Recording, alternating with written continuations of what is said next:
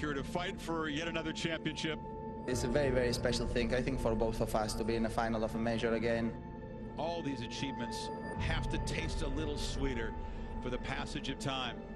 I think both of us, we would have never thought that we were going to be here. It's real now. It was a really honor to have all these matches against Roger. I have a lot of respect for him. I think he has a lot of respect for me. My expectations always when I am playing tennis are to fight for everything. I guess in the very beginning, you're not quite sure how far is it going to go, how often are you going to be playing, how epic some matches can turn out. Nevertheless, I think I'll be actually quite relaxed, quite calm, and that makes me maybe potentially more dangerous in the bigger moments because I might play like I have nothing to lose.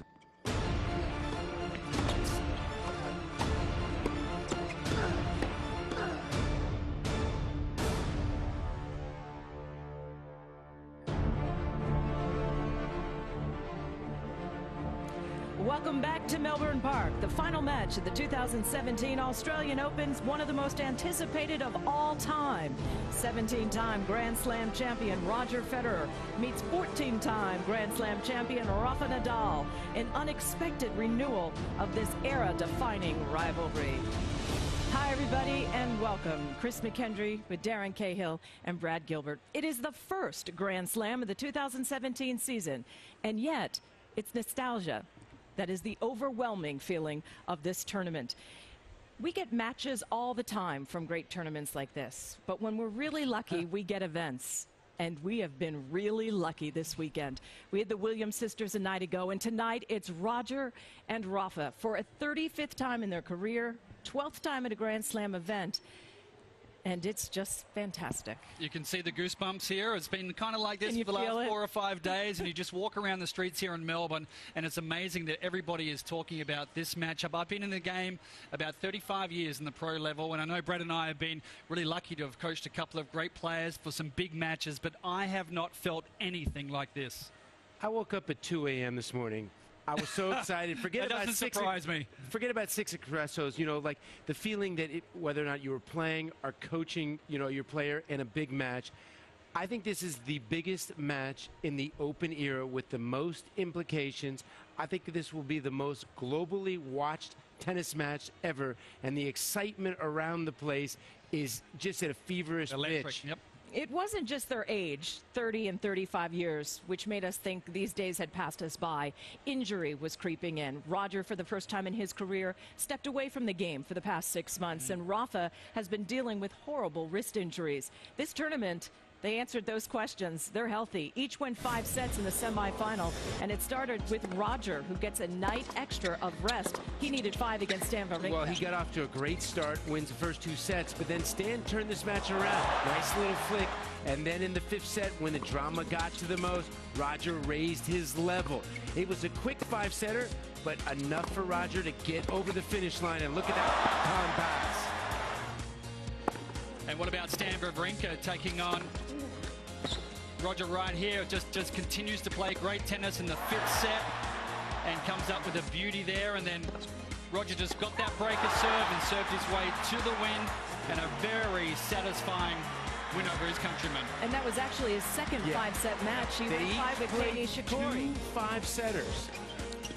Then Rafa Nadal takes on Grigor Dimitrov, and we knew Grigor's improved. He played some great tennis at the start of the year, the winner in Brisbane, but we weren't quite ready for the level he was going to bring us. Great from the backhand side. He tested Rafa Nadal, and this was a marathon going 5 hours. Brutal baseline rallies, and Grigor trying to get in all the time, and he had to deal with this break point in the final set after he saved a couple of break points in the previous game, and he held his nerve, saved a couple of match points in that last game to Dimitrov, but finally a backhand sails long, and Nadal does it. We get the final we've been waiting for. What an effort. Over 5 hours of tennis, 6-4 on the 5th. I felt like that was a match like the Verdasco match. You didn't even look at your watch. It was just such epic closeness. You know, that was the Verdasco semifinal going back more than a handful of years ago. They've played the same number of sets, 23 to get here. Now, Roger Federer has been in this position over the past couple of years. It's Nadal who's back for the first time on this final weekend since 2014 in any Grand Slam event. I actually think the road to, believe it or not, Rafa had a tougher road to, because that Zverev match, he's playing a lot tougher than his ranking. You know, Raonic, Monfils, you know, to me, a couple of qualifiers to start off really got Fed ready to get rolling, and the Berdych match was a comfortable match. Nishikori, he had to dig, and the Wawrinka match, but he's had less time on court. 5 hours. Nadal spent 5 hours more time on court. You know, you mentioned it. This is the match everybody wanted, and there's something about this rivalry that is just so special. Is it the personality? Is it the style of play? Is it the contrast? Absolutely, the contrast. A little bit of everything, and actually, by the numbers, each of these they've played Novak Djokovic more often and to tighter results. So why is this rivalry more special? We asked them. I think both of us would have never thought that we were going to be here. It's a very, very special thing, I think, for both of us to be in the final of a major again. It's real now. We feel, I think, very happy, and I hope you feel happy too.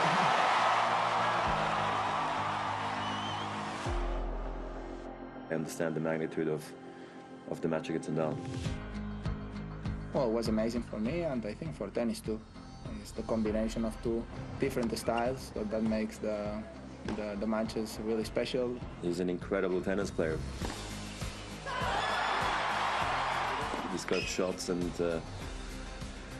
that no other one has. And when you have that, you are unique and special. He's been tremendous for the game. I have a lot of respect for him on many levels. All my life, I practiced to play these kind of matches, to enjoy these moments, drama, long matches, emotional moments. I love to be part of this. Rafa, congrats. You played incredible. You deserve it, man. It was a really honor to have all these matches against Roger. I guess in the very beginning, you're not quite sure how far is it going to go, how often are you going to be playing, how epic some matches can turn out. Both of us, I think, having a lot of good success. This kind of matches makes the sport a little bit bigger now. It's one of the greatest rivals in the history of sport, back here to fight for yet another championship. We're still there, and we're still fighting for important events. That's very special. It is only one more match now. Your comeback's so great already. Just like, let it fly off your racket and just see what happens. It's a very important match for both of us. Let's enjoy this, because probably will not happen again.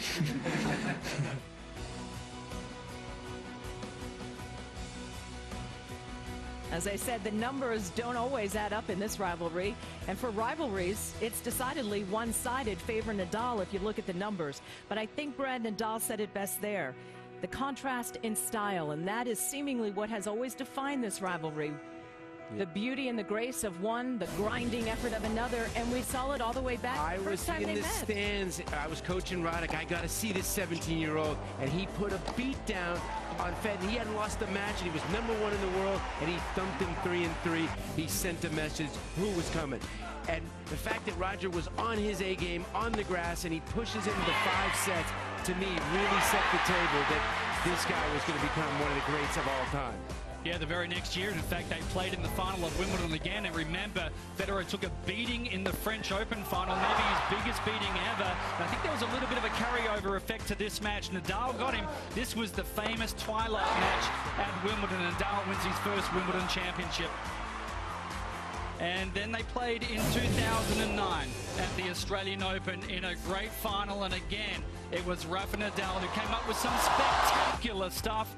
Just so good from the back of the court, and he gets his first ever win at the Australian Open, and what a way to do it. Actually, he's 3-0 in matches played at the Australian Open against Federer. And what's amazing, you look at that, 2009 and 2011 at the French Open for the championship, that's actually the last time they played each other with a Grand Slam championship on the line. So tonight, it's either number 18 for Roger Federer or number 15 for Rafa Nadal, with the French looming. That could be number 16, and he'd get ever so close. There is a lot on the line as far as history is concerned. I'm going to say legacy is on the line. This match is so huge. This is my open era top 10 list. There are some seriously great players on that list. And tonight, the winner goes to number 1.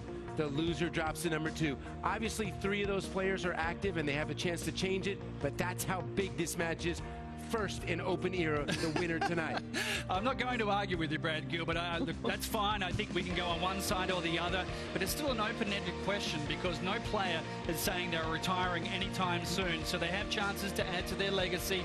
I would put Rod Laver in the top 3, but we'll argue that later. Let's stick with Nadal and Federer right now. There are their numbers. You can see the line items there. Most of those slightly in favor of Roger Federer, but the one line item that is not is the head-to-head, 11 to 20. You know what else Rafa fans will tell you it's not on there? Who's got way more Master Series titles? Yeah, and also an Olympic gold medal in singles as well. Which goes those to are big, and more Davis Cup titles. Let the debate rage between these two. He's been raging for a while. As for a very special lady, the debate ended last night. Serena Williams, greatest of all time in the open era with 23, a record. We continue, and coming up, it's Roger Federer, Rafa Nadal. Players will walk in about 14 minutes. We'll take a look at Serena's efforts and accomplishments right after the break.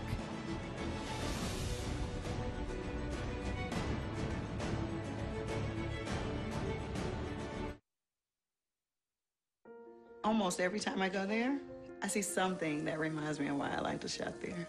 I'll see someone else smiling and walking away happy, and I know that they just got the same great service I always get. I've been shopping at Publix well over 20 years now. I always walk away happy. There's always someone who appears who can answer that question for you. And if they don't know the answer, they'll find someone who does. Little things like that, it makes such a huge difference. Publix, where shopping is a pleasure. We're getting up, going to work, blood and sweat and tears. Every day is Ram Sales Event Day at Landmark. Largest inventory and giant discounts, making us Georgia's #1 Ram dealer. It's our story, it's who we are. We are good to say glory. Come see why nobody beats Landmark. Nobody. A Ram Truck Month event. The record moving past. These days, does it mean anything to you? Dealing with the pressure, the expectations. It seems like every Grand Slam, you're chasing a record. You're chasing a new position in history.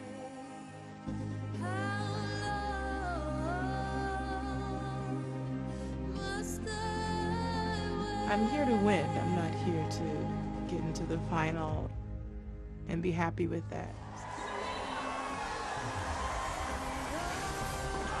Serena Williams. Once again through another Grand Slam final. Supreme achievement. Side by side with Steffi Graf. Nothing can take away from the domination for nearly 2 decades. This is her moment. Look out, Steffi Graf. Serena is still in her prime. The sky is the limit for her. There's no stopping Serena. Her 23rd major title.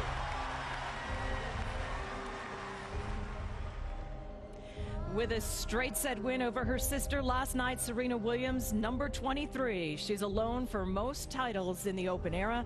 1 win behind Margaret Court for most Grand Slam titles all time with 24. It's also her 7th Australian Open title. Remarkable. And first time she didn't drop a set. She just dominated 35. She's only getting better. And I know one thing, don't ever underestimate a Williams. They keep getting better and improving. And I think that, to me, more than anything, their outside interest has helped them more on the tennis court. We saw last night it was a bit of a scratchy start. We often see that between the sisters. 4 breaks to start out, and it took a little while for this match to get going. And once Serena dialed in her serve and started to let her shots go, to me, she just has more power and the movement, and she really opened up in the second set. I felt the level of the tennis at the end of the match was the best it had been, and I felt like that was when the crowd finally got really engaged on the rallies. In fact, Serena told us after the match she had to close it and close it quickly because she could feel Venus coming on stronger and stronger as the match went on. Amazing athletes, amazing careers, and when people have said, no, you cannot, They have consistently and constantly said, yes, we can. Amazing. You know, I've been thinking about it all day. You know, what's my Mount Rushmore of the 4 athletes of all time? Serena is on that mantle. Serena, Michael Phelps, Bolt, Michael Jordan. That's my Mount Rushmore if I get 4 to put on for right now. She would love to hear that because you didn't say female athlete. No, she is a spectacular athlete. Actually, I agree with him, actually. Yep. Well done by both of you. Let's move on and go back to the match tonight. The 2 most popular tennis players in the world, they're friends, they're rivals, and they're meeting for a championship for the first time in almost 6 years. It's coming up, Roger and Rafa.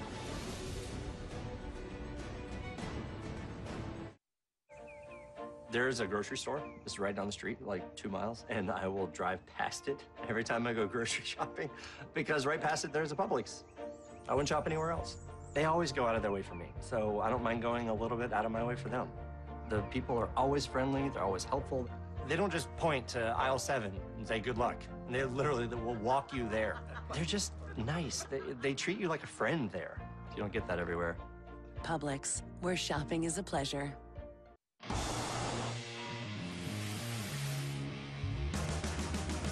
We're holding the powerful accountable because this is our home too. We work here, we play here, and preserving the way we all live is our priority. Holding the powerful accountable. It's more than just a slogan. It's a mission and our promise to you. 11 Alive, holding the powerful accountable.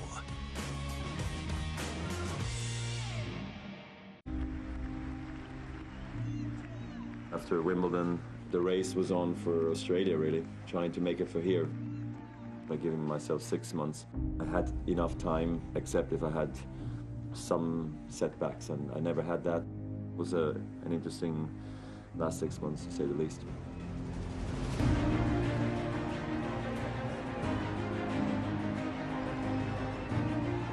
I actually think I'm going to be quite calm now, because it maybe is one of the rare times that I did really come here truly believing that I was not going to win this tournament. And there it is, vintage Federer, he's back. That is an understatement. Now the legend writes another chapter. He's got to go to bed sleeping at night saying, I can win this thing. I start to dream a little bit, but at the same time I'm really reminding myself I am on the comeback. More relief than joy from Federer, but he has fought hard to get back to the Australian Open final. And it's not supposed to be easy, a 20-year career. You're always going to go through some ups and downs, and same for Rafa, same for me. Nevertheless, I think I'll be actually quite relaxed, quite calm, and that makes me maybe potentially more dangerous in the bigger moments because I might play like I have nothing to lose.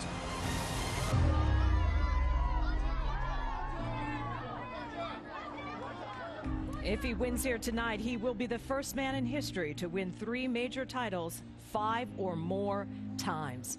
And of course, Rafa will complete his 2nd career Grand Slam. Jason Goodall joins us now as Darren Cahill has made his way down courtside. Jason, the big question between these players is how do you strategize when there are no secrets? It's not easy, and of course you're absolutely spot on. We all know, as far as Rafa's concerned, his game's always been based around his ferocious forehand, and I think that's the key to victory as far as he's concerned this evening. If we go inside the point, we'll take a closer look at that shot. He can generate an incredible amount of racket head speed. That in turn allows him to hit with more spin than almost anybody else, certainly more than Roger. So his forehand is hit with a nice high percentage height over the net, but the crucial aspect is how it reacts viciously with the court surface and bounces up so high. So historically, Nadal's game plan against Roger is relatively simple. This, his favorite pattern of play. He's hit 67% of his forehands to Federer's backhand in all of their previous meetings. And this presents Roger with a unique problem. This graphic illustrates the average contact point of Roger's topspin backhand in these championships, just 2 feet 9 inches off the ground. Look at the height differential when we throw in the average Nadal cross-court forehand. So this constantly takes Roger out of his comfort zone. So I think the key to victory tonight will be Roger defending aggressively out of that backhand corner. If he can, he gives himself a fighting chance. It's not going to be easy. Well, I think the key for Federer, believe it or not, comes down to one simple shot, the serve. He's got to hit about 65% first serves. He's got to get free points, aces, and those killer 1-2s. That sets the table for his mojo. When he hits his spots, Jason, on the serve, I feel like that absolutely opens up his game. He's not the biggest server, but I call him he's a dime server. You drop a dime and he hits it. Look at that. It's not that big of a serve, but that's a working position where he wants to be. Here's one of those good first serves, sets it up, attack, easy point. That's the kind of points that frees him up for his entire game. Once again, a little sneaking serve and volley. That's exactly what he needs for variety. For Rafa, believe it or not, I think the most important shot for him is to be able to take Roger to the forehand side of the court. He always expects you to beat him the backhand, but it's the killer inside-out lefty forehand to the forehand and the backhand cross. Take him to the forehand, more space to the backhand. That's where it all opens up. Yeah, that's the combination of those two shots. One of the intangibles, people have asked about the weather. Roof closed, open. It's a gorgeous night. No chance that 77 degrees at first ball. All right, tail of the tape. I've been thinking about it all day. Let's take a look, Jason, at the tail of the tape. We'll start with the forehand. That's obvious. 3 checks each. Yep. The backhand, I'll surprise you here. 3 checks each. Different backhands, but 3 checks each. The serve, I give Roger the edge. 3-2, much better second serve. The return of serve, I think both of them not their best strength. 2-2. This is going to surprise you. Volleys, 3-3. Killer was disheveled by this. Movement, I give the edge, believe it or not, to Rafa, even though movement is beautiful for Roger. And intangibles, this one will surprise you. The sequel for Rafa, he did it again in 2009. Sometimes the movie's better 8 years on. And legacy is at stake for Roger. He can add to his mystique. But if he doesn't, there's kryptonite on the other side of the net. I'm surprised in intangibles you didn't add the scar tissue from all of those previous losses. Do you think that's going to be a factor for Fed? Well, Rafa only thinks about one match at a time. He doesn't think that he's got... But the scar tissue's with Fed, right? There's no doubt that's going to creep in there. That's why it's 16 checks apiece. But I've got Rafa winning in 4 tight sets. And give me your prediction. Okay. You know what this is? Pie. Aussie version of humble pie. Now, you were very angry with me at the US Open, weren't you, when I said, Rafa, take him out of the big four, he's not going to win any more majors. And, of course, Rafa's fans were furious and have been for the last 6 months. So I'm going to take my punishment like a man, okay? I'm going to dig in there. I'm picking Rafa to win in 4. And for all the Rafa fans, I'm really sorry, okay? Fantastic. By the way, Brad Gilbert had it right last night. He called Serena 6-4, 6-4 over Venus. So you just keep eating away. Eat that humble pie. You need a bit more humility, Jason Goodall. Fantastic. You know what I'm calling for? Do you care? Federer, first win over Nadal. No way. Since 2007 Wimbledon. No way. Nice. Interesting. Nice. Brave, if nothing else. Let's get it to the guys who are calling this match. Enjoy it, everyone. Cherish it. It's Chris Fowler and the McEnroe brothers, John and Patrick, and of course Darren is now courtside. And welcome, folks, in the wee hours. U.S. is the least convenient time zones to savor this. We appreciate your commitment, but you have to be here for this. Federer, Nadal, XXXV.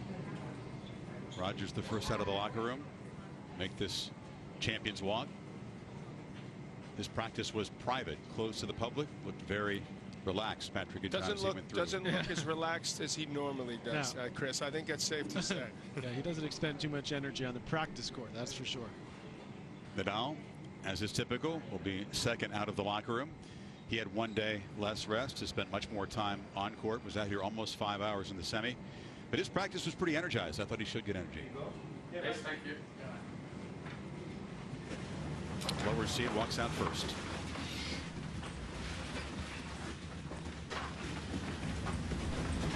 We've seen this before, but we didn't know we'd see it again, so enjoy.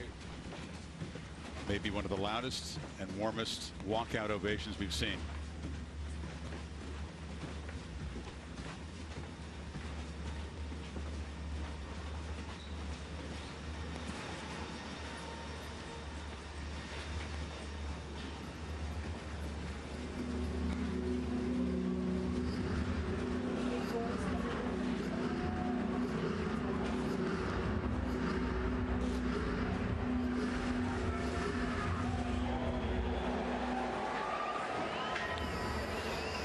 Ladies and gentlemen, for the men's singles final of the Australian Open Tennis Championship of 2017, please welcome to Rod Laver Arena from Switzerland, Roger Federer.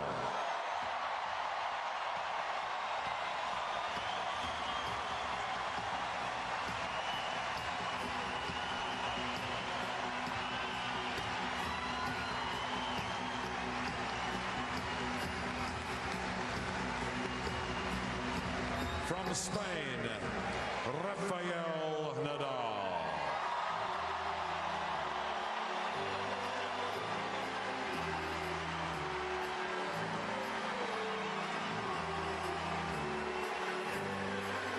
Each man walking past the trophy.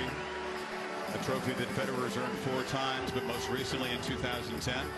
Nadal has his one and only Aussie title the year before in 09 by beating Federer in a 5-set final a couple of days after an epic semifinal. So shades of deja vu. This gorgeous evening.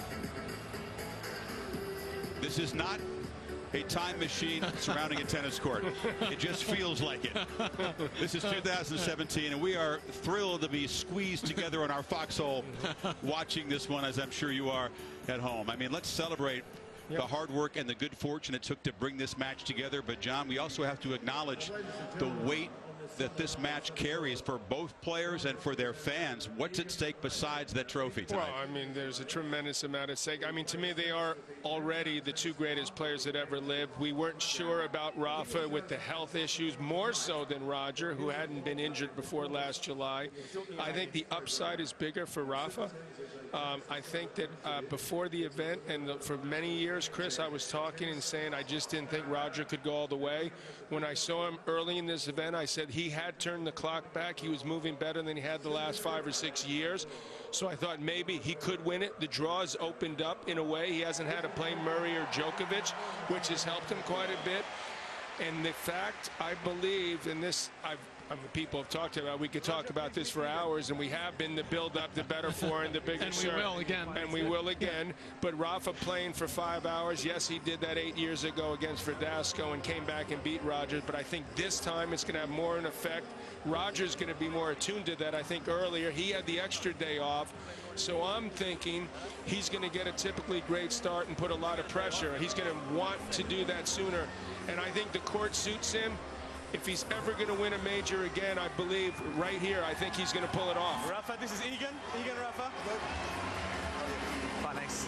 James Kiatafung of UK's in the chair tonight. Can we pose for some photos, please? Doesn't Rafa look exhausted from that match, doing double knee jumps already? A photo few thought they'd see again before a Grand Slam final. Okay, gentlemen, the same format as your last matches.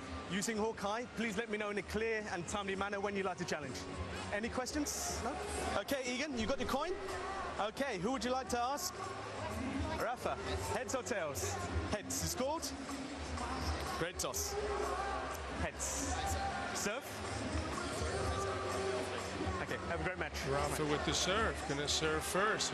Roger as cool as can be. Rafa as pumped up as can be. And I'm interested, John, to hear you say that you think Federer's can win the first set. I actually think he has to win the first set to have a chance to win this match, because when you go back through their history, and I think the history and the scar tissue that the guys talked about is actually very important in the head of Roger Federer. And so I think if Federer's got to get off quickly, if he doesn't, if the sets get long, if it gets to 5-all in a set, I just think the edge swings to Nadal in a big way, because he knows exactly what he wants to do. And for Federer, there's a lot of question marks about what his strategy is as the match gets tighter. The new wrinkle for Rafa, Carlos Moya is the coach, the fellow Mallorcan who was a finalist here 20 years ago. They've used some different tactics, some different serve patterns, some different return positions. Do you try to mix with what's been a winning hand, John, or stick with what got Nadal all those wins over? Oh, I'd absolutely stick with what he's been doing. Carlos has certainly been a shot in the arm. There's no doubt. I think the body serve is key against a lot of the top players, so he will absolutely use that. I do think, even though he likes that big swinging cross-court forehand, that he'll try to whip it down the line. He's got to keep Roger honest there. That's big. His spring forward has been excellent. Will it be that good today? You got to watch very carefully to see how his movement is. Can Federer create enough break opportunities against the Nadal serve? Remember when he used to have trouble converting them? Right. Now he's had trouble creating them. Well, the truth of the matter is that the gap has widened over the years in the head-to-head. It's been Nadal who's been more dominant the more recent matches they've played. So it's really going to be up to Federer to bring his aggressive game and serve exceptionally But well. he's going to do that. There's no question he's going to do that on this quick court. This is the quickest court they've ever played here at the Australian. Will that play a part? So, Fed fans, Raphaelites, we know this match carries anxiety for you, but settle in, enjoy if you can. It doesn't have to be a fantasy or a dream. It's about to get very real.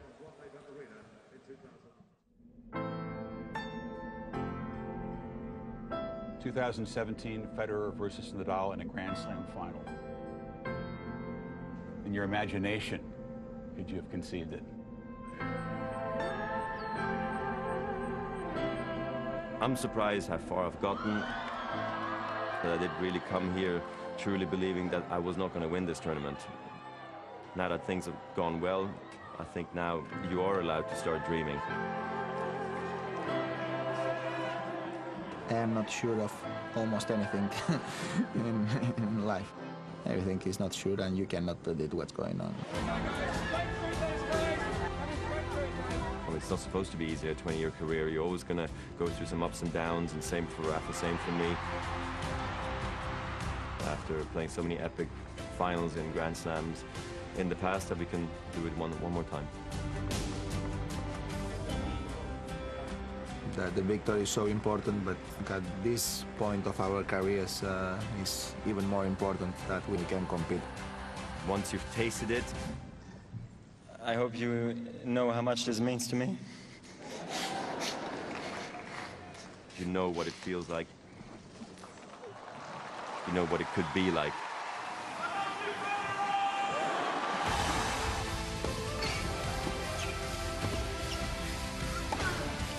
The trophy is there. One winner, one loser. My expectations always when I am playing tennis are try to fight for everything. If I don't believe that I can fight for it, I probably will not be here. I gotta go into this match feeling like I've got nothing to lose. The world is happy to see it, and they're curious to find out what's gonna happen, and of course so am I. There's not many opportunities to play matches like this. I want to be a special one, and I don't want to miss it. And the two legends, two of the greatest rivals in the history of sport, back here to fight for yet another championship. Federer versus Nadal in a Grand Slam final. In your imagination, could you have conceived it?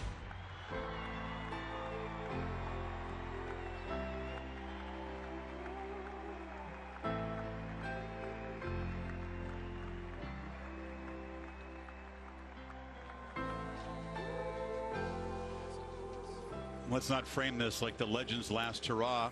Who knows, maybe this run to the final for each of them will launch a successful 2017. But in any case, let's just savor and enjoy it. Courtside seat for Darren Cahill in your home nation. Darren, what are you feeling out there tonight?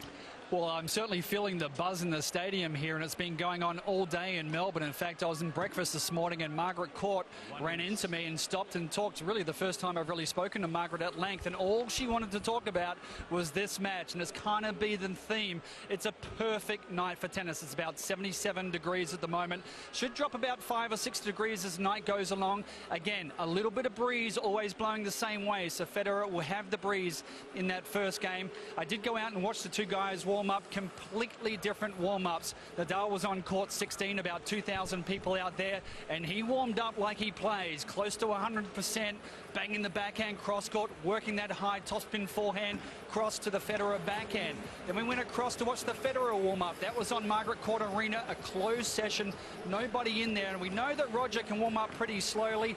If he has 5 gears, normally his warm-up's in second gear.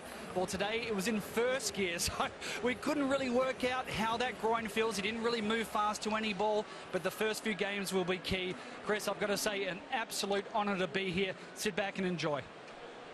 You too, Darren. Each man's come through 2 5-setters. Nadal against young challengers Sasha Zverev. And then, of course, Dimitrov here a couple of nights ago. Federer against top 5 players, Nishikori and Wawrinka, wearing them down physically and mentally in 5 setters. Well, this is really one of the big, if not the biggest question, is how each of these two great champions are going to bounce back from those tough matches. Nadal, we know, is the greatest competitor in the history of the sport of tennis on the male side for sure.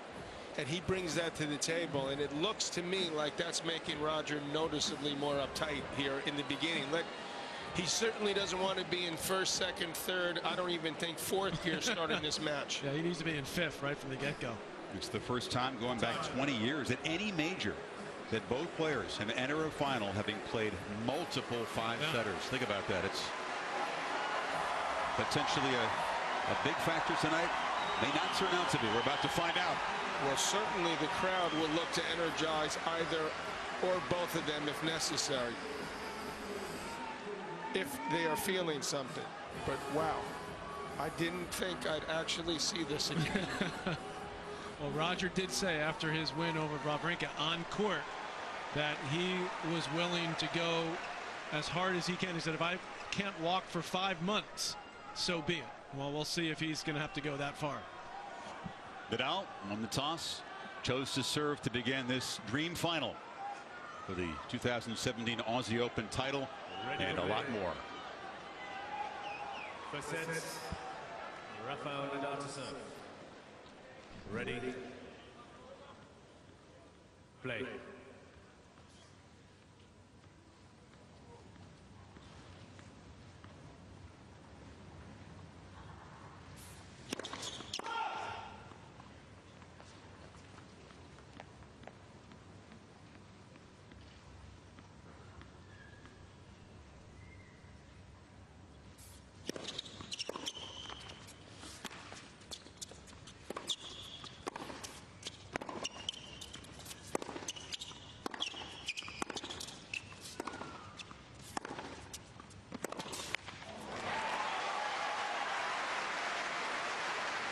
I'm going to be interested as well to see what Federer does with Nadal's serve that he's trying to jam with or go wide. What if he's going to step further to his left?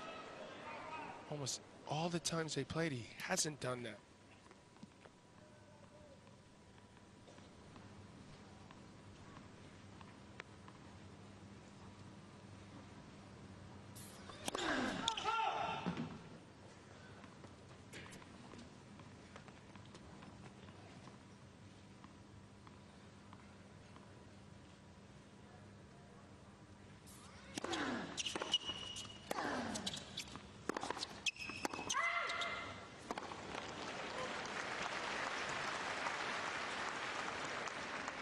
Kjathevang offering confirmation that it was long. But he should have challenged. The ball was on the baseline. I think he felt like it was in, but too early to challenge in his mind. There goes the match.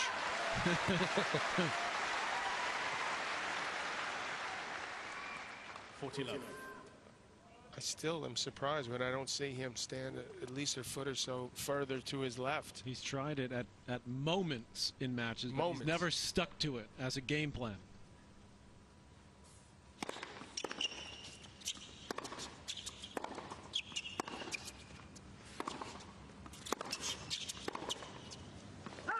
Rafa very sharp in the opening game.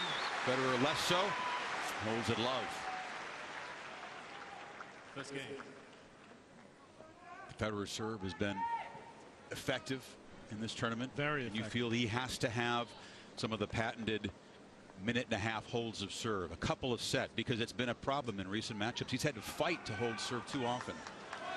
Well, the conditions, as John talked about, have helped him on his serve during this tournament. But this is where he's going to absolutely have to rely on that, hitting his spots on his serve. He's going to use this wide serve a lot in the deuce court. Now we got to see where Nadal stands. Is he going to start closer up or further back? He's done more moving in matches than Roger has. Roger Federer to serve. As it cools off, it doesn't move through the air quite as quick. That should help Rafa.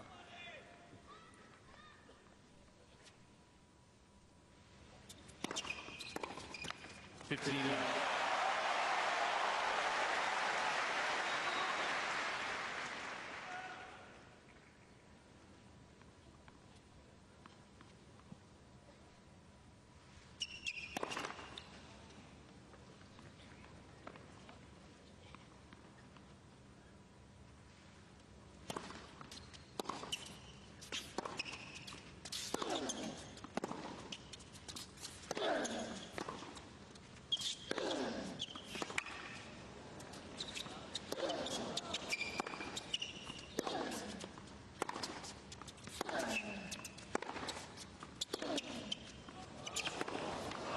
It's fun to see these points that we've seen played hundreds, if not thousands of times. That's been a winning play for Nadal. Not fun for Federer to play that kind of point, especially this early. He's got to find a way to avoid that type of rally consistently, as that would spell trouble. Thank you.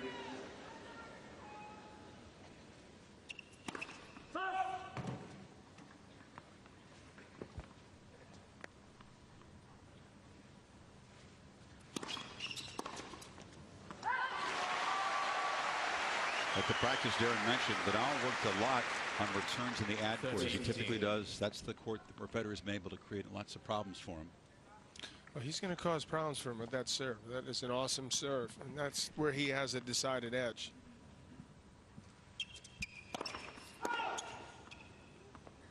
Interesting that he's elected to go far back in the ad court as he is here, and closer to the baseline in the deuce court so far.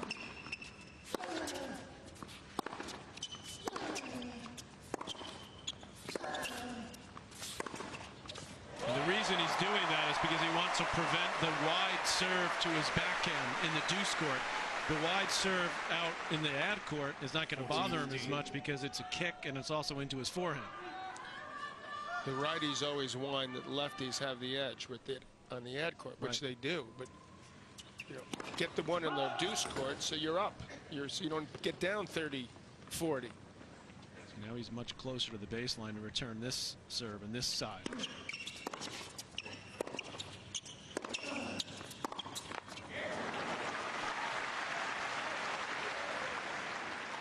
40-13.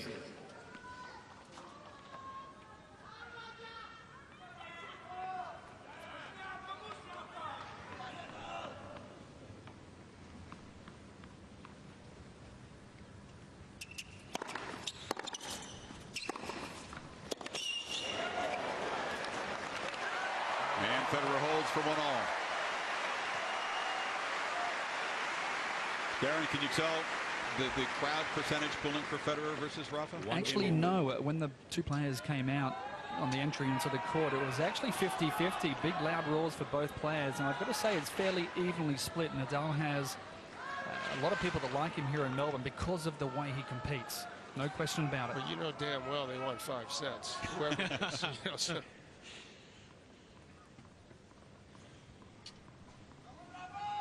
That is a given.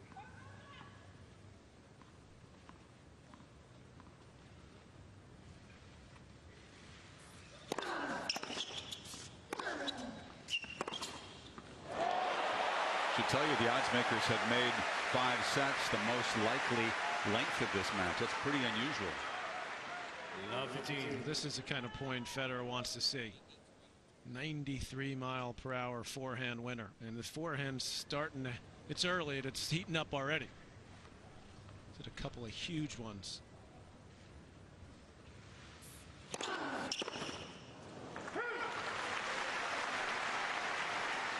How much aggression can he take with that backhand I think return? he can Should be he chip aggressive. or hit over it? Well, I think he should hit over. I think he should be a little safer early. You know, go more towards the middle, get his feel.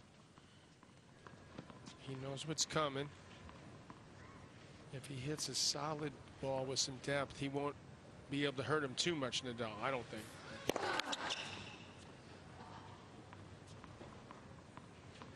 Nadal started to do more where he's kicked it out wide to the righty's forehand, so he needs to be on that.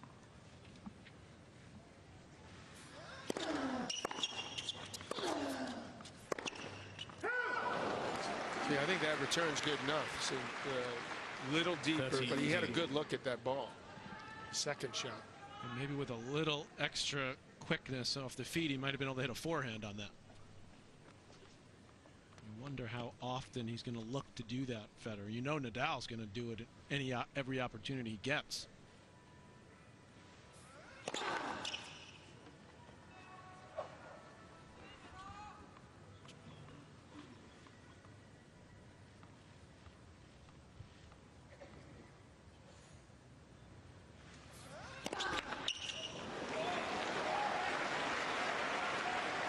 I still can't believe I'm watching these two guys in the finals of a slam. This is too good to be true.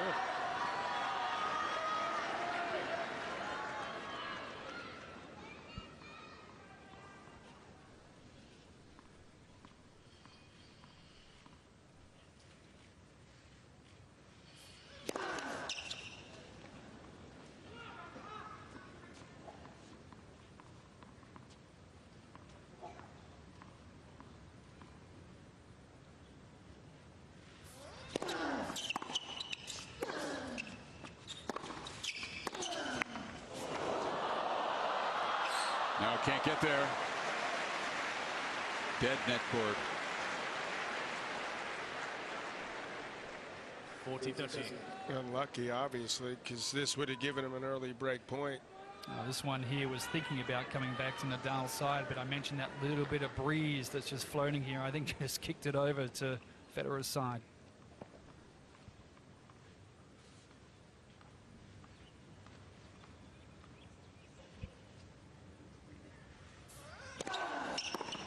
Game Nadal. On serve. Early stages in Melbourne.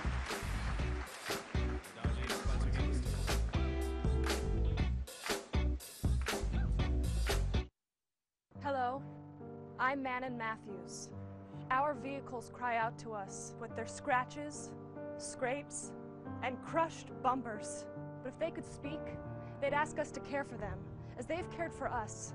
Won't you be an angel for a car whose body has suffered, and visit your nearest service king and have them healed? Service King, with over 40 years of delivering reliable repairs. Please, show your car you care. Service King, collision repair. I don't dream, I do. I don't wait, I do. I don't hope, I do. I don't wish, I do. I don't pause, I do. I don't watch, I do. I don't talk, I do. I don't blink, I do. I don't think, I do. I don't sleep, I do. I don't lag, I do. I don't rest, I do. I got the wheel. I do how I want. Lease a new 2017 Toyota Corolla LE for just $169 a month for 36 months. Toyota, let's go places. If you don't have one of the precious 15,000 tickets for Labor, you can drink a beer, have a picnic outside. They're also selling tickets tonight to the second court, Margaret Court Arena, for $30. You can go inside, watch on the screen.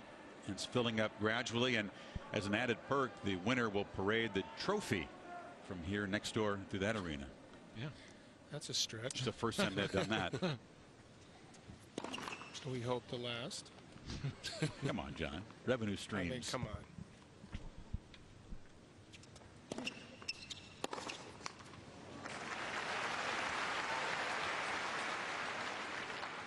Love. That time Nadal moving way back to return the second serve. He's always tinkering.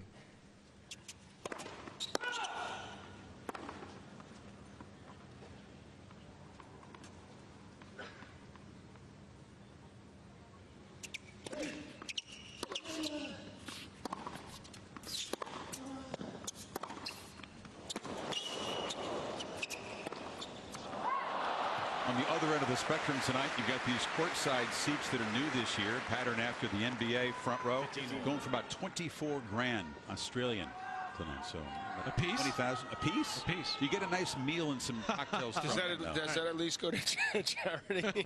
It goes to their favorite charity.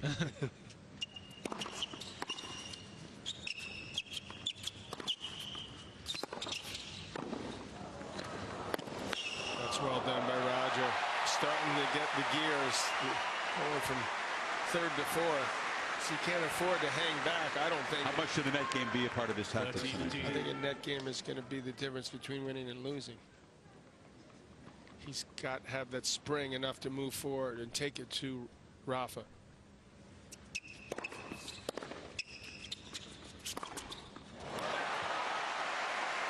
Of course, the problem is, how do you approach Nadal? Dimitrov in the semis, Patrick, had a pretty good percentage when he came to net, but it just becomes tough to stick to the tactics as the match wears on. Well, you have to. I mean, this is a combination he's looking for the most part. He's not looking to chip and charge and come in, but he's looking to take the ball early, be aggressive.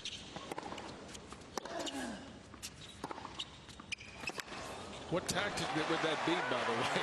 I mean, it sort of depends what shot you get, but it's not as if Nadal doesn't have a great backhand. Darren, let me ask you from courtside, do you see anything in Rafa's movement that would indicate that the five-setter the other day has an impact here? No, not for the starter. He looks very sharp, and he looks sharp in his warm-up today, and he looks to be very good. I don't think Roger's going at 100% just yet, so I still think he can get to another gear, but needs to serve well, and so far it's been working well.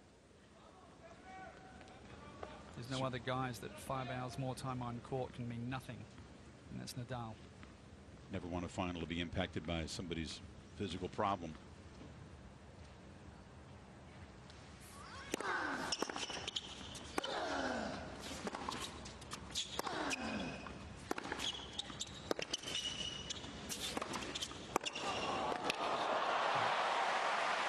I would test him and just make him run if in doubt with balls like that early, especially. 15 left. I saw some stat, you probably have it, Chris, but he's something like Rafa, that is, 8-0 after winning a five-setter in a major. I mean, some incredible He's record. got a winning streak of it, yeah. That's pretty. That's good recovery powers. Pretty commendable.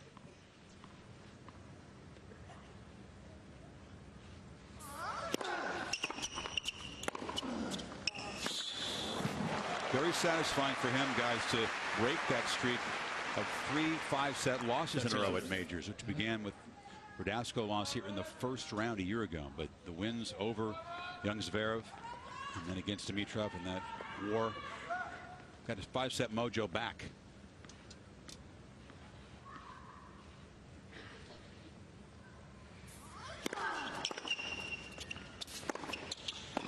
Maybe we can get Rafa and Patrick after the tournament to come back to New York with us and talk with Mello.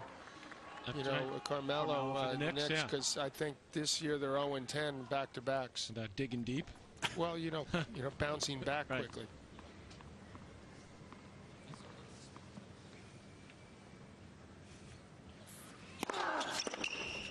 There's that body serve. And it jams Federer in a comfortable hold. He jumps back in front 3-2. Nothing close to a break point yet.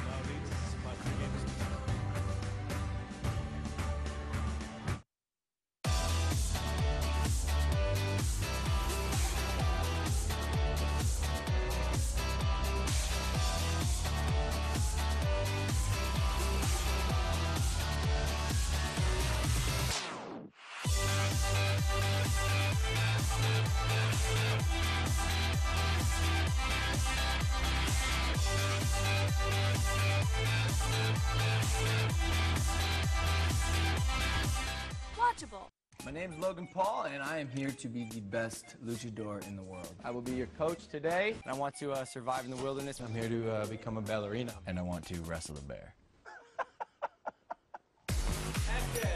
When a shark is hungry, he eats. When a gorilla is hungry, he eats. Now bring me the food.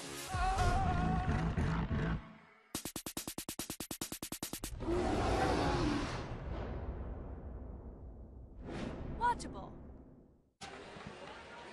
Darren talked about Rafa's movement. What do you guys see from Federer, who took that medical timeout before the 5th set against Wawrinka? Yeah, What he said was upper leg problem. I agree with Darren. I think he's not quite at top gear yet with his movement, not that explosive yet.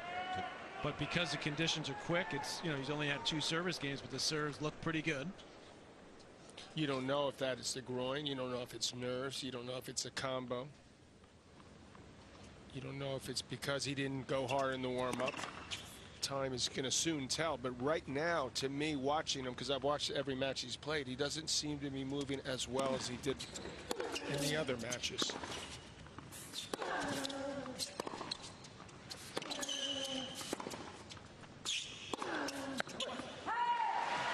almost admitted that that timeout was as much tactical as it was medical because Wawrinka had taken a timeout earlier in the match. So he sort of sheepishly said that. Well, we assume that when he left the court, which he doesn't. Although he has talked in the post-match interview on court about this being an issue, the groin, a little bit since the second or third day of the tournament. Imagine how well he would have moved if his groin wasn't. They tell that to Thomas Burdick. See, that shot right there is, I think, the key to tonight's match, because it's allowing Federer to win some quick points because he can flatten this ball out, and the conditions here with the surface and the balls have helped him be able to do that easily. 40 love. Conditions that they changed, at least in terms of the court, last year. They say no change in speed this year. The ball's slightly different. The amount of air inside the ball, the felt is lighter. Balls aren't fluffing up as much. They're getting more like BB, smaller, if anything, and that's going to help Roger. There it is again. That's the kind of service game that not only is great for him because it saves his energy, but it can put pressure on Nadal, whose serve, as John said, is more susceptible, and especially the second serve. Fresh frame for Roger, the game before the ball change. The players have enjoyed the fact that, John, as you said, they're not fluffing up these tennis balls, and so the difference between the end of the cycle and the fresh balls isn't nearly as dramatic. They can be more consistent with it. Well, most of the players have enjoyed it. Especially these two. These two. He does that when he's the game before, when he doesn't want to serve with the new racket. So if it times out that he's returning, he won't do this. Lord knows it wouldn't matter either way, the way he plays. That one game.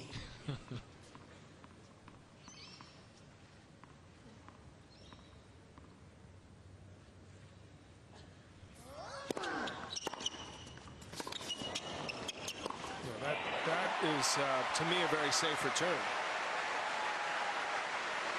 Do you like him doing that, John, or do you like him once in a while trying to move around and hit a forehand? Obviously, if he can hit his backhand that well, that's a great shot. But I'd like to see him move around once in a while, hit a forehand from that same spot. Well, he can have his cake and eat it too.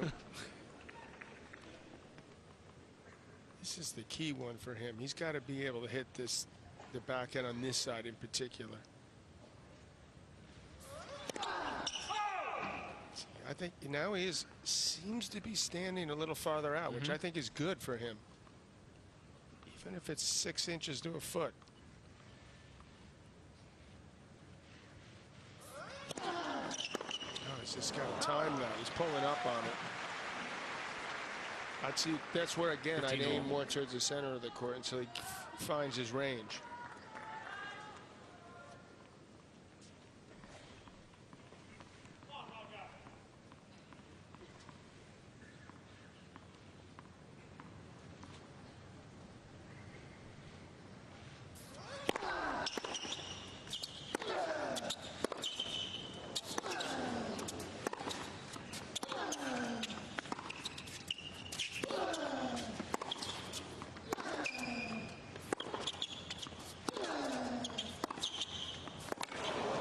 Very nicely done, stepping into that.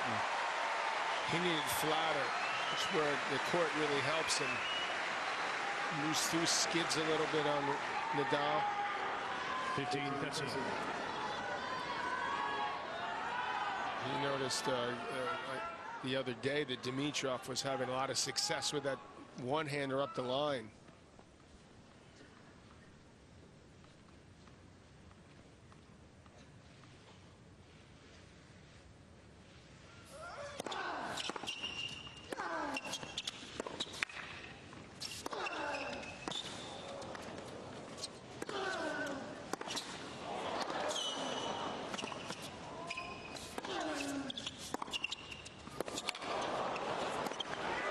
Wonderful point.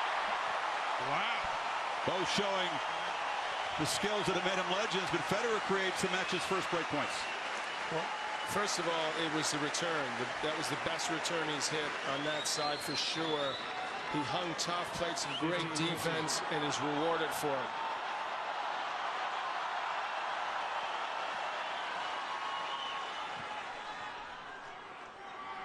Thank you.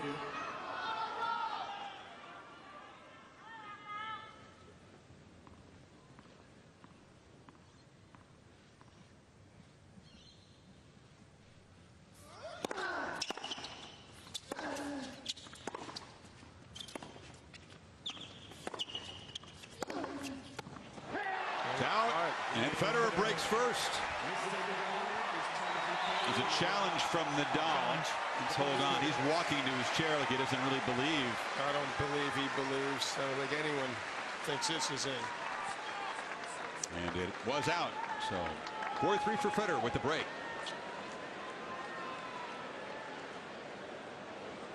Game Federer. Xfinity presents. On February 11th, former UFC bantamweight champion Holly Holm looks to make history again as she faces former kickboxing star Germaine Durandamy for the first ever women's featherweight title. Plus, the legend Anderson Silva returns to the octagon against Derek Brunson, and top contender Jacare Souza battles powerhouse Tim Boetsch. UFC 208. Order now with your remote on Xfinity from Comcast. Weather.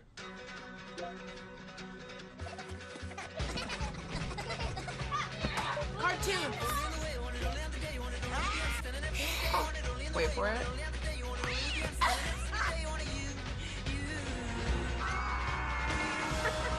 Make every day awesome with the power of Xfinity X1 Hi, Grandma.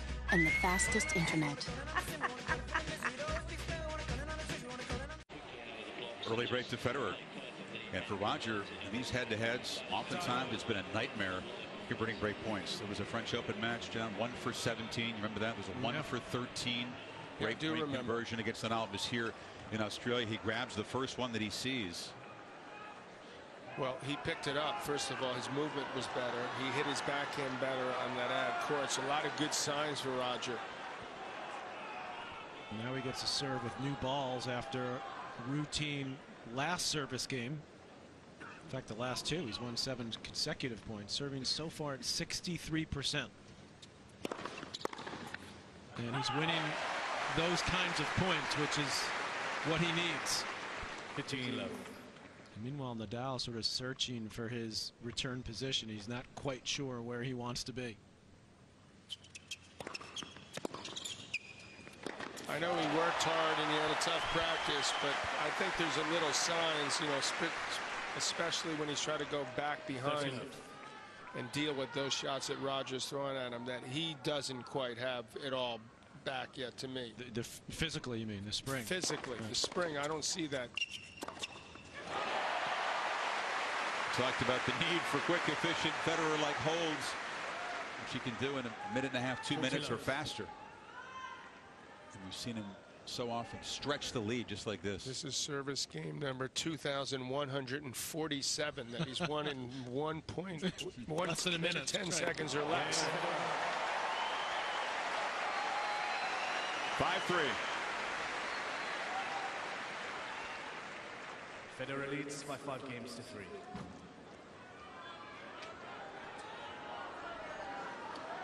Ace wrapping up a minute 10 long service game. They have the clock on everything. We've seen this before.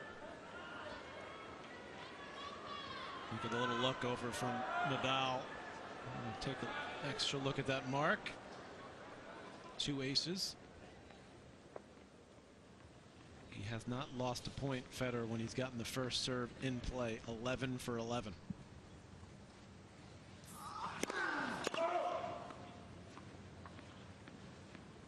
It won't be long in my mind before Nadal starts standing in closer on the return.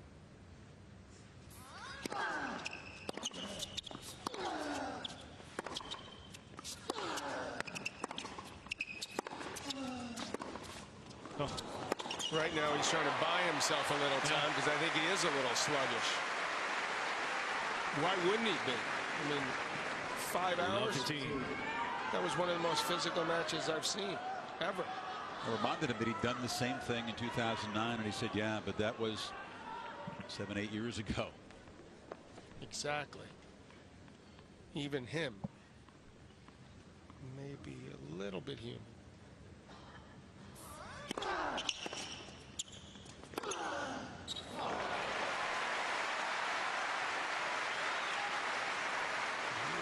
You'll see him change gears, become more aggressive, stand closer on the return, go bigger on his shots. Yeah, just his second forehand winner.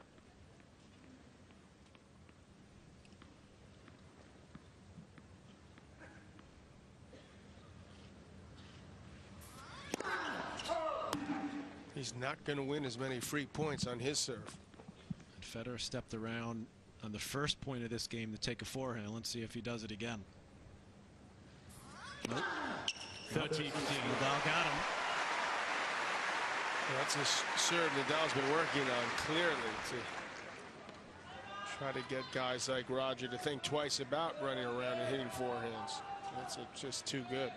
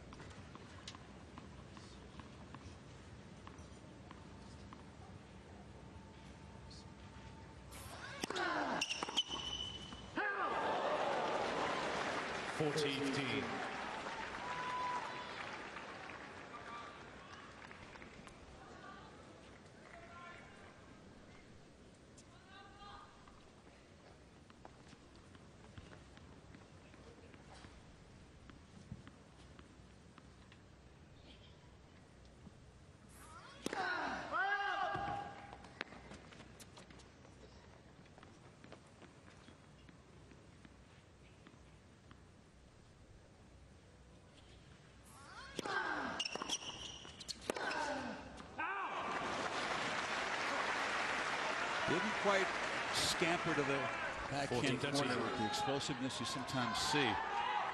Well hit return.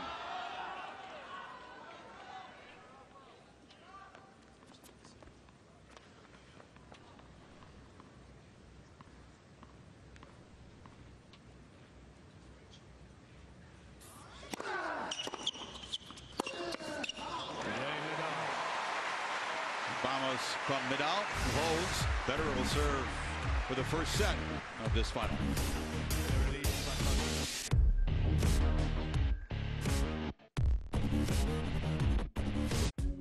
You will never see me again.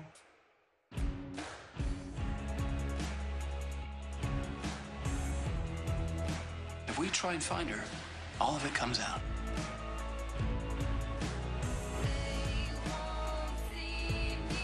Wait, I didn't get your name. No, you didn't. Do you know this woman? She's my wife. No way. Your hands can do a lot. They can follow the lines. They can color outside of them, greet new friends, and comfort old ones.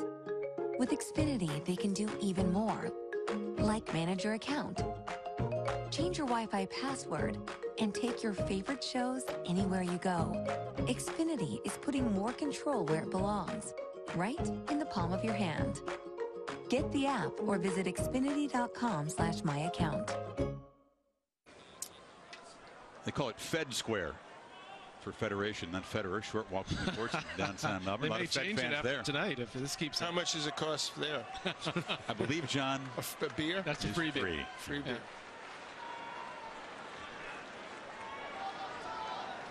Big crowd there.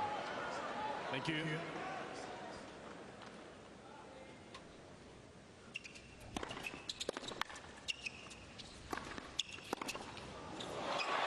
Importance of this game and this set and the 11 wins that Federer has over Nadal. 9 of the 11 came after winning the first set. Put it another way, he has not beaten Nadal anywhere after losing the first set in 10 years. Big game. 15. Suffice to say, yes. How many times has he lost to him after winning the first set? A couple more. We'll have the answer to that. It happened most recently in Cincinnati.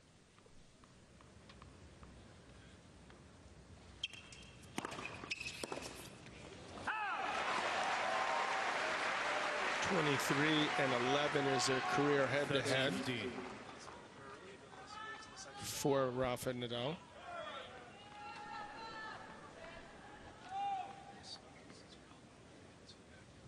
Good serving from Roger. The great majority of the set. Great serve.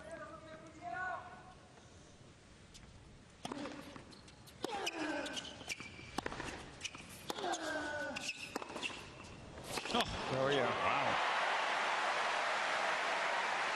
Only dropped 1 point when he's made the first serve, and only 4 points total on serve in the set, and has a couple set points.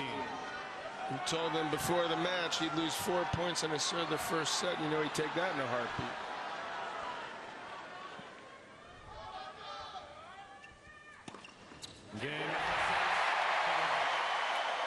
Fed fans on their feet as he grabs the opening set in a little more than a half hour.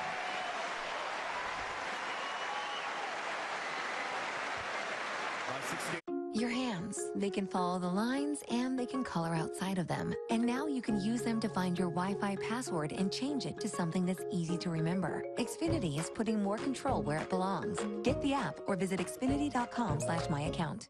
Your hands, they can greet new friends and comfort old ones. And now with the Xfinity My Account app, you can use them to easily pay your bill anytime, anywhere. Xfinity is putting more control where it belongs. Get the app or visit xfinity.com/myaccount.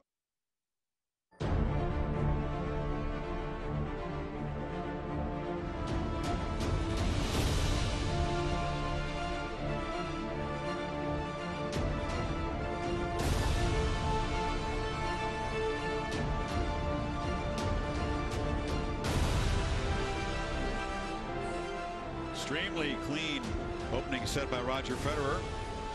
Came to net efficiently, served well, 4 aces. Nadal has left the court in a pit stop as Federer has just sat there. Picture of calm focus. Momentum swing already. Rafa feeling the pressure. We know he sweats a lot, but clearly part of it was due to the fact that this guy, the great Roger Federer, was able to pick his game up, his energy up, his movement improved, take it to Nadal.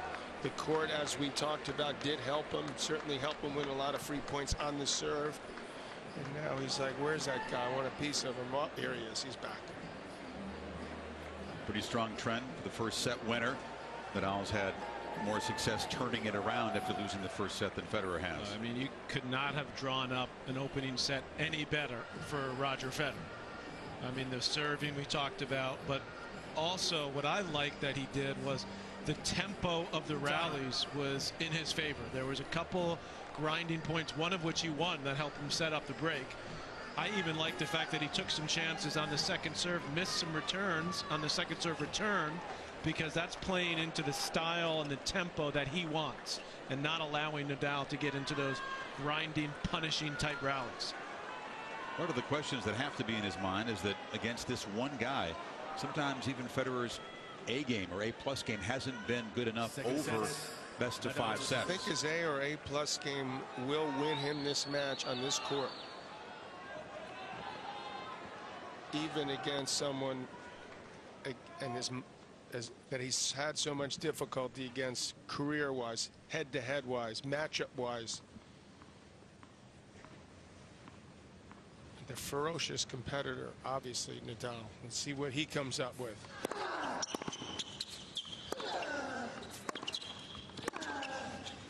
He is hitting that backhand so flat at the moment. I can actually see the Wilson sign as it's flying by me, and he's hitting it much flatter than what he normally does. And that's why sometimes it's cutting down the reaction time for Nadal. It's making him look a little bit slow, but he's playing risky off the backhand, and he's timing it as well as I've ever seen. I think he noticed in the semis what Dimitrov was doing to him with that backhand, that flatter one up the line, and he's hurting Nadal.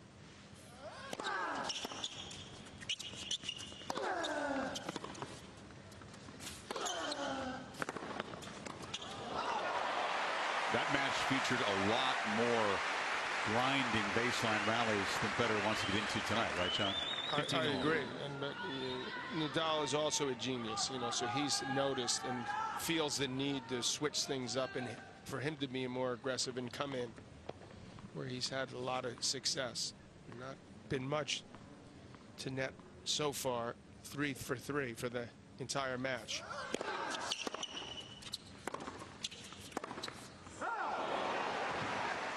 I expect that will change. Start to move in more.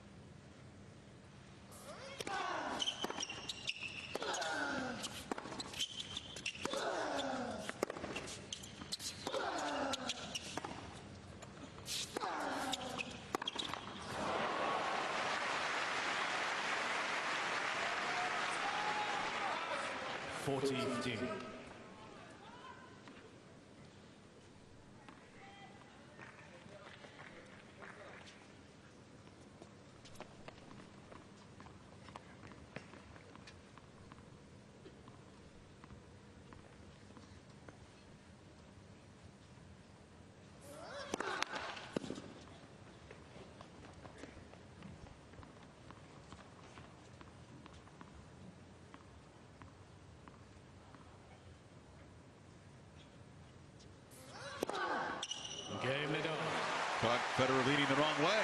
Holds open the second set. Let's go inside the point, guys.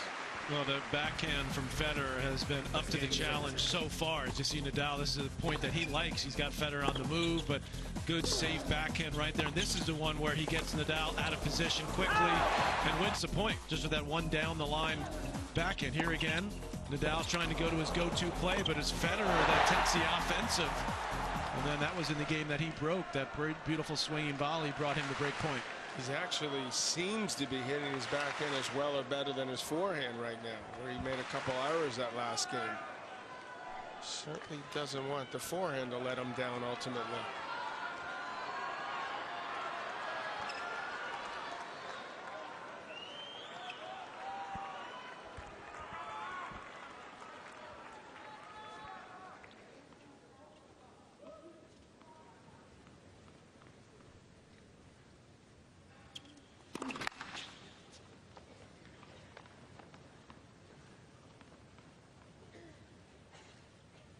Now they're much closer, and you notice he's making a real attempt to slow things down. He took the break, he left the court, he's kept Roger waiting there another 15-20 seconds, gets a double, alters his service position, all expected.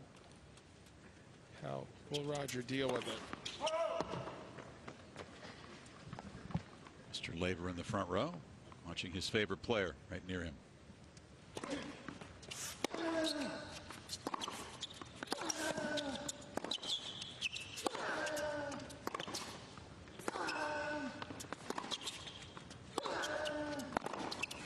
That's more running than Roger wants to do. And that deep position produced a big looping deep return. Well, you got to hand it to Nadal to solve problems quickly, because he's making a real effort to stand in closer now, which seems like a very sensible idea.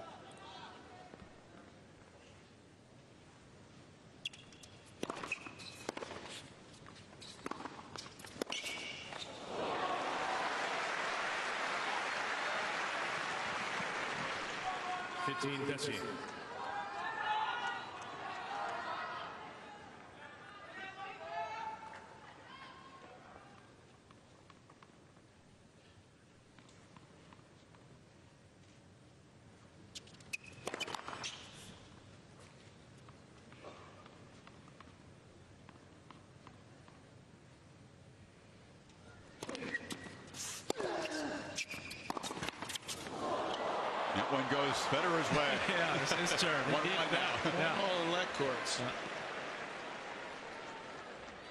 That's you all.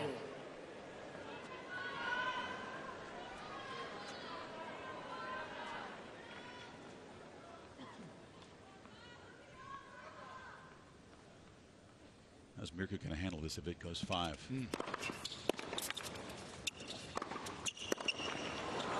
Again, Nadal second time in this game, went right to that side and was waiting for a forehand. Well, the problem with hitting that inside-out forehand is that you can't get back to cover the line if a guy guesses right. This is Nadal's first look at a break point.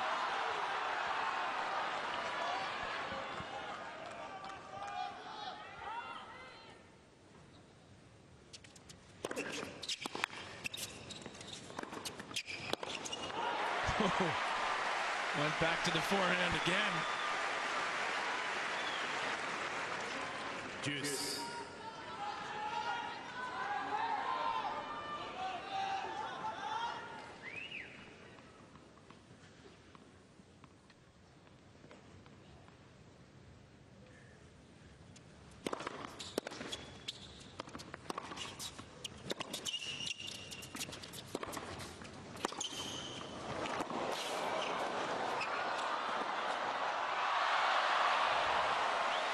That court stays on Federer's side. You enjoy this, guys? Just a touch. Advantage Nadal.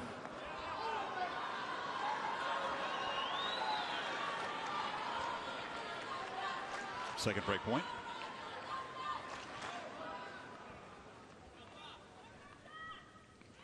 We got another 3 hours to go. All right. Hope so.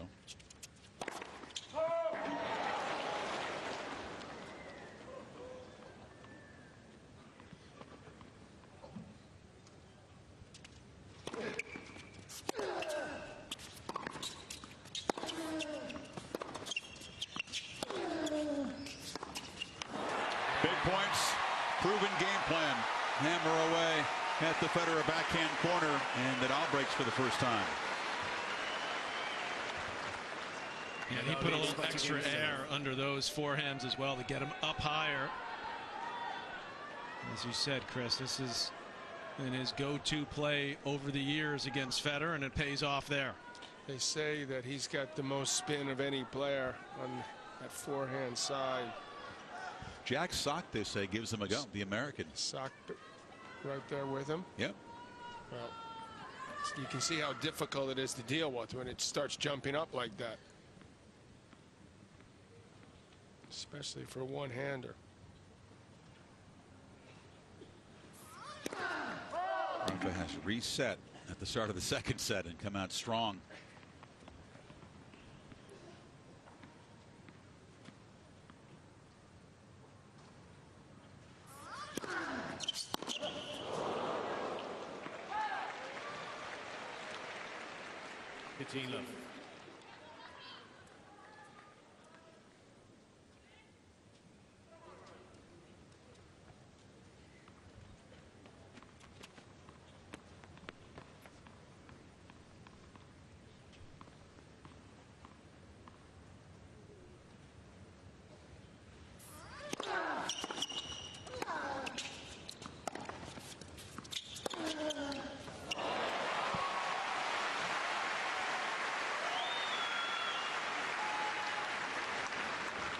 Love.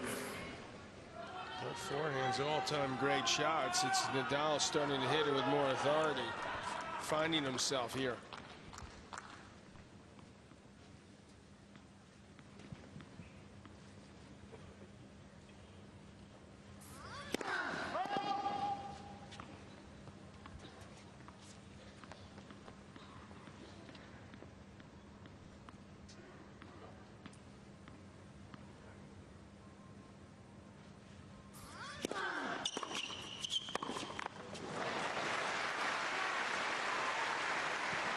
Been effective for Federer, that quick return at the feet of Nadal. Take time away.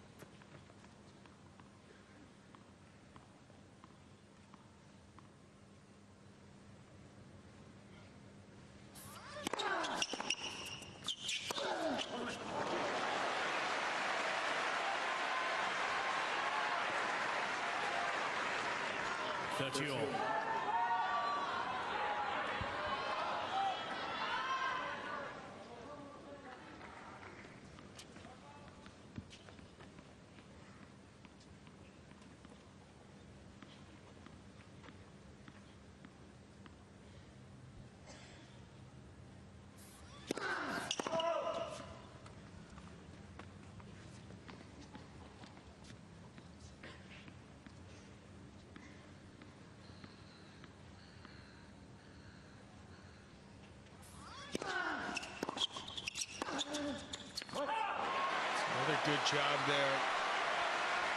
Like the way he's taking it to him on that backhand return. 30-14. And a break back point.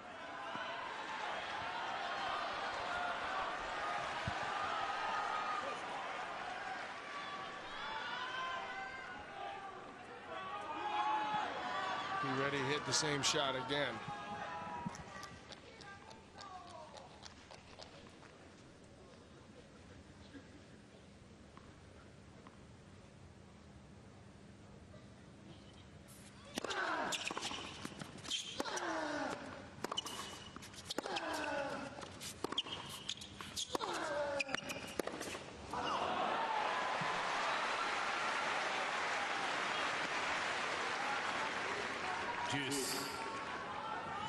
Concern would be that he's starting to spray that forehand too much.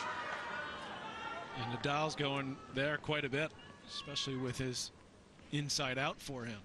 She worked on a lot on the practice court earlier today.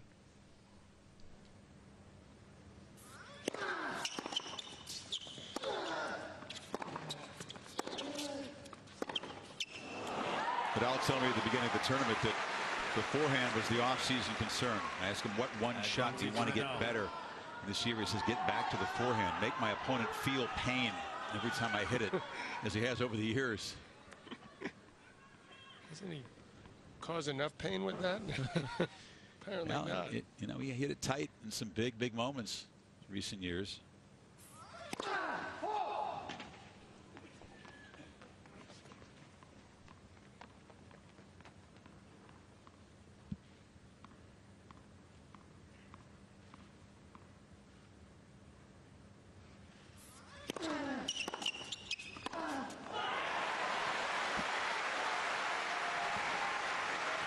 That's the backhand that he was hitting in the first set. It's a risky play and there's no spin on it whatsoever, but it's just not giving Rafa the time to react, and it's skipping through the surface. That's nearly underslice, underspin that he's playing that backhand with. Is that really going across the net so you can read the logo? It's that flat? I can see the black logo clearly as it goes past. There is no spin on that ball whatsoever.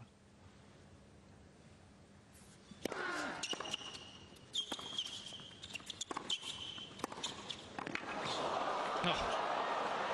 What a volley. What a stab volley. It does not get any better than that at net.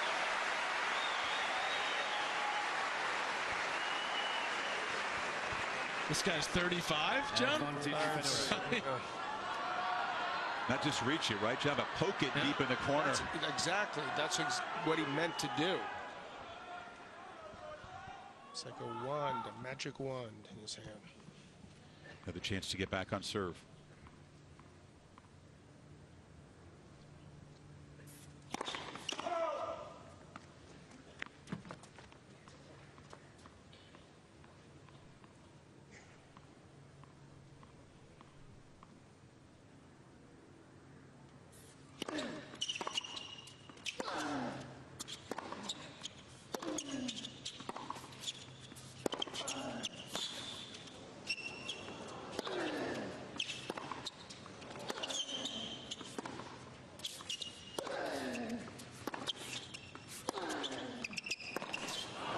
That's a nicely saved break point by Nadal.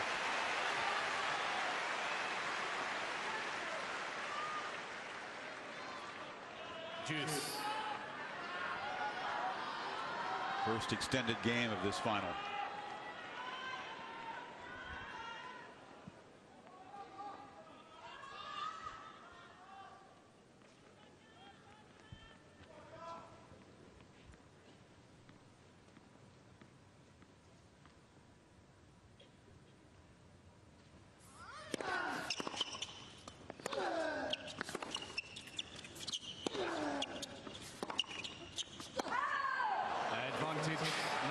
The chances you think this game proves to be crucial to the set, Patrick.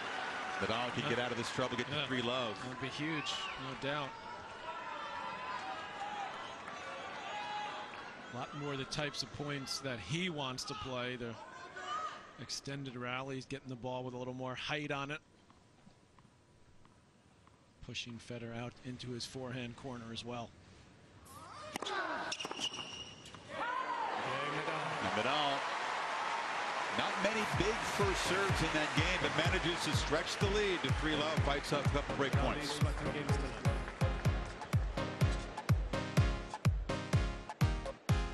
I want to text your ex the following. I need you back. Do it. How much would it take for you to let me grab your phone and write "who cares" on a Facebook post of your friend's baby? Sounds crazy, right? It is.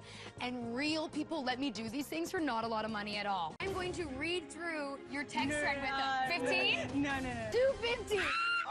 What is in these texts? Watch it all unfold on I Want My Phone Back, the scariest game show ever. Only on Watchable.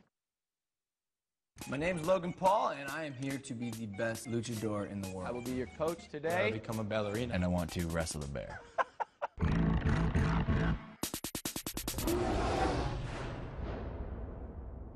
Watchable. Later today, after you grab a nap, you can watch the Thunder and the Cavs, a good one, on ABC. LeBron and Russell Westbrook. Coverage tips off with NBA Countdown at 3 Eastern. Then Cavs Thunder half hour later on ABC. Also on the Watch ESPN app.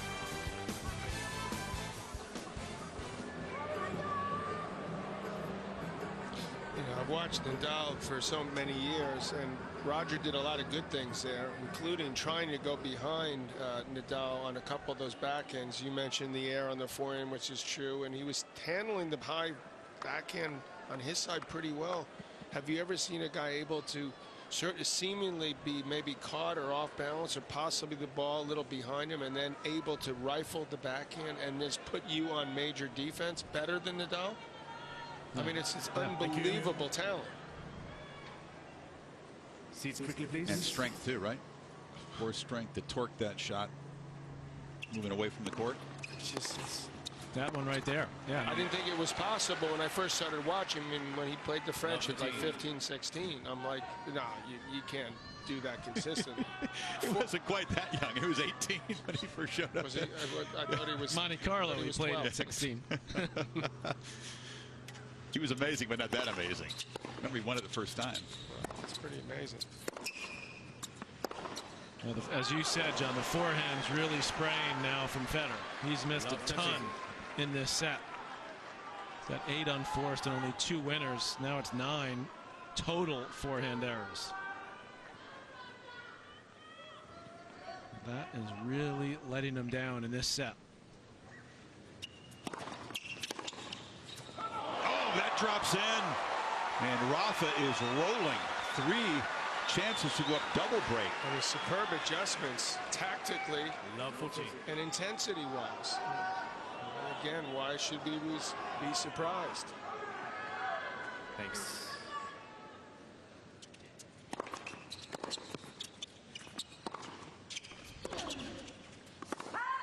Rafa playing fast as Roger does when you're losing points. The servers can get away from you like that. I was just thinking that. That's so true.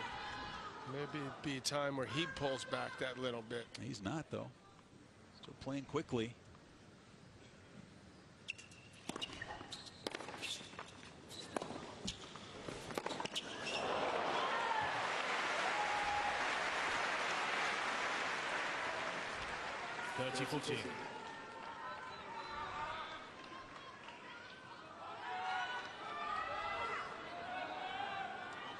Certainly a must game. If he has any hope of coming back in this set. Forehand misfires again. And Nadal in 24 minutes has sprinted to a 4-love lead in the second. What do you do when your bread and butter is toast? It's gotten black, you know. You kept it in the toaster too long. Bread and butter with Vegemite on it, which is not a good taste. I like it down here. Hey, come on. Yeah, killer. It's a bit rough. It's true.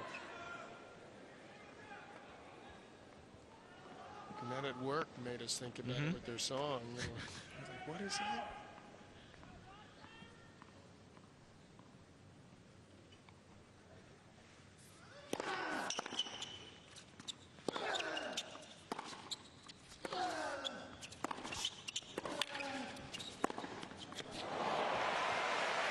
The frustration in that forehand cut.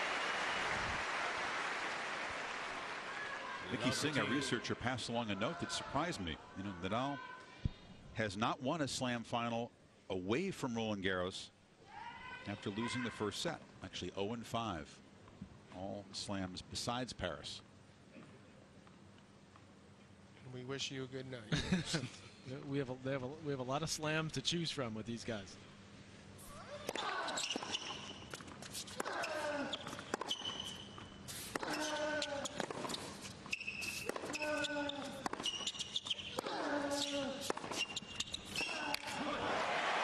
I doubt that would make Federer feel any better at the moment.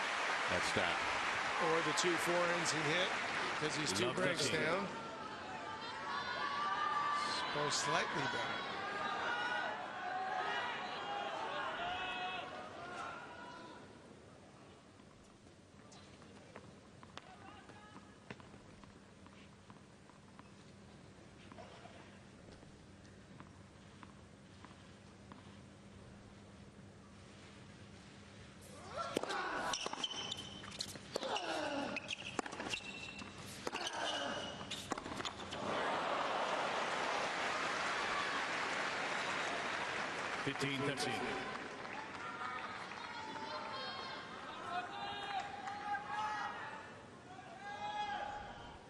Not that hot out, but clearly quite humid as both guys are lathered up.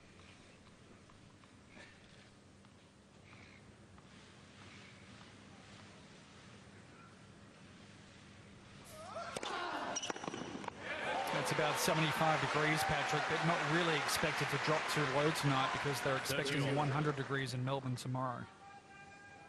Good time to leave town.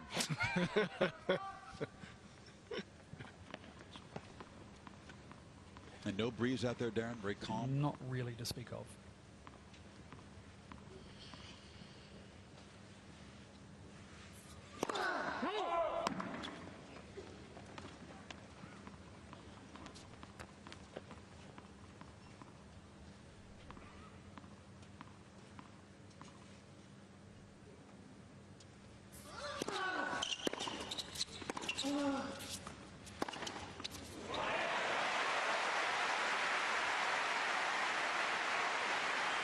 Well, behind 4-low, Federer playing with some freedom in this game, creates a break-back point. Get one of them back. I feel good and bad because he's frustrated that he let it slip this far away, and then he's hit 3 forehand winners this game. It just wasn't happening for him until this point at all in this set.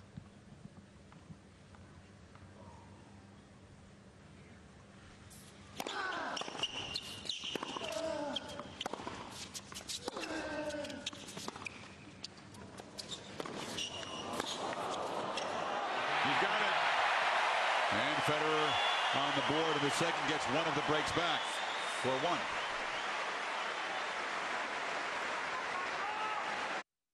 1. People think I'm trash, but they're wrong. Today I'm just an aluminum can, but one day I could be a stadium.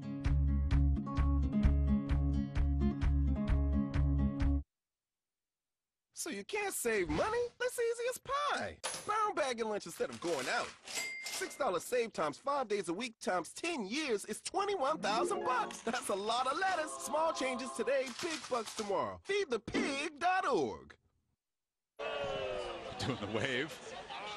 This has been a great 4-day holiday weekend. Australia Day was on Thursday. Most folks took off work Friday, except those involved in the tennis. And a beautiful weekend of weather here. Excellent conditions for this dream final. So far, both players look to be in good physical form. Nothing carrying over from the 5-set semifinals that we can see. Certainly good news. Federer asked the umpire to get one of the ball kids out to, I think, wipe up the perspiration that's right around the baseline where he's about to serve. Nadal doing a lot of sweating. You can see it dripping off his forehead when he serves. Doesn't want anything to happen to that knee again. There's Exhibit A right there. Thank you, Bobby Feller. Good timing.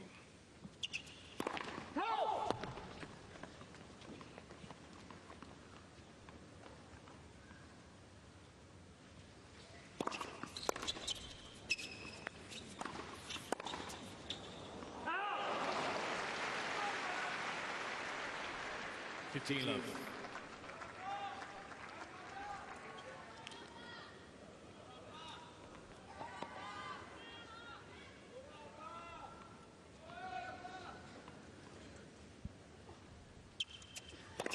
Let's for service.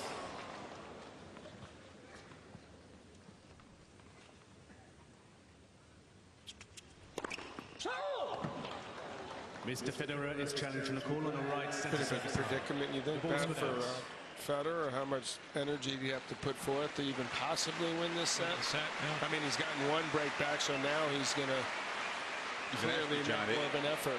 Had Nadal held, he could have perhaps won the set quickly.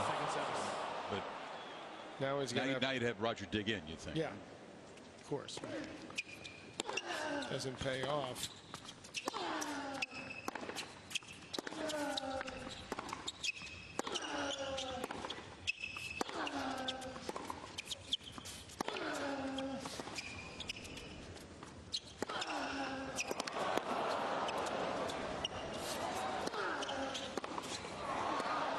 Beautiful timing on that backhand. Read the cross court beautifully. Well, maybe he's just going to say, I'm going to give it as much of an effort as Nadal, which is more than anyone's ever been able to do on a court, I believe. So, battle every single point.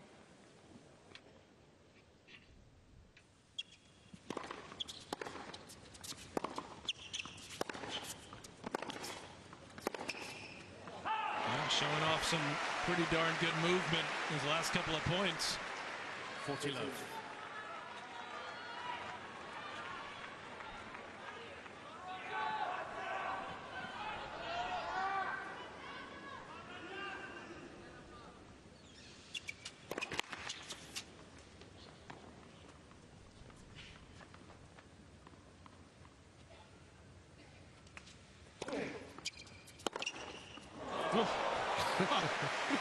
Rafa's turned to swing freely when he's down on the scoreboard. That was massive.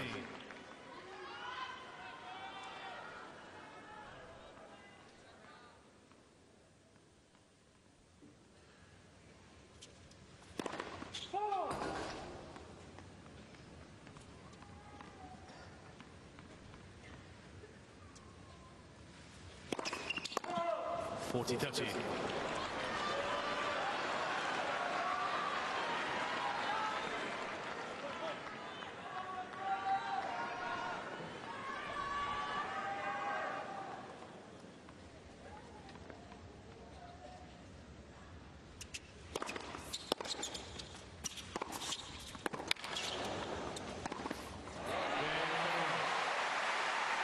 Four-two.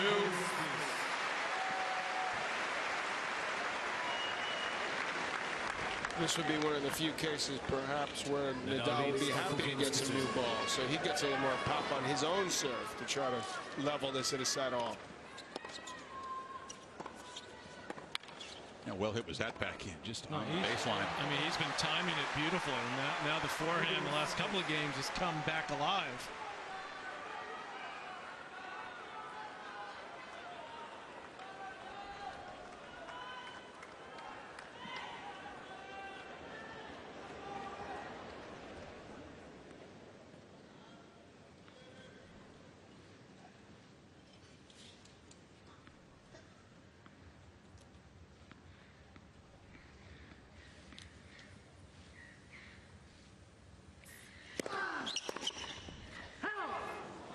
Love. That's what caused that miss. Caught it a little late. Ball got on him a little quicker than it would have had they had those balls that were 9 games old.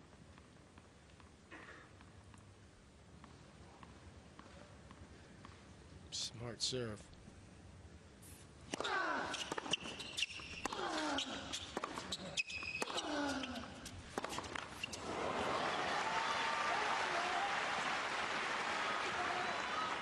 Love.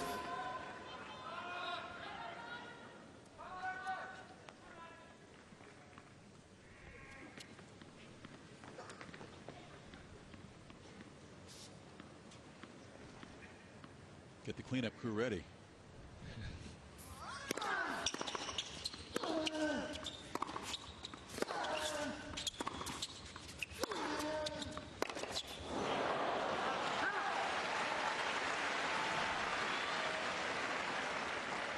40 love.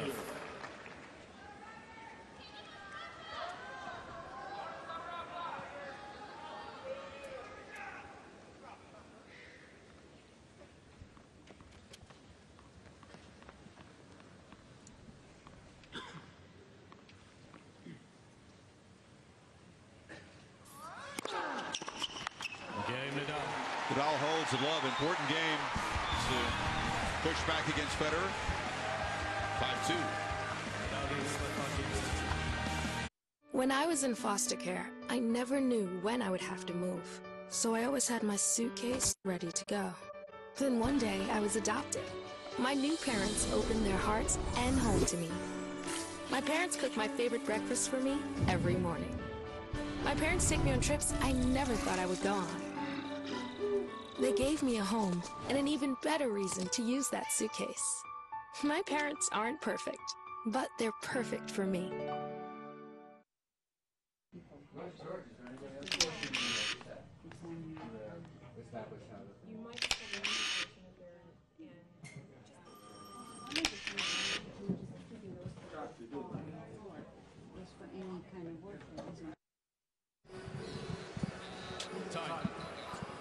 Nadal regrouping well after losing the first set. 6-4. Came out with intent. Got the break right away. Went up double break.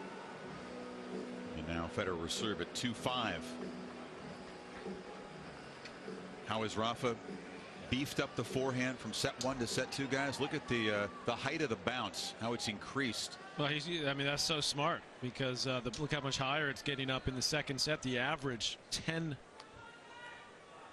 inches higher, and that's it's like shoulder height. That's amazing. I mean, it also feels like, guys, he's made every return both off the first and second serve in this set.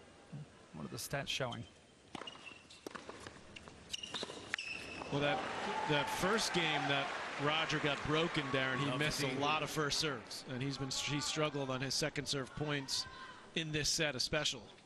He's won just 3 of 8. Yeah, no free points in this set. You're right, very few unreturned.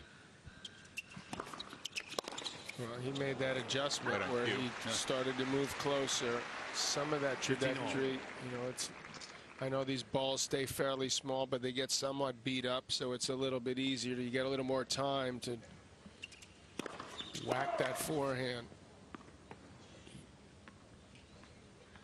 It's not moving through the court maybe quite as quickly. I don't think any of us doubt it was a concerted effort, though, although it was, to me, Federer's forehand that broke down, that caused the biggest problem.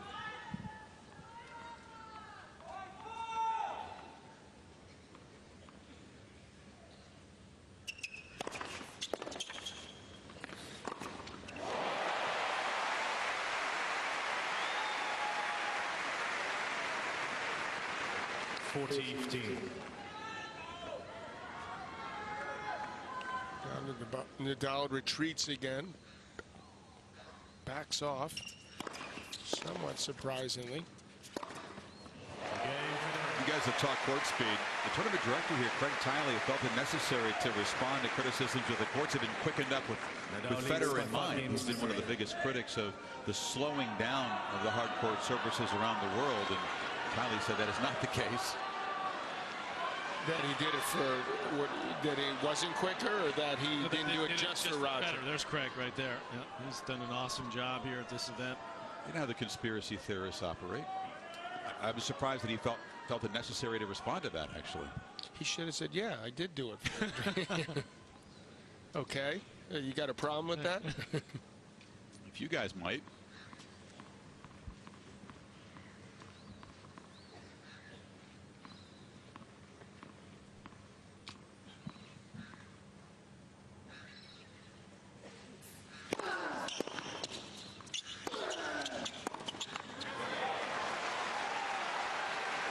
I'm not sure the players or the organizers. I don't have a 5-hour and 53-minute wars of attrition in the final. I think that's the biggest reason. I think it was a great call. You've got Nadal in the final, and you've got Federer in the final. 2 totally different styles of play.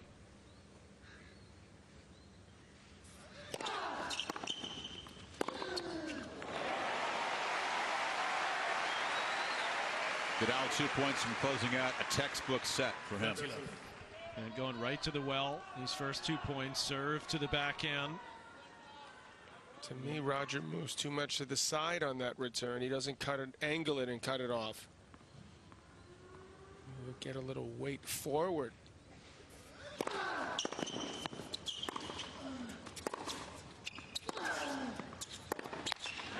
Did a better job there, but as expected, it's going to be a set all. 14 love. Get down 4 love. I mean, that is just too tall an order to come back.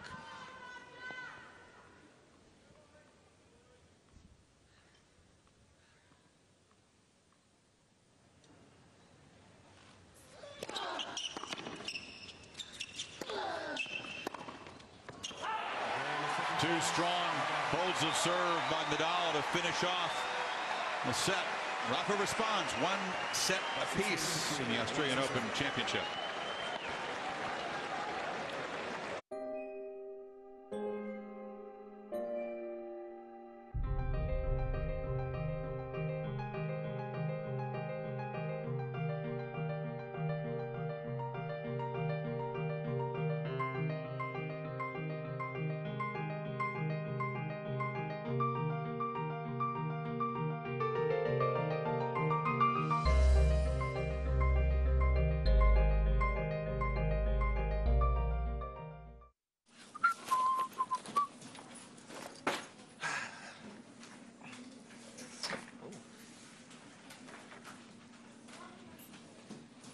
Scott? Did you possibly switch chairs with me? No, not me. Are you sure? Yeah. Good luck finding your chair, LeBron. Okay. Okay.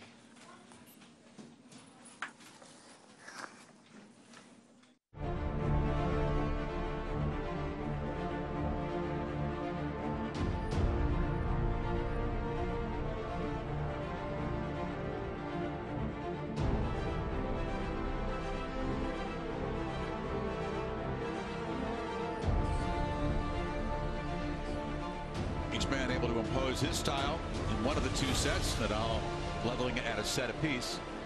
What's different about this match, guys, is that both are coming off layoffs. We know that Federer, tumbling out of Wimbledon, took the entire second half of 2016 off to rest that knee. He worked with doctors, made that choice. Nadal shutting it down to heal up the wrist.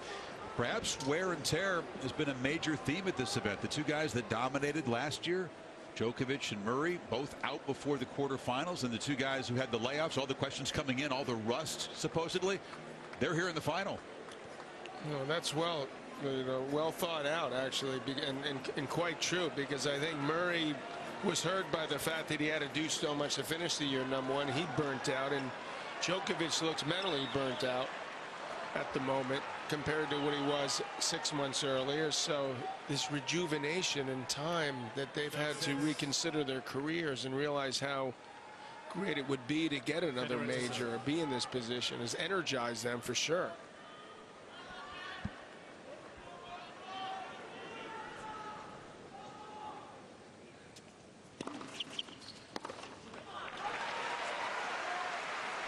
Darren talked about Nadal's improved returning from the first to second set. That's a major improvement. 94% of first serves and 86% of second serves in play.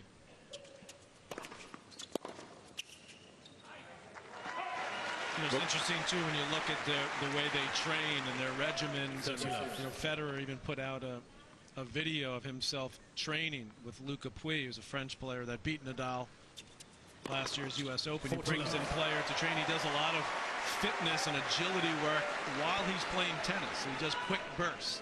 That's the way he trains. Nadal, totally different player, trains much differently, longer, focuses more on his endurance, his strength.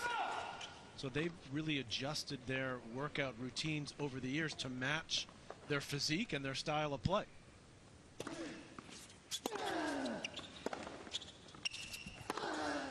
Well, one thing among the other things that we've already talked about with Carlos Moya is that they're trying to emphasize a little bit less time on court. Exactly. When they get to a tournament, exactly. That applies on off days and before a match. Rafa used to go to the gym, then grind away for an hour or so before heading out to play. Moya has changed that a bit.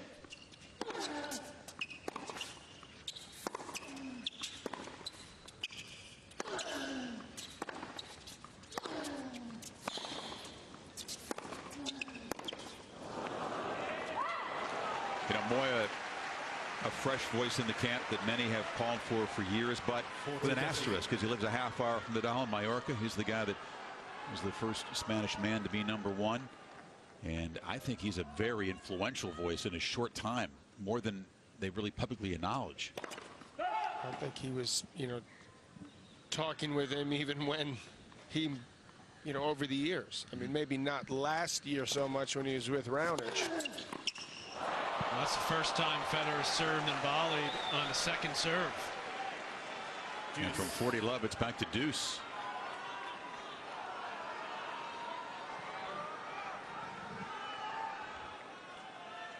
He's missed 3 straight first serves since building that lead.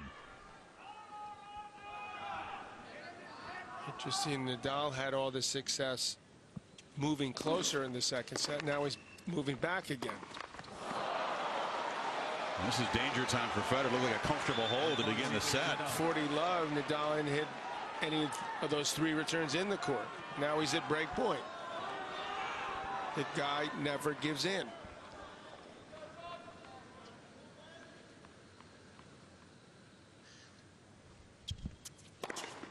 Deuce.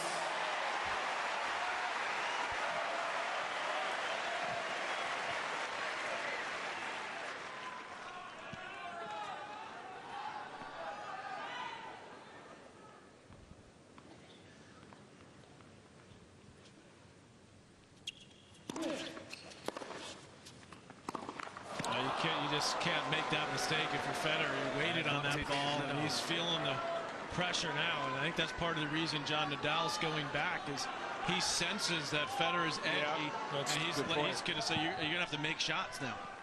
Should have served and volleyed on that. That was an easy forehand right there.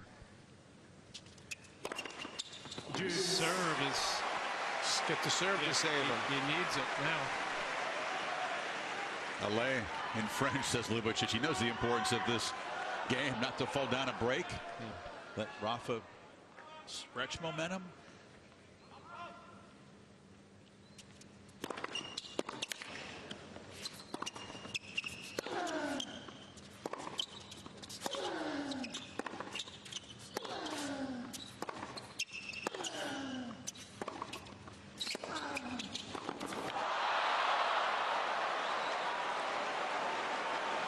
He's missed 3 or 4 very makeable shots in this game already.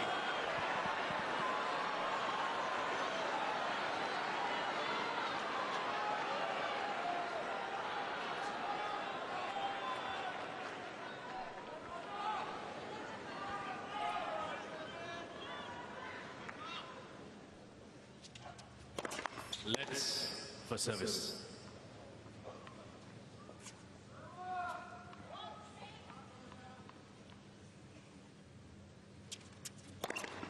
Juice. Again, 3 of those out there. Same spot.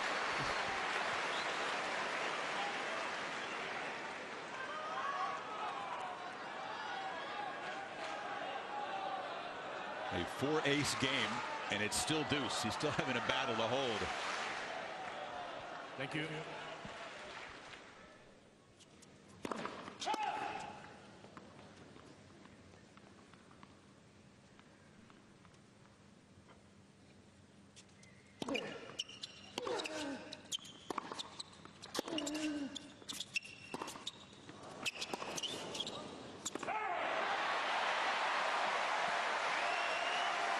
Return the favor. Hit the backhand. Got up high on Rafa. Yeah. The fact that he was willing to do that was extremely smart at that moment because he couldn't go for a bigger shot there. So he bided his time. He was lucky that he got the error there. Maybe he surprised Rafa. Nadal way back again. He wants to turn this into a road war.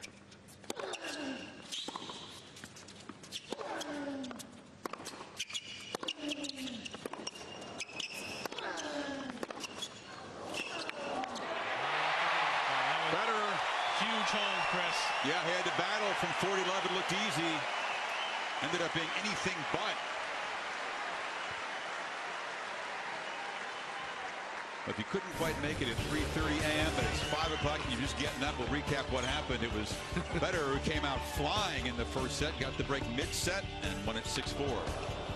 Throughout this match, he's done a real good job attacking off that backhand side, and the serve was really working early. In the second set, Nadal got the quick break, eventually went up 4-love, and ran it out. Yeah, well, Roger made a lot of mistakes off that forehand wing. That cost him. He did get one break back. But Nadal played a very, very solid couple of final service games to close it out comfortably. First serve points won, pretty even. A few more for Nadal on the second. We'll continue to track that because that'll be crucial as this match moves forward. He's been able to create double the number of breakpoint chances so far. That's been the pattern in the last 7 or 8 head-to-heads. Created more and cashed them in. But not in that last game.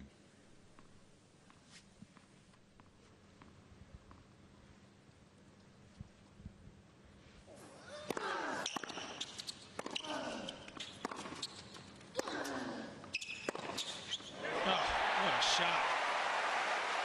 What were you saying, John, earlier about cutting the court off a little bit? Taking it earlier? Look what Federer does on this one. Yeah, I think that that is using the angles extremely well, and that is very important. Essential for him to win this match. Inside the baseline. But he can do it. He's got to be really explosive with his feet and his legs, as he was there.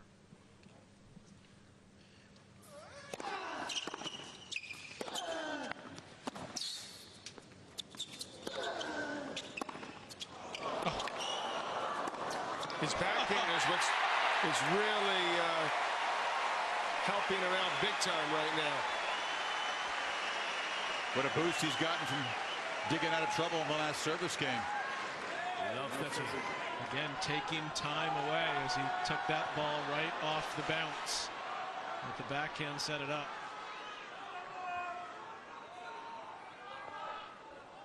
Thank you. You can see Nadal try to go to the forehand a little bit here to try to get some errors. He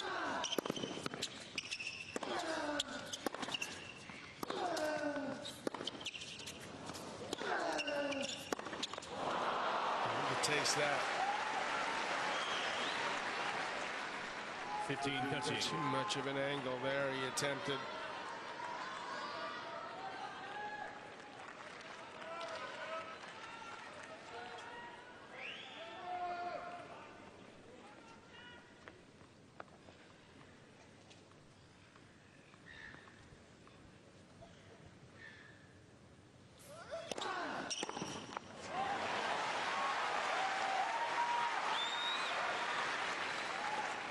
So nice to have that kind of a playbook. You get down love 30 in a game and go right back to what's worked 1,000 times before. Yeah, that's true.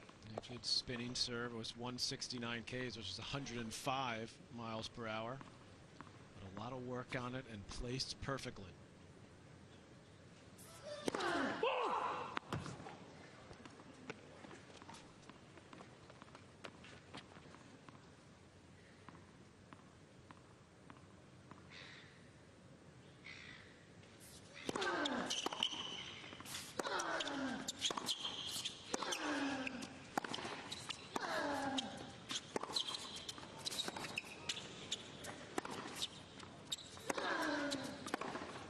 What a shot! It's like Wii tennis there. Almost a half volley for the baseline. Almost. It was. Look what he does to win this point. He gets a shorter angle.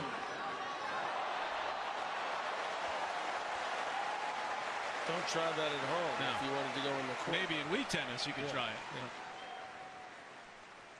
Yeah. Not out here. Break point.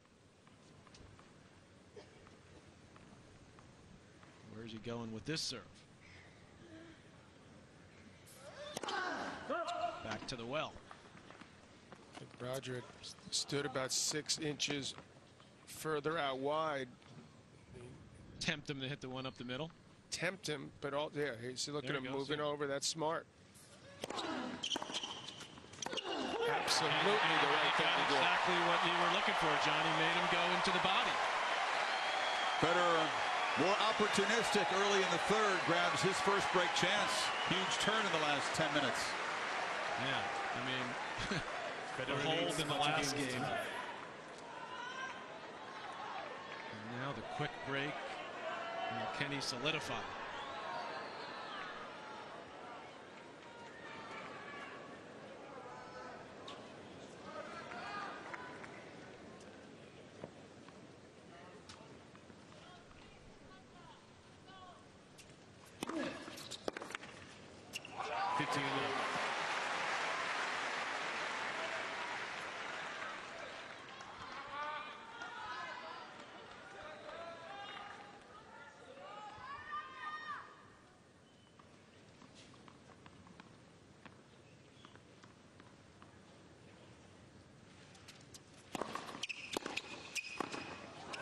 I understand it to a degree, but based on some of what you were saying about a couple of games ago, Patrick, you know, he was dominating. He'd broken twice in the second set. Why all of a sudden do you pull back?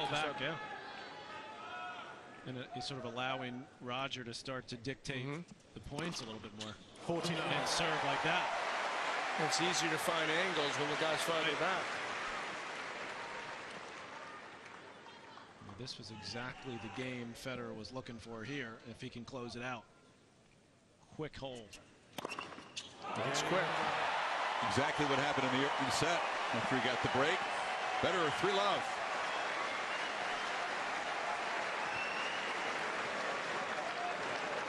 Federer leads by 3 games to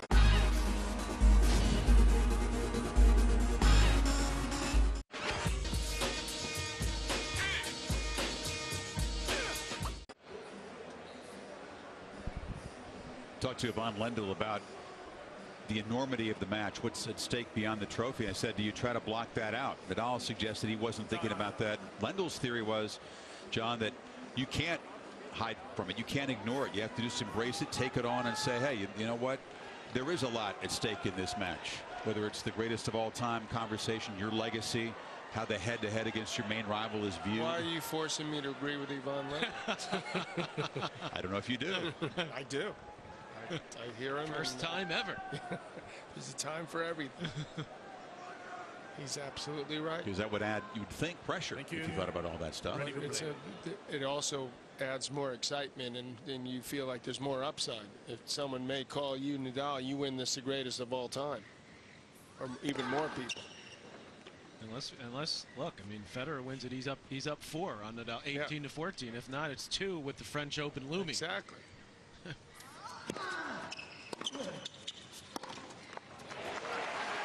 Well, since Roger won his most recent major title at Wimbledon in 2012, he's been in 3 finals. Yeah, I'll tell you, there was a long look from Federer after that, which was maybe the worst miss of the match from Nadal in the bottom of the net. He took a long look across the net at Rafa. You okay?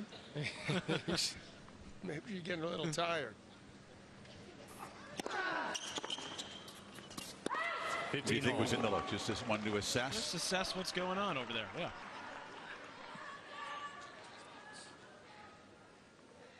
He's agitated down at that far end. His box is just over his right shoulder. Ljubicic at this end.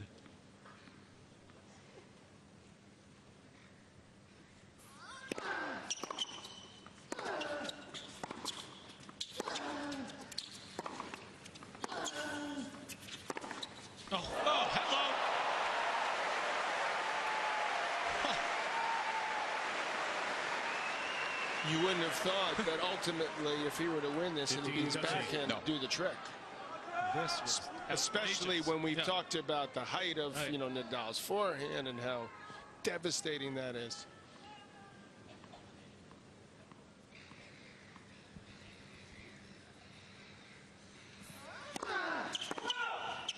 Just like Nadal in the second set, Federer has a chance to rip this third wide open.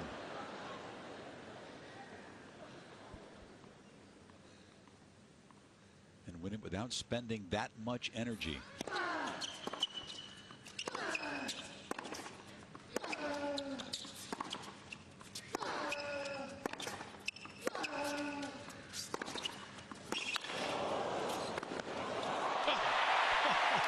He spent plenty that first game, but boy, oh boy, it paid off. Mentally, and these guys are obviously deflated because this guy's come storming back. 14. This is just absolutely no hesitation from Federer. He took this ball about waist height. Seen even below that. Yeah. Nadal is on the ropes big time.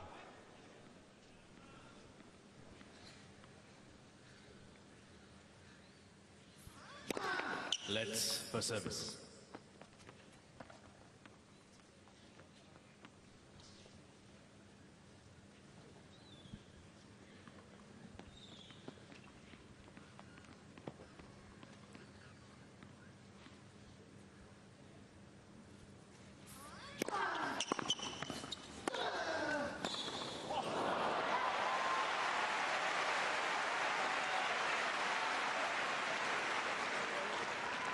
(30-14).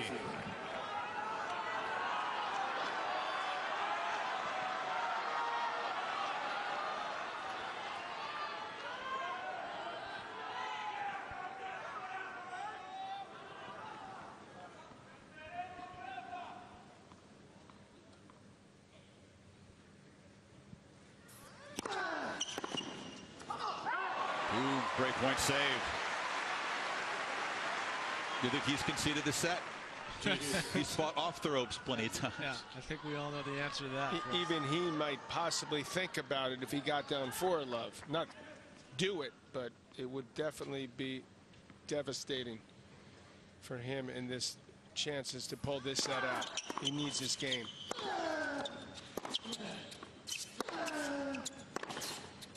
That's it. Good.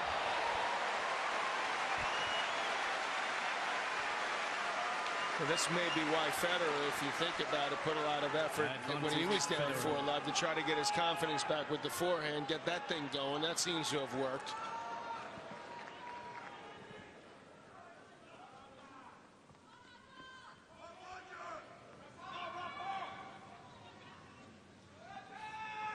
Thank you.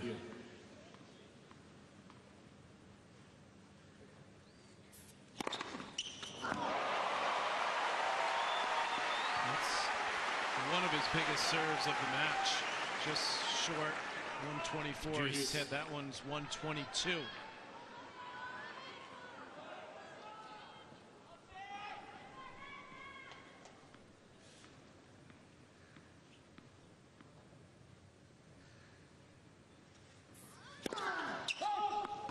You wouldn't say that Nadal served poorly in this match, would you? No. Just been the quality of the returns. But Federer already to have 3 breaks of serve against Nadal, that's a big number given the recent head-to-heads. And Chris, we know that Roger loves the game and is a student of the game, and I think he's gone to school on that Dimitrov match. He's seen Grigor attack the backhand and hang with Rafa, and he's figured if Grigor can do it, why can't I? And that's why we see him very rarely using the slice. You know, Fed fans thought that would help Nadal, that he had seen Dimitrov's game the round before Roger, because there are so many similarities.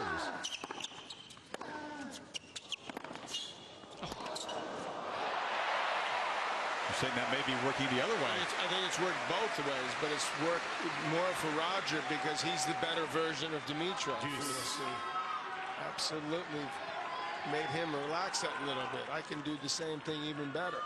They are returns that Roger normally slices. He's attacking everything.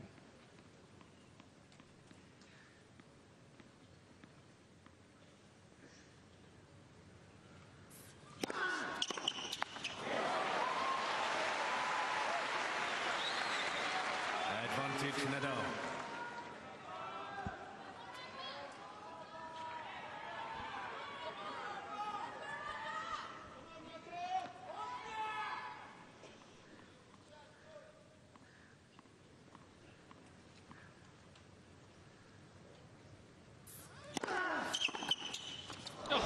Another one.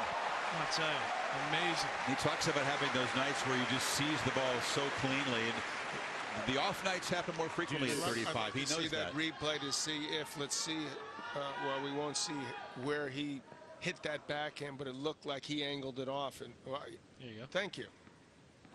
See that? Ask and you shall receive. Beautiful. He's taking the ball so early right now. He's just seeing it. And his movement's phenomenal.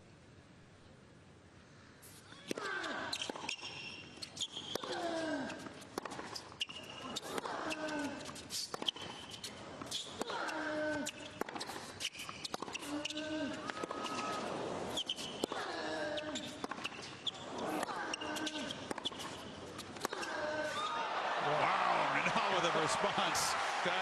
It's his best backhand tonight. It's the best backhand ever. It's hard except for the one from Federer on the other point. This one was rocket. Well, he's realizing that he's going to have to start going for more because Federer is just in the rallies in this set has been pushing him around. He also realizes he's got to win this game if he's going to pull this set out. He has really dug in big time.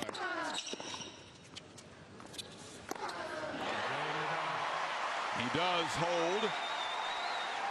Tries to get himself pumped up. Federer up 3-1.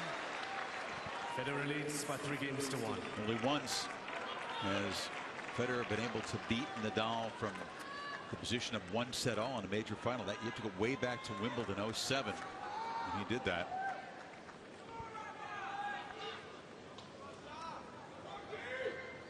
Last win over in the Grand Slam final. 15-11.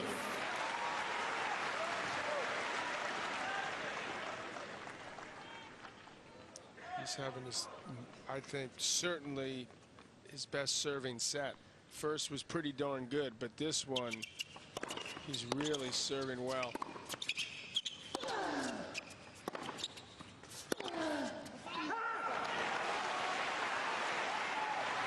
Nadal's biggest show of frustration tonight. Just they're growling at his team. And you also notice that there's a lot of little fist pumps from Federer, a lot of positive energy coming from him. He is digging in.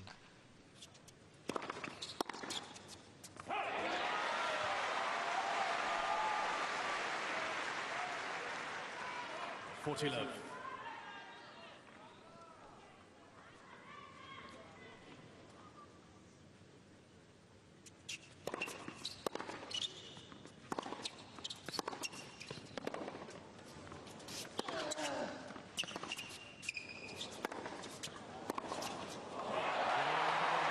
Holds it low and stretches his lead to 4-1.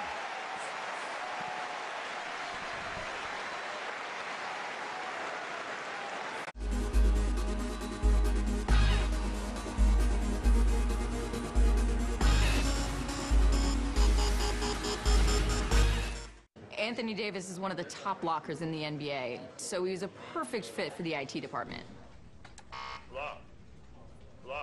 Anthony, it's just my blog. Is your blog business related? No. There you go. Can't stop me from using my phone. Nothing gets past that guy. I can still play solitaire. No, you can't.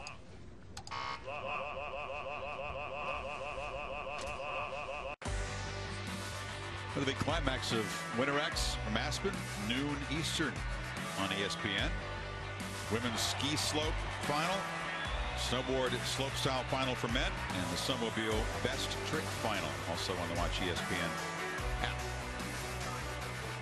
Ask Federer about what you talked about, the hunger, because this tournament's been marked by the fact that the guys who've won the most seem to be the hungriest to add more. And Roger said, I think the guys who don't have it are hungry too, but he points to matches like Nadal Monfils, or when Federer was out there against Tsonga, guys who you should be hungriest to keep rolling, and they were worn down by these guys who show maybe more desire than ever. Well, you'd think that the guys that haven't won would show more effort. Yeah. But they don't. Well, this could explain why we're watching the two greatest players ever. Fair point. Because not only are they better in terms of their talent, but they dig in harder consistently.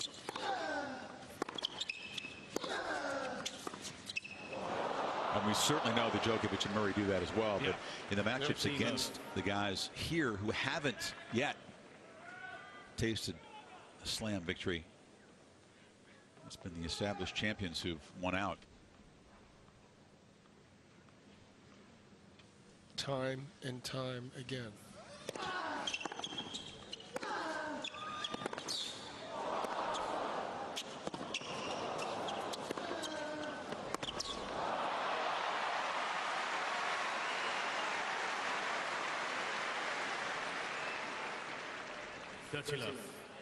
If he's going to lose the set, can Nadal take something at least out of Federer physically by making him earn it? Yeah, well, he's absolutely trying to get back in the set because this is just one break. So he's trying to do both things at the same time.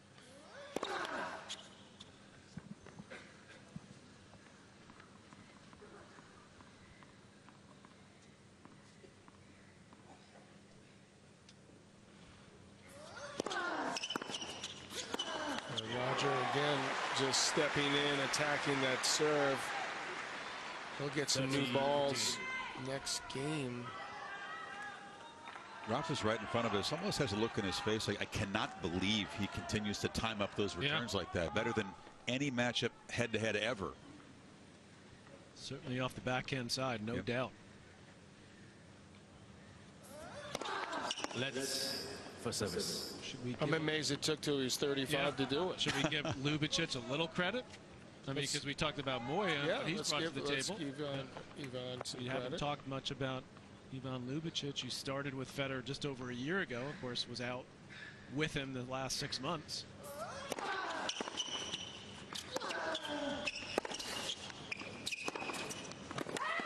I think it's a great point because that has been an emphasis for Ivan, urging him to hit over the backhand and be more aggressive with that side. Well, he had a sweet one-hander. That was actually maybe his best shot, along with an excellent serve. And look out here for Nadal. It's 30-all.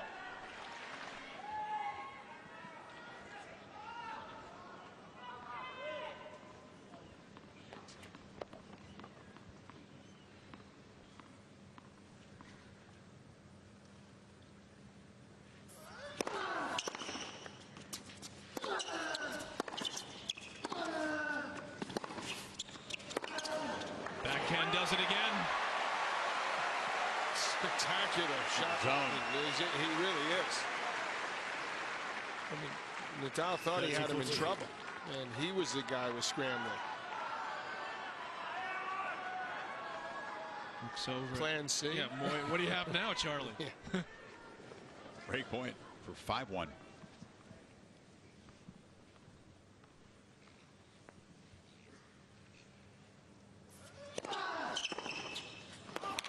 Kidding me. That is amazing.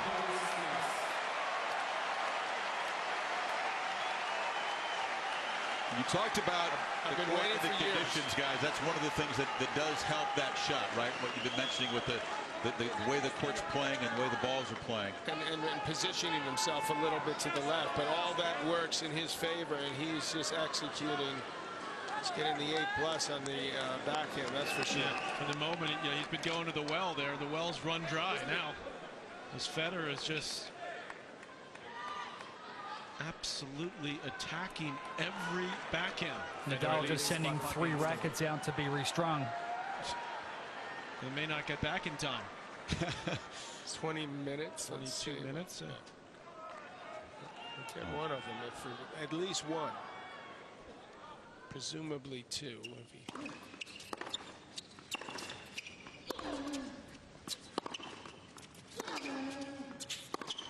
Actually, he did the very same thing in the match against Dimitrov, and they actually string all 3 rackets at the same time on different machines, which is kind of rare, actually.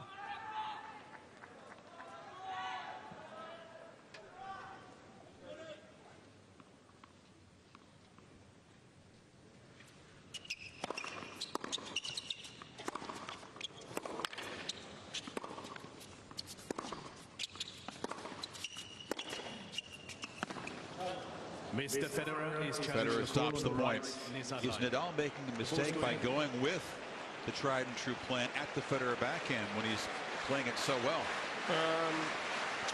Depends how deep he can get it. You know, he couldn't try to entice him to go big because he's so confident. If he can get the ball deeper, maybe go for too much. But it missed. Good eye for Federer. It's 15 all. But if he hits it short, it looks like Roger's just going to have a field day.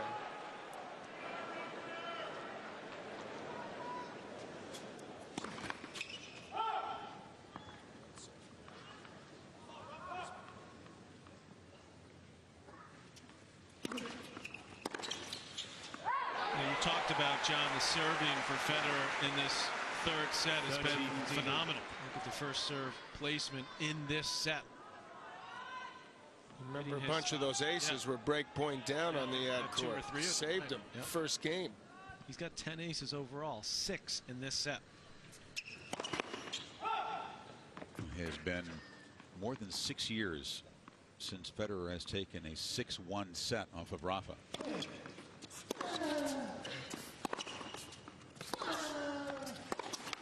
Those indoors at the O2. Don't jinx him, man. I don't believe in jinxes. 30 all.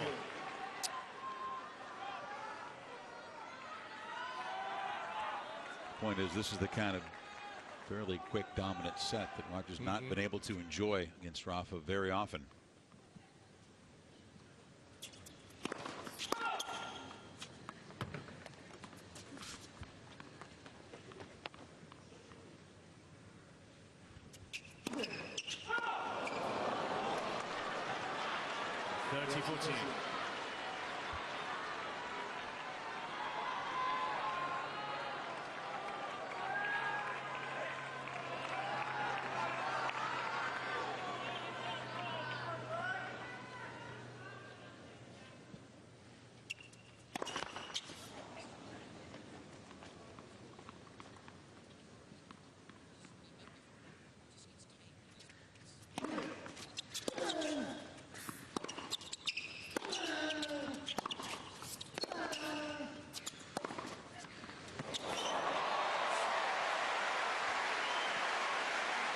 Forehand really has been overshadowed by the backhand tonight. That was a sweet one. Well, the forehand caused a lot of problems in the second, but he's certainly hitting that much, much better. He's played a fantastic set. As well as he's hit his backhand, and he's hit it awfully well. He's got 17 forehand winners against 4 for the backhand. So that answers your question, Chris, which is a good one. Why not go? Should he go more to the forehand? Problem is, Federer is still way more dangerous off that wing. Set point.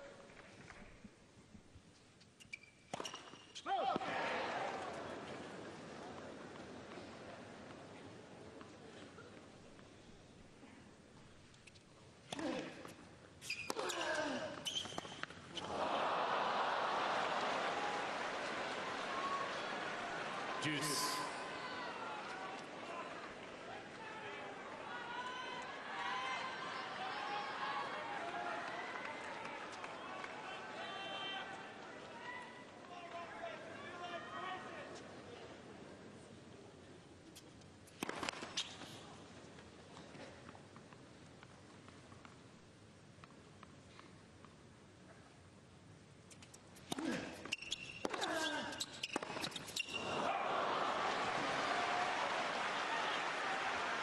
Advantage Nadal.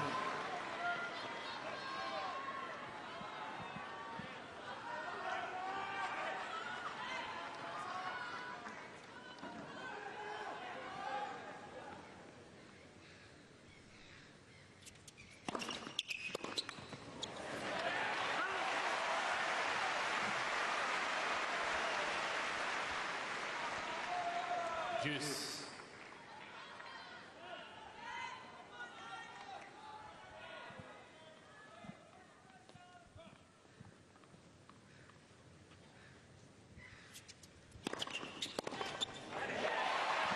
The whole second set without a single ace. As you guys suggested, has needed desperately to rediscover the big first serve and has in this third. Set point again.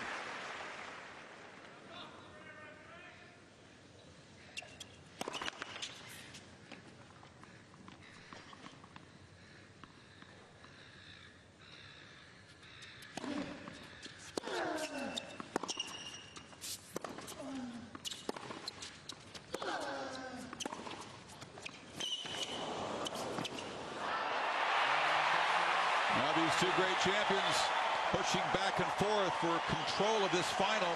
For now, it's Federer up 2-1. Got a treble in the opening game in the set. That was huge.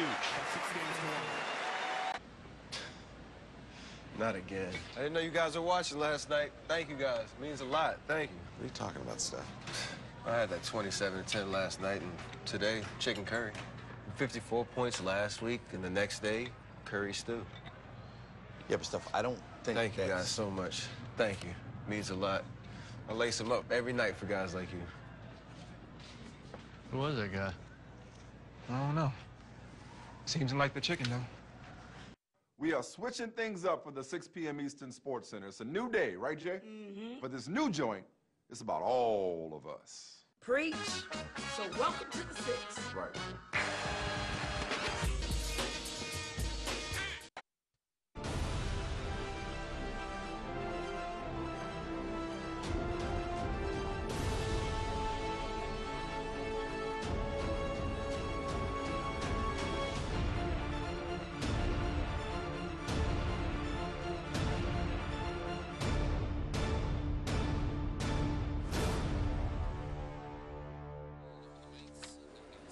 The intensity of these finals, sometimes the crucial moments can come in the opening minutes of a set. Feel like that's what happened in the third set when Federer was up 40-11 in that first game. Nadal battled back, had chances to break. Federer came up with some huge serves, break point down. Was able to collect his serve, got the break, and has control now 2-1. Good lesson for even pros watching. When he got way down, he didn't toss the set. He started to try to feel his way back into the match, find his form, find his rhythm, find his confidence. And then you knew Nadal had the momentum and he was going to put the pressure on, which he did. And then when he did hold that game, Chris, all of a sudden he started to find it, and no one was expecting, myself included, that he could run through it that easily. 6-1. Now within one set. So you know he's going to be doing the same thing. He's going to try to put the major pressure here on Nadal, see if he can get ahead early. Still have a lot of big chance for Roger, and typically the Australian crowd will try to bring Rafa back into this, but they love Roger so much here. I'm not sure they're going to do it. It played exactly 2 hours. Both guys still look fresh enough, Darren, from your position? Absolutely. Yep, both players look good to me.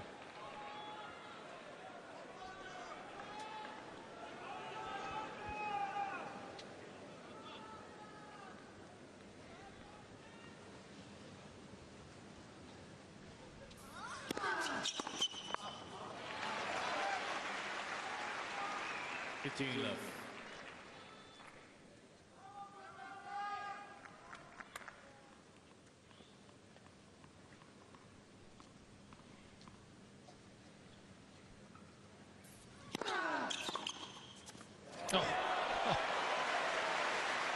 That's a sidewinder backhand. No topspin on that backhand at all. That's sidewinder slice. That might be the best he's ever consistently hit his backhand so far that I've seen. Certainly against Nadal. His court is really helping him there.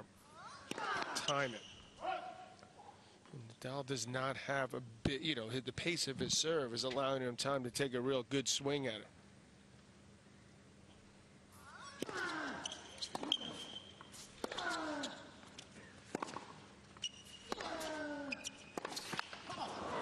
You know, plan A for Rafa has so often been good enough. You see a change in tactics. What can he do to get out of what Federer is doing so well? He's going to dig in, just, you know, effort-wise, if that's possible. That's one thing. He's going to, you know, you're going to hear a lot of bomoses virtually every time he wins a point. Strategically, court positioning again, he might alter that. Yeah, the only real change he made was moving way back on the second serve return. I anticipate him moving closer to the baseline off the return. Because that paid off for him in the second set.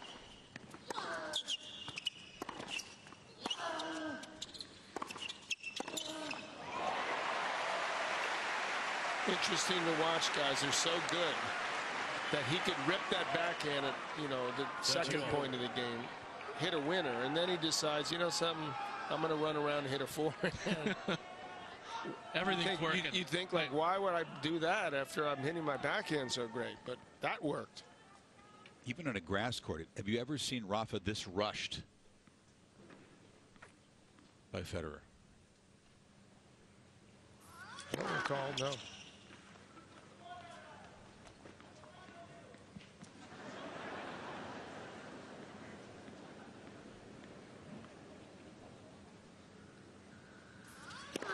Let's second service.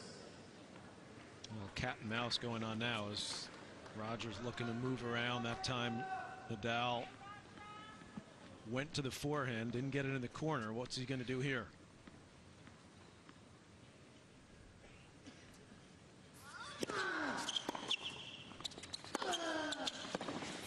Jammed him. Well, Roger stayed home. Roger decided not to move around it there. 40-13. He just didn't hit the return good enough.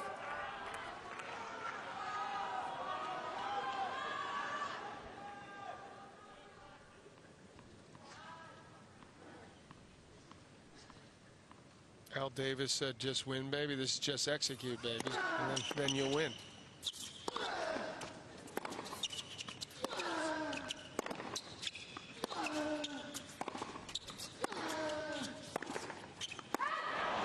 As if it were that easy, right? Just execute again and again and again and again. Just win, baby. That's easy. Yeah, against another one of the greatest of all time. Two greatest.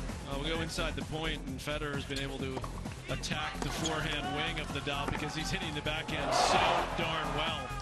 And that backhand crossword here, he runs around it, gets Nadal stretched, and that was a beautiful swing volley. That's a pretty tough shot to pull off, but he did. Another big return off the backhand wing.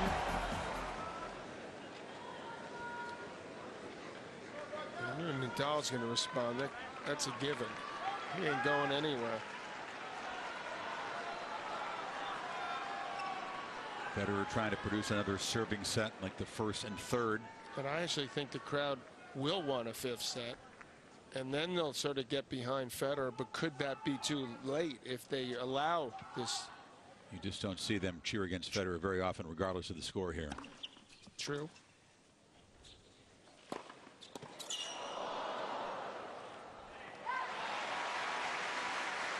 But this man that's about 8 feet from us is the greatest single. You know, I played some great competitors, Connors being one obvious one, but this guy's the greatest competitor I've ever seen. People love that, you know, respect it. Said the other night you can outplay Nadal. People have, but outcompete him. Dimitrov tried, a little bit short. Oh, it was a heck of an effort from Dimitrov. He won a lot of fans. Won a lot of respect in the locker room as well. And he feel like he may have arrived, even though he walked off the loser that night. I hope.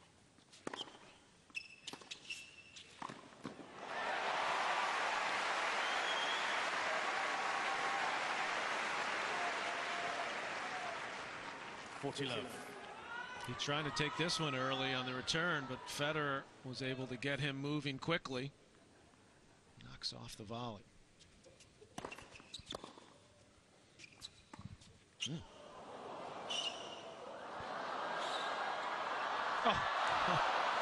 The redrop. If you're going to make me run, I'm going to make you run. 40-15. That's pretty nicely done by Nadal.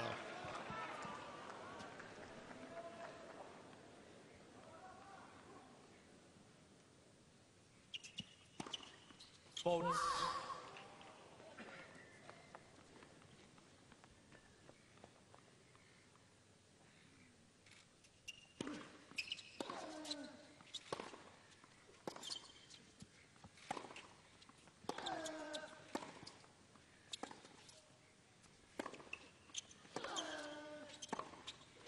Saves a lot of energy if you don't have to run around that backhand. For Roger.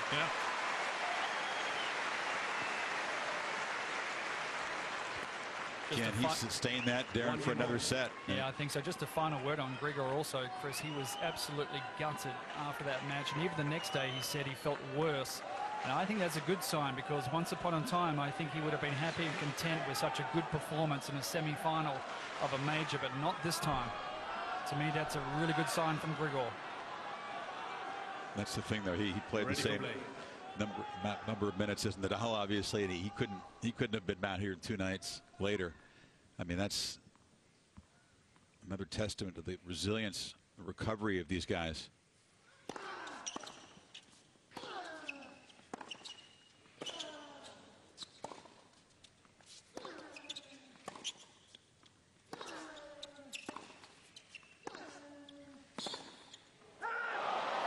Federer's 5-setter against Wawrinka, even though it included a couple of medical timeouts, was just 3 hours and 5 minutes. So quite a bit shorter than Nadal's 4:46. And not nearly as many long, tough physical points in that match. And I say that Rafa's match also was incredibly mentally taxing. There were no lulls. There were no dips in intensity like you see in a lot of 5-setters. Right from the beginning of sets. One of the great matches that we've seen in the Open era.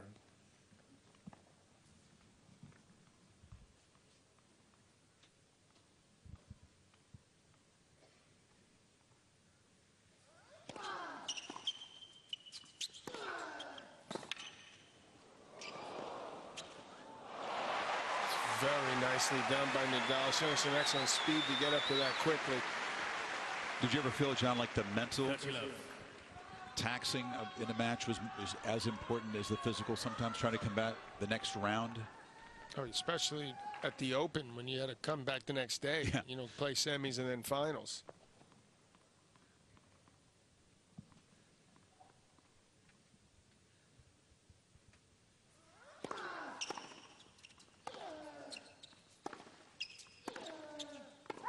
Imagine if Nadal had come back the next day.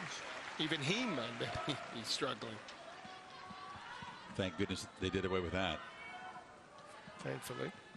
Only took 30 years. Maybe more.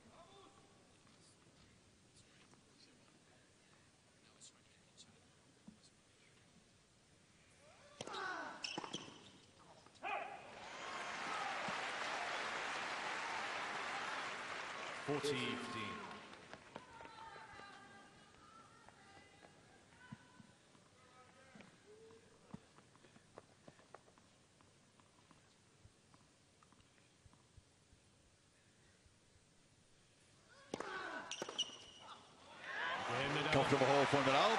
Jumps in front. 2-1 in the fourth.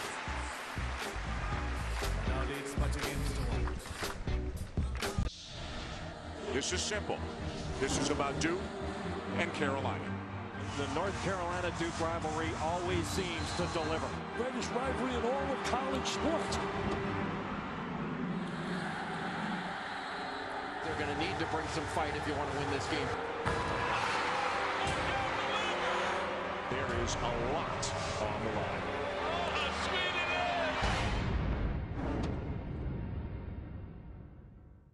Hi, thanks for coming. This year, Chevy received more J.D. Power Initial Quality Awards than any other car brand. I'm very, very impressed. Did I mention they received more of them last year, too? Look at that. Oh, wow. And the year before that. And the year before that. So it keeps going. In fact, Chevy has received more J.D. Power Awards for initial quality than any other car company, 4 years in a row. I'm speechless. Impressive. Chevy, stepping up their game. Welcome back down under. Literally here. down under. Yeah. It's a wonderful vantage point. You can't see the far side of the court very well. You use the monitors here for that, but you can certainly see the player in this end of the court and their expressions, their body language. It's a wonderful thing to see. It's even better when the ball kid and the linesmen aren't in the way. Yeah, here I am over here. There you go. It's tight, but it's still a great spot. Yeah, pretty good spot right here. You have to like your fellow commentators to sit in here. We get along okay. Yeah, I think we're all right.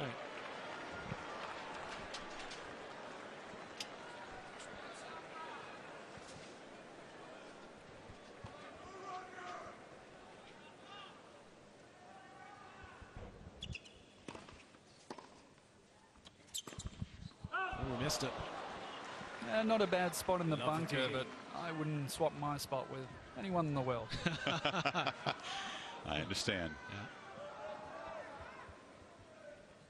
Usually we've got a few non-working commentators over there in those seats. We do.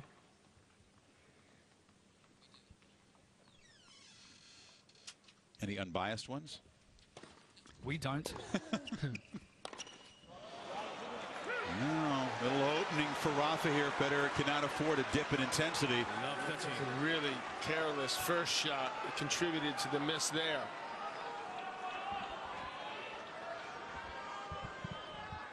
He wondered, how would he play the fourth? Brilliant third set, a set away from everything that's at stake. It's early, but that first ball, first point, that was a bad miss.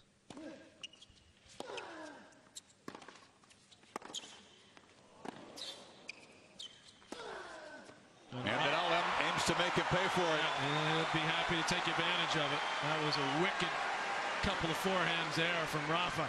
This one right here caught Federer, who was looking for the one cross court. And look at the footwork to get himself set up. How quickly is he turned this around?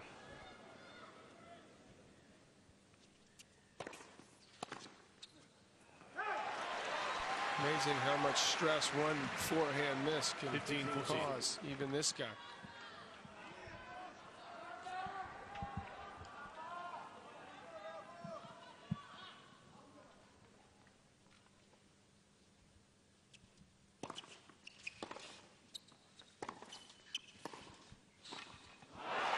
And Nadal breaks. There have been breaks early now in all four of the sets. We haven't had the sustained building of tension to a 4-all, 5-all type set yet. And in each case so far, the guy who's got the early break has been able to hold on to it. You still feel like what happened early in that game contributed to what happened at the end, and his balance, he just reached for that. That was a bummer of a game for Federer.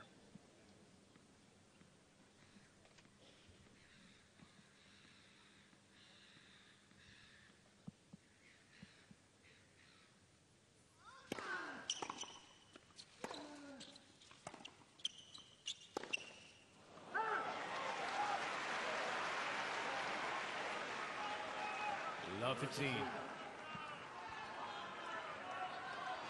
Moya is a calming influence in that camp. He tries to stay positive, which is something that hasn't always been easy for Uncle Tony. So that's one of his other contributions to the team.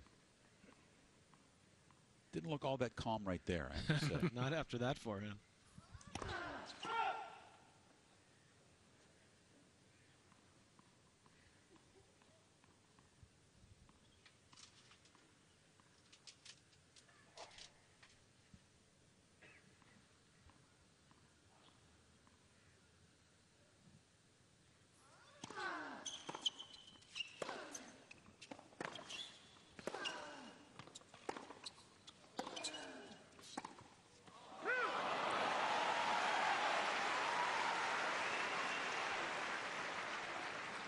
So you asked earlier what he would change, and it looks like absolutely nothing. He's just going to dig in and play harder. Want it more, if it's possible. And see if Federer can sustain that level. Exactly. And he's banking on the fact he can't.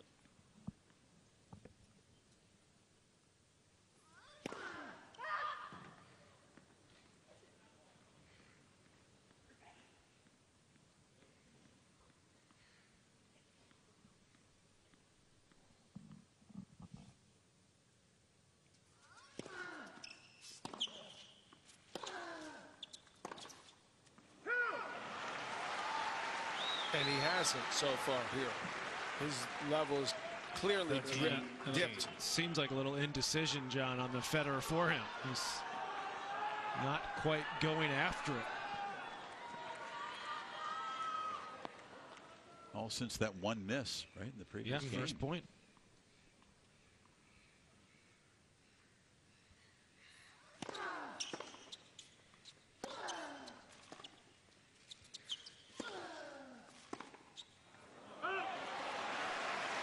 for reaching at the ball.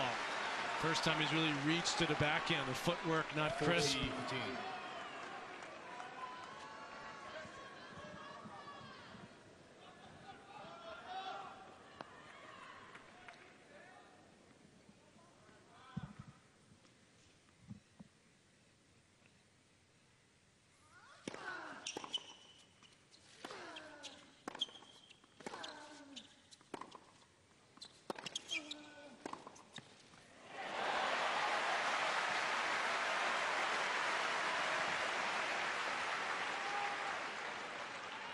(40-13).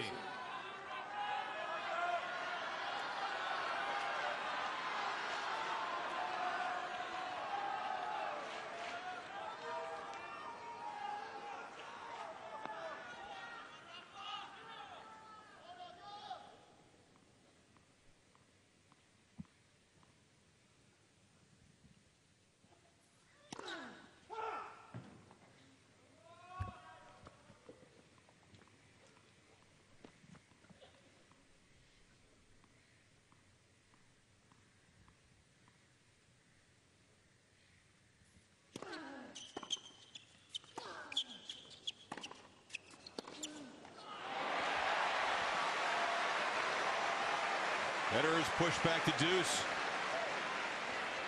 forcing the issue there. Deuce. Must feel like Federer just plays. I mean, when he's not thinking so much. He's just reacting, hitting shots, and you wonder if he's going to start to think about what all this could mean. Not yet. Not quite yet. He's get to be being more aggressive like he's been these last couple points. Take it to Nadal. Led for service.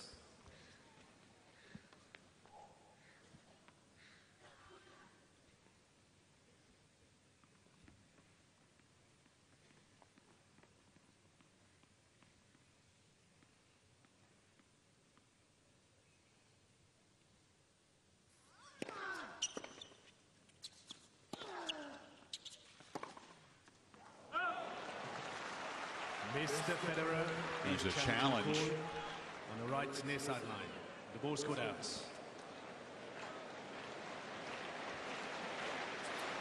I don't know if he's going to like the result. Kind of a hopeful challenge. Usually he's got great eyes when he uses the system. This wasn't that close. Advantage Nadal. Mr. Federer has 2 challenges remaining.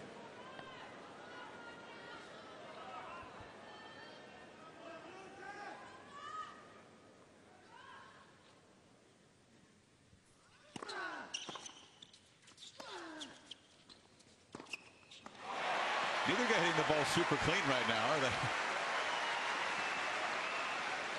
Pressure slowly but surely just ramping up, and that causes some of this. This is historic, you know, and they're feeling that a little right now.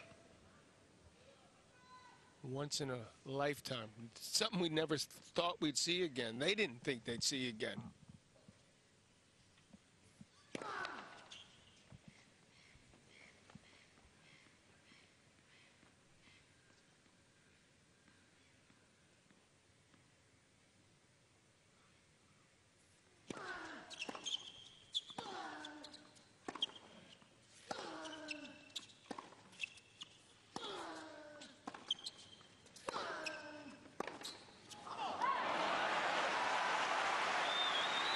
I'd expect a reaction from Nadal if he can get this hold.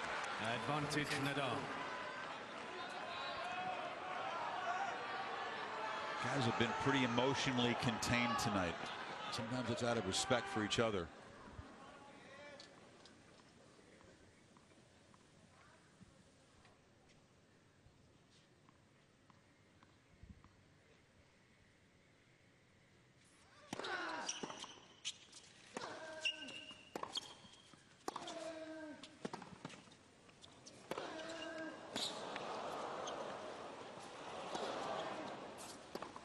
What a point! How did he do that? wizardry from Nadal to close out a tough service game and extend to 4-1 on their feet here.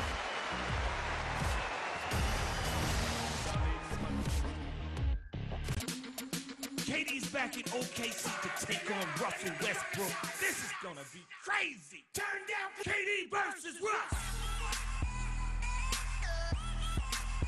Turn down for Ben Jackson.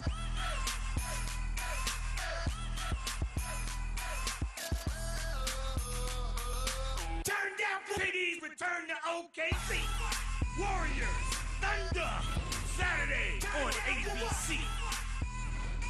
Okay, people, I'm sure you've gotten the memo by now that we are switching things up for the 6 p.m. Eastern Sports Center. It is a new day, right, Jay? Mm-hmm. And this team, all of you, is the reason why. This pleases me, yes. Now, granted, we're still the stars as people who spent years in the business as co-hosts of the wildly successful show His and Hers, but for this new venture, it's about all of us. Preach. Yep.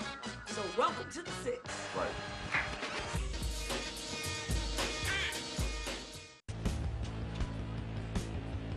Both guys pulled around the court by some terrific angles from their opponent. Watch this from Nadal. Roger convinced he's hit a winner. What? Excuse me? How did that happen? Applause from him there. With the slice, no less.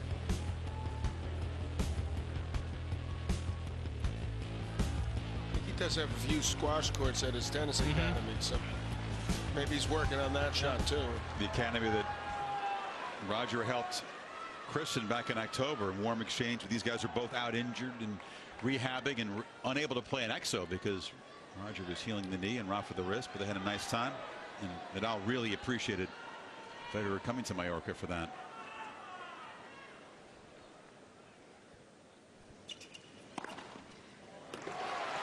Appreciated that forehand he bricked a couple the last service game. Okay, but there's a real friendship. No, it's really a lot of respect. I would say unique among the top guys at this moment. 30 love. As close as you can be when there's this much competitive tension. They both supported each other a lot in their charitable endeavors, and they go out of the way to help each other when asked.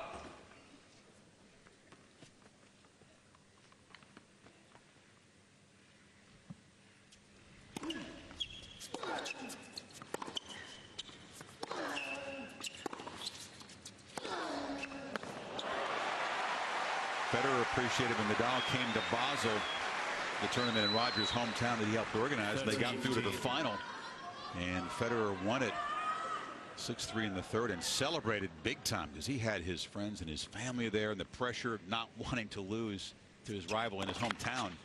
It's the Roger Federer Stadium there. Yeah, it's the most recent meeting. Very quick indoor conditions there. No surprise.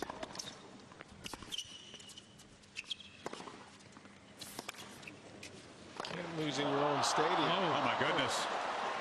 Absolutely flailed at the forehand. A little smile, but well, he should have hit the forehand or an overhead. So he actually tried the overhead, but he didn't get ready for it.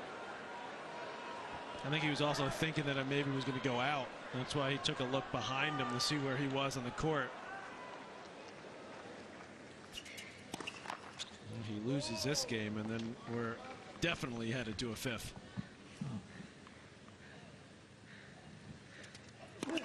Let's second service. Thank you.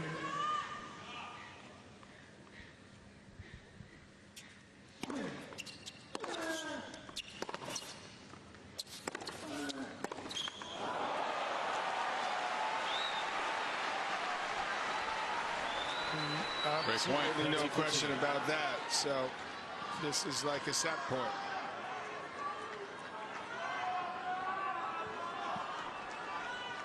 Could they trade 6-1 sets?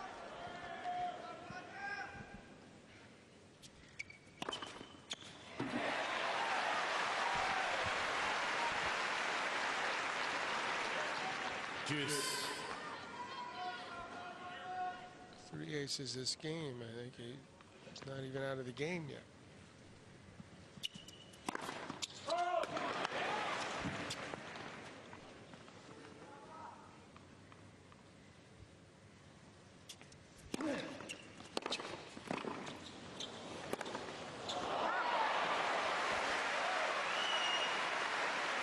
Advantage Federer.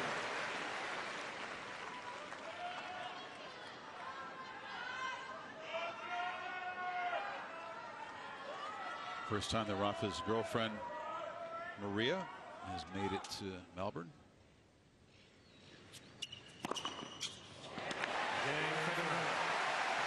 Federer off the ropes in the game. Maintains some scoreboard pressure on Nadal. Nadal leads by 4 games to 2.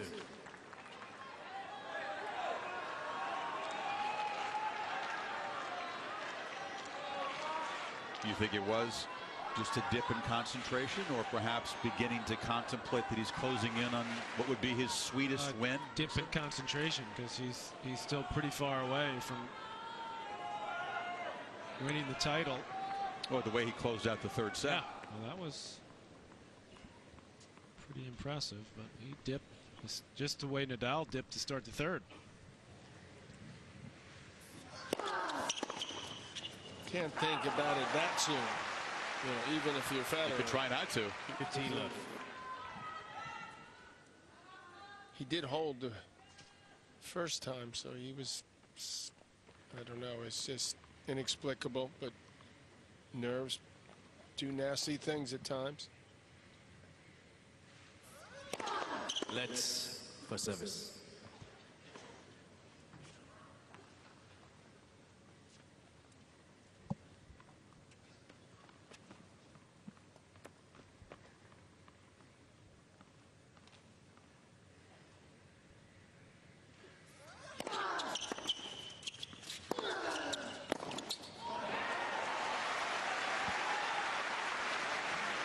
Not seemingly moving as well to his forehand side is Federer, and Nadal seems to be zeroing in on that.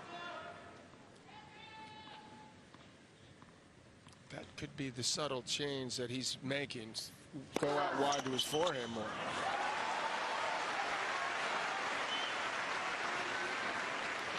There's no doubt, too, John, that he's taken some more offensive posture in this set as Nadal. Obviously getting the early lead helped, but he's looking to be more offensive and not looking to force himself behind the baseline. That's a solid hold there. Nadal closing in on the fourth. By 2. Nadal leads by 5 games to 2. This is going to be a blockbuster. It's too big a sale for just one weekend. That's why Southtown Hyundai and Noonan's President's Day sale is lasting all month long. With 2016 Accents worth $17,285, now just $12,985. 2016 Sonatas worth $23,030, now only $16,985. And every new Southtown Hyundai comes with our 5-day exchange policy. When you come in, mention the code Washington to receive a voucher for a complimentary oil change. Today at Southtown Hyundai in Noonan. Ask each guy what they thought the highest quality match against the other was. What do you think Federer's answer was? Wimbledon 2008. That was Rafa's answer. The match that he won, the twilight match when he dethroned Federer. 9-7 in the fifth. Yeah, Roger actually picked a loss. The 5-set match right here in 09, the final when he was beaten 6-2 in the fifth, the last time these guys played a 5-setter. He thought that was the highest quality for shot making of any match they played. I thought he would say the Wimbledon match he lost. 15 left. I was surprised too.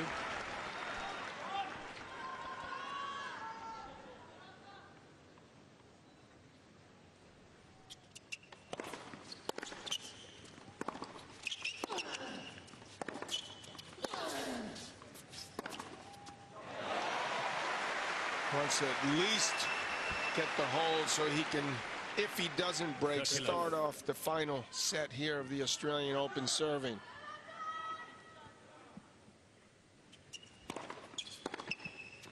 Oh, what a return. Didn't hit his spot. Federer on the serve, and Nadal didn't have to move much, and it's a beautiful angle. Look how short that ball landed.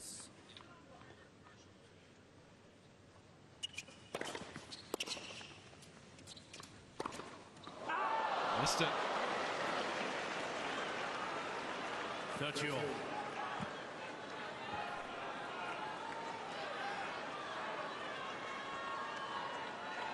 Can't relax in the box for, you know.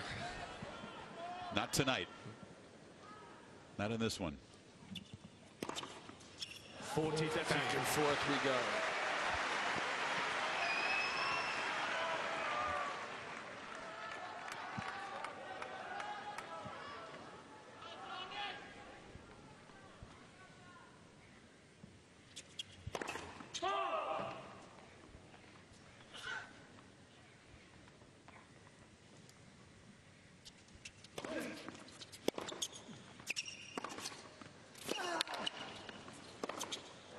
Missed it badly.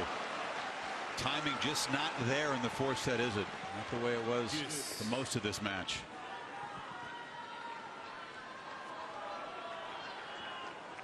It's amazing what literally a couple loose shots do to your head and to a guy, Roger Federer, even his confidence, his level. His concentration slips.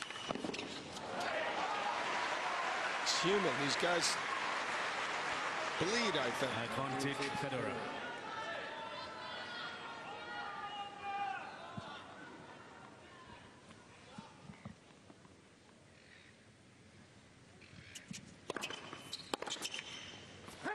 Again, Federer. Step one gets the hold. What do you think Federer's level of concern is about being able to win in 5 over Nadal? I think that the fact that this match is 235 in length, and there hasn't been that many grueling points. Not that hot. Yeah.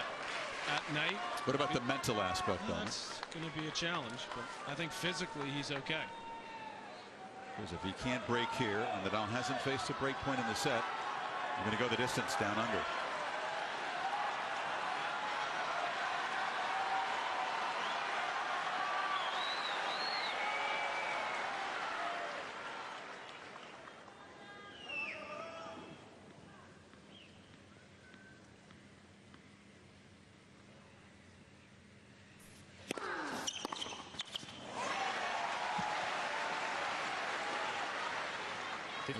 It has been a while, too, since they played a 5-setter, so you would think it was 8 years ago here. Yep. And that was a pretty emphatic Nadal win in the 5th set. It was the match that drove Federer to tears at the trophy presentation.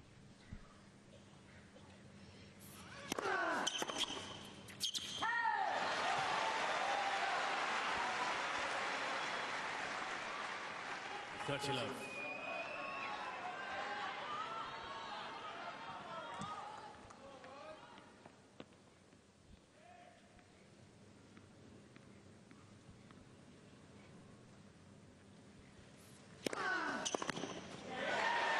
Well, he has gotten command of his service game here in the 4th.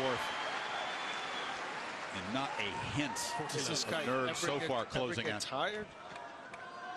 No, but he does get tight. But no sign of that trying to slam the door on the 4th so far. Faults.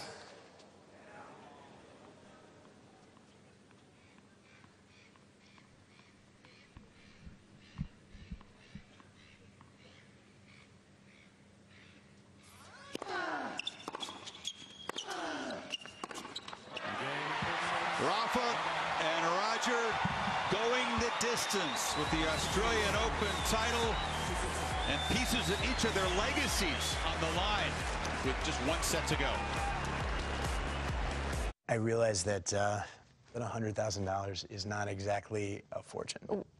103. 103. Okay. Well, let me ask you guys, how long did it take you two to save that? Oh, a long time. Long time. Then it's a fortune. Well, I'm sure you talk to people all the time who think $100,000 is just pocket change.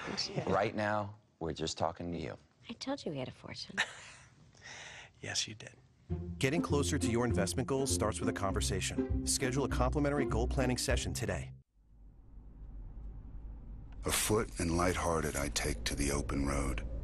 Healthy, free, the world before me, the long brown path before me leading wherever I choose. The east and the west are mine.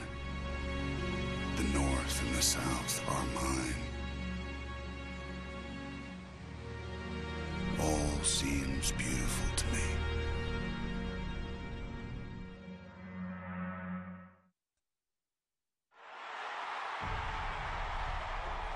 A sustained ovation inside Rod Laver Arena.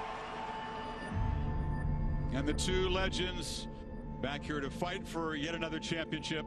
It's a very, very special thing, I think, for both of us to be in the final of a major again. All these achievements have to taste a little sweeter for the passage of time. I think both of us, we would have never thought that we were going to be here. It's real now. It was a really honor to have all these matches against Roger. I have a lot of respect for him. I think he has a lot of respect for me. My expectations always when I am playing tennis are to fight for everything. I guess in the very beginning, you're not quite sure how far is it going to go, how often are you going to be playing, how epic some matches can turn out. Nevertheless, I think I'll be actually quite relaxed, quite calm, and that makes me maybe potentially more dangerous in the bigger moments because I might play like I have nothing to lose.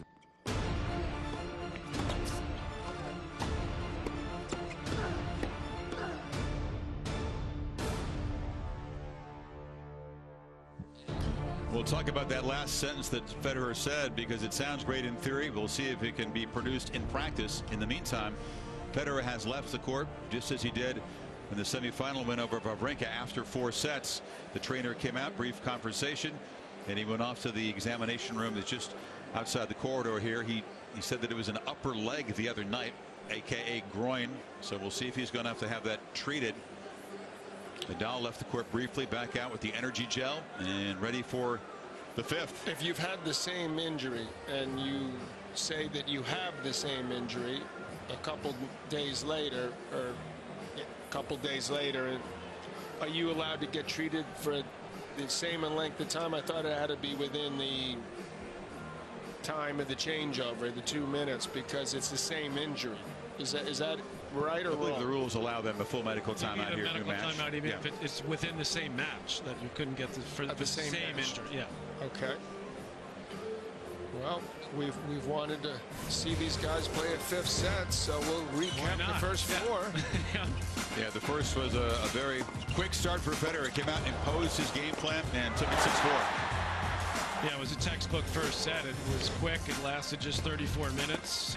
Second set, though, as we always see with Nadal, he was able to dig in and get that set. Third set to 3. Up the backhands by Federer in the 3rd set. Yeah, surprisingly, it was Federer's backhand, and he really dominated and won it easily after looking like maybe he was in trouble early in the set. And then there was that dip in concentration. Federer missed a forehand early in the 4th. It seemed to set him off. And Nadal with that crazy save to hold serve and maintain the lead. That'll cause you to call the trainer. First serve percentage pretty high for both. Here's something sent to us by Mickey Singh. The rallies that went 5 shots or longer, in the 3rd set, Federer had a 14-7 edge. In the 4th, it was Nadal 11-5 in those longer rallies. So perhaps a bit of the movement coming off for Federer.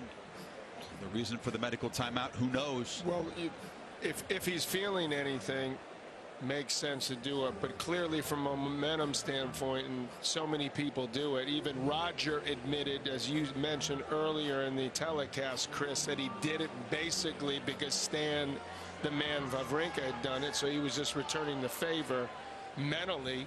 That's exactly why he's done this right here. This will be the 4th 5-setter in major finals these guys have played. That's the most in the Open era. The only other head-to-head that's featured multiple 5-setters in major finals, John, can you remember what that is? Multiple 5 sets in a major final. You mean like 2 or more? Yes. I can think of one guy. Yeah, I can think of bored. Guy, yeah. That's it. That's the only other rivalry besides this one that's produced multiple 5-set Slam finals. That was a decent rivalry. Yeah, these guys have played a few more times. I wish I had played him more. Yeah. You know, that's why I love seeing these guys go at it. What's at stake in the final set? We stated it at the top of this match. Well, greatest of all time is right there, and close in for Nadal. Grand Slam total would be 17-15. Federer would do something that most people didn't think he would do, is win another major. The last one he's won was at Wimbledon 2012. Well, here we go. This is what we want. This is what they paid for.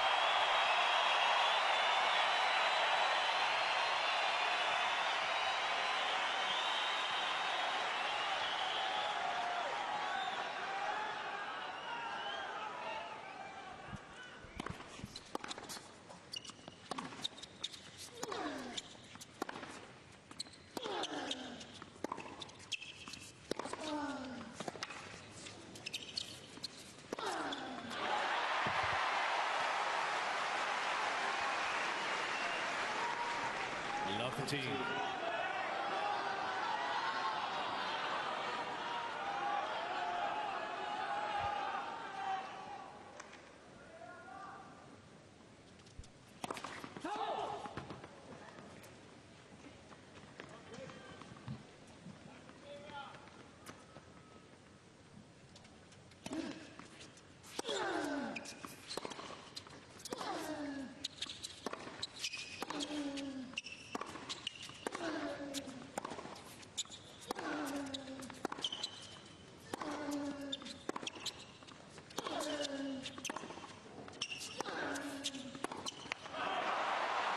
Some point right there, and Nadal's just lifted his game to stratospheric levels. He looks more ready for those quick Federer backhands He now. does, because Federer hit 3 really good ones in that point alone. Federer went to the trainer like, cut me, Mick. Like, you know, Rocky, Yeah.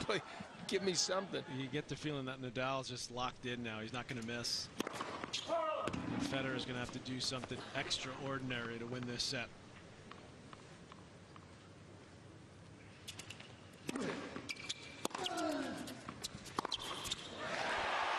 Well, he's capable of it. Yeah, we know that.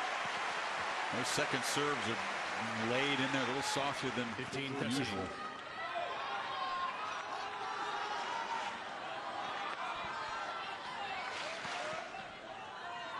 Nothing soft about the forehand, though.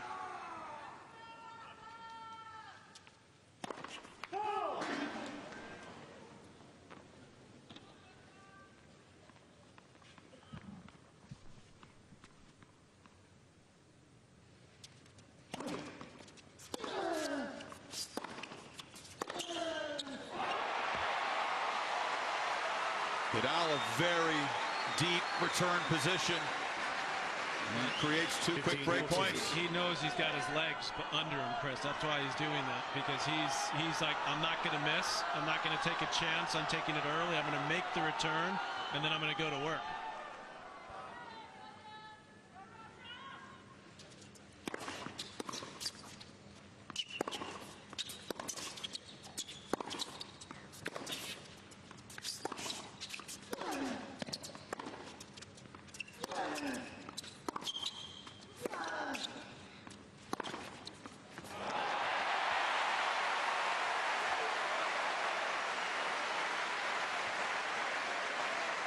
You do get the feeling that these guys are playing even better than we've seen the first 4 sets. We haven't seen them both play great in the same set yet. I think we're seeing it now here early in this 5th.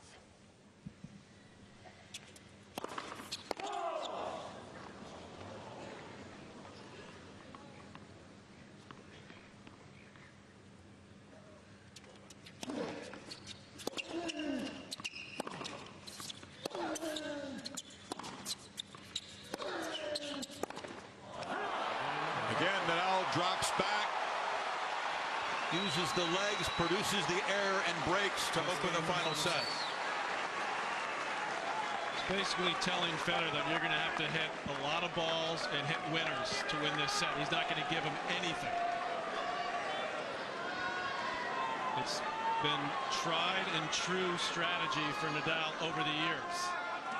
You pointed out, Patrick, in these head-to-heads, if it gets deep in a set or deep in a match, the game plan for Nadal is tried and true and requires less margin for error, right? And more margin for error. Federer has to play riskier. I think Federer should, try to think about altering what he's doing now. Using a little more slice. He's trying to hit through Nadal, which I think is extremely difficult to do. Does he have the legs to do that, though? Well, that is an excellent question. Maybe he doesn't feel like he's moving well enough to do that. And again, in all 5 sets, the break of serve fairly early in the set. In each case, the man who's broken first has won. Thank you.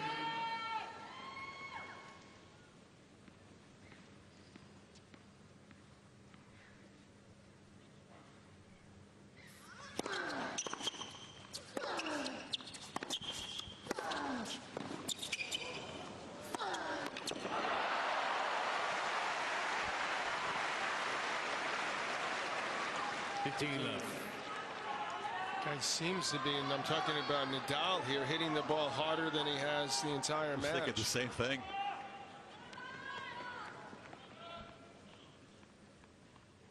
Can you hit it harder and have more margin at the same time? He can.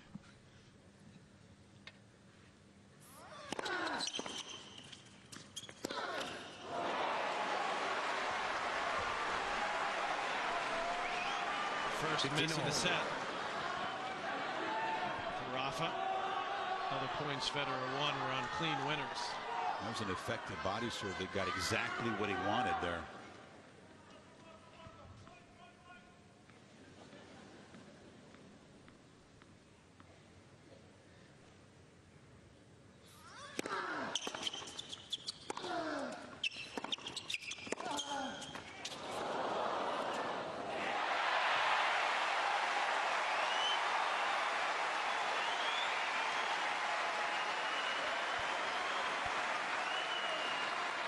Federer got up to this ball quickly after it hit the net court, made sure it was a ball that he could get on top of with a little quick step.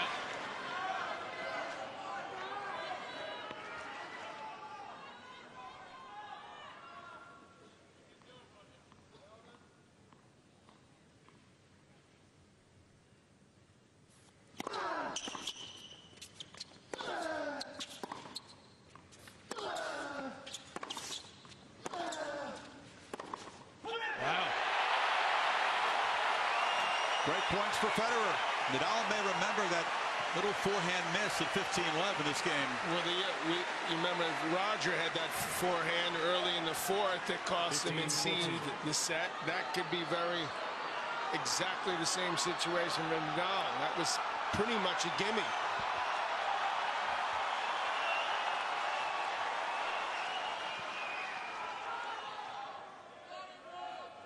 Thank you.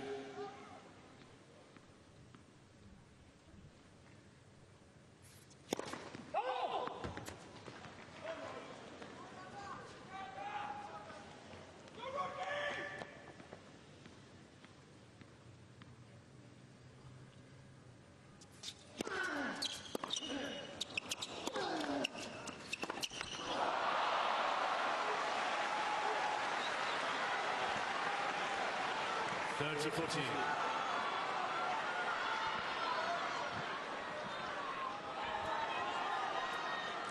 It's a tough one he tried to take on there.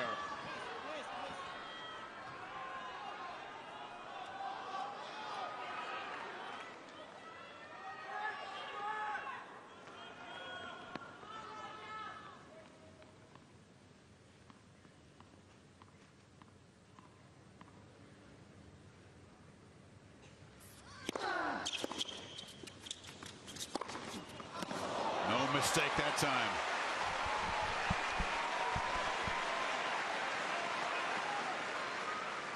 Juice. Tiptoes around that court so beautifully. How about the side spin on that shot? It actually looked like it was going to be out and spun back in. Good shot from where we were in the bunker to see that ball drop in.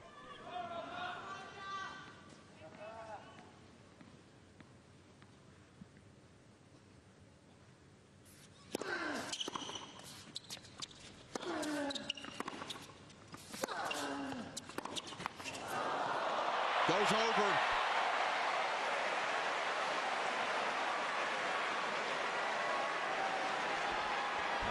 Luck never hurt in the final set. Never. Can't think of one time. Break point again.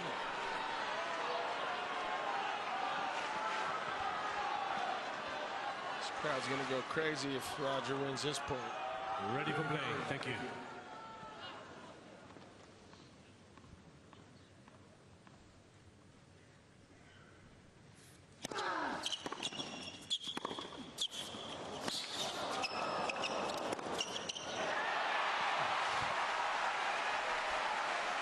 Well, one of the things we've seen with Nadal the last couple of years has been indecision on the forehand at big moments. We're not seeing that now. Two forehand winners to save break points in this game.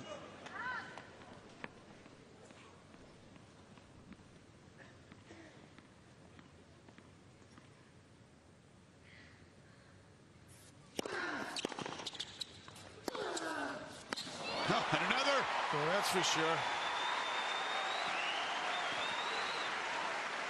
Wanted to inflict pain with that shot. All the work in the offseason. I'll tell you, this is getting more and more painful for Federer because he really believed that he was going to get that break back.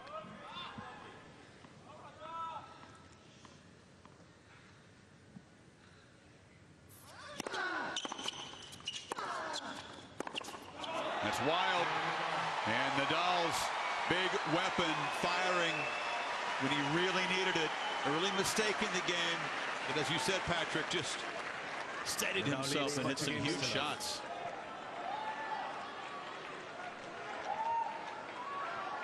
The kind of game that decides Grand Slam titles.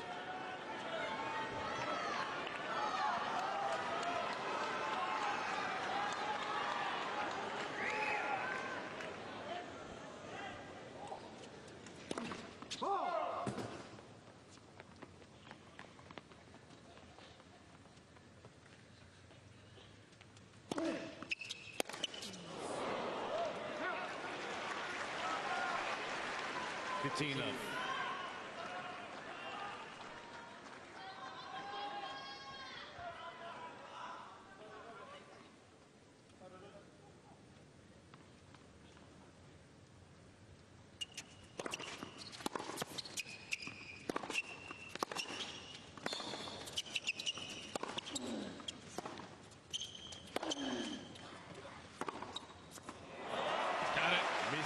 Challenger. Right baseline. The ball scored in.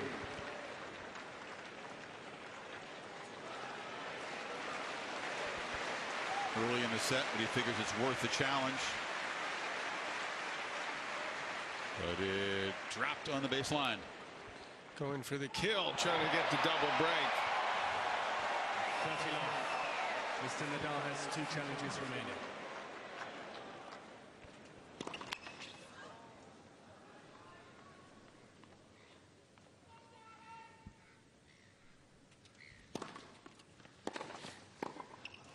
Stuck with the plan, which is standing way back. Federer has not done a whole lot of serving and volleying.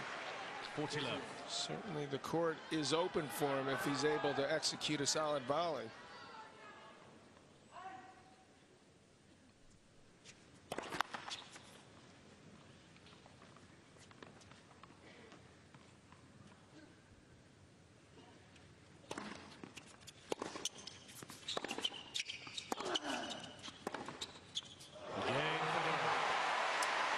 Well, Federer won 3 second serve points in that game. That's been a serious problem area for him in the last couple sets. 2-1 Nadal. We all got our reasons to do crazy things in life. I love you. But if the reason's love, maybe it's not so crazy. Casey! Oh! I'm believe I have something you want. Juliet, I'm coming to get you. What the hell is going on? Hey, stay cool, man. Run, little piggy, run. Collide. Rated PG-13. I had frequent heartburn, but my doctor recommended Prilosec OTC 7 years ago. 5 years ago. Last week. Just one pill each morning, 24 hours and 0 heartburn. It's been the #1 doctor recommended brand for 10 straight years, and it's still recommended today. Use as directed. Right at the 3-hour mark in this final, the trainer out, Polness again to massage the right thigh of Federer. They had a brief exchange. Courtside mics don't pick it up. But Federer didn't look to be in a very good mood about that development. What, the trainer and the doctor coming out? Or the fact he's down a break in the fifth? All of the above. Yeah. I know he held his last service game to love, but he didn't look to be getting up on that serve at all. The miles per hour on that first serve is way down from what it was. I think so too, Darren. The second serve wasn't too pacey either. Not the guy you want to be hurt against. This guy just played 5 hours on Friday night. We're at the 3-hour mark now in this one.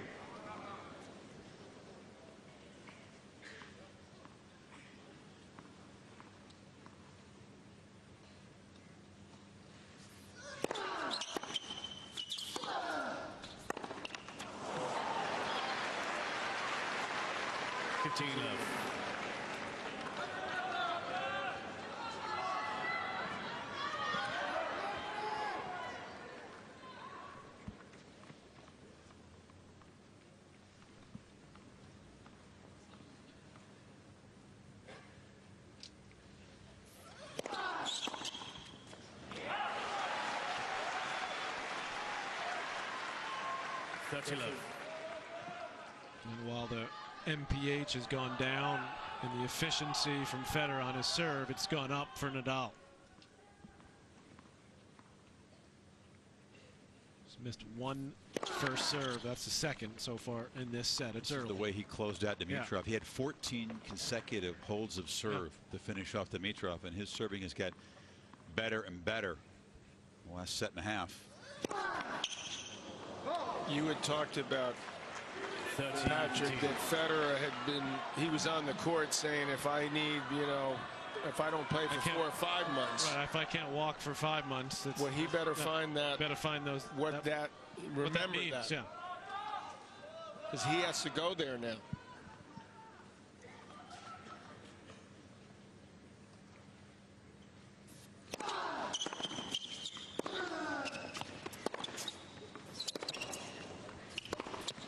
Nadal does it all the time. Well, that's just second nature to him, isn't it? No one's had the word suffer. He always talks about being willing to suffer for these No one's titles. had more guts than Nadal. No one.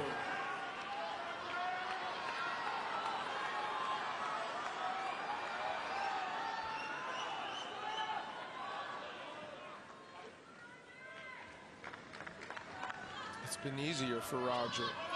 He's super talented, and the most talented guy anyone's ever seen on a court. This guy has worked at it, willed himself, improved his serve. He didn't have a big serve when he was younger.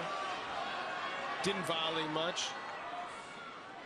A bird made his mark there right where Rafa's standing. So the ball kid's got to come up and take care of that.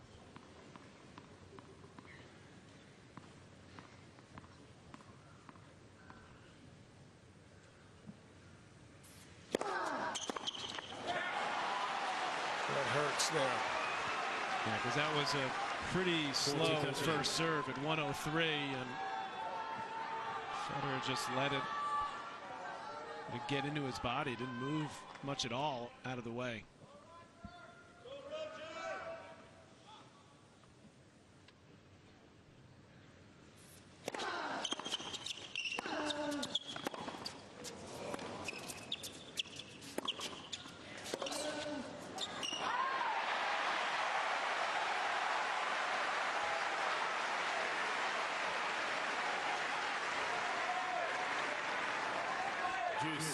Trying to move his legs,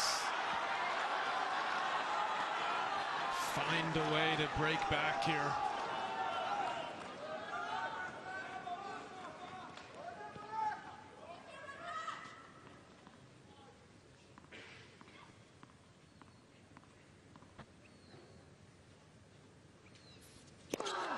Sets for service. And this has become an extremely tall order, obviously, for Roger, because the only way he can possibly win is to break twice. Nadal doesn't have to break it all anymore. Good point. A tie break here in the final set, of course.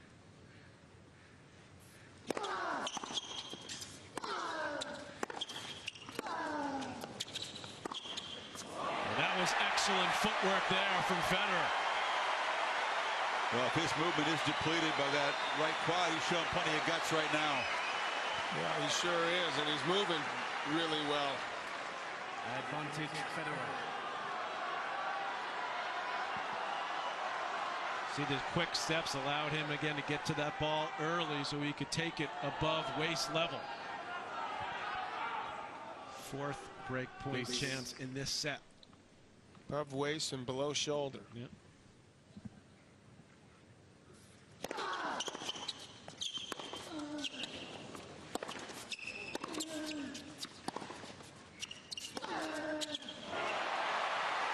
That's the place where it seems like Roger's having trouble getting out to, is the wide forehand. Guess who's noticed it?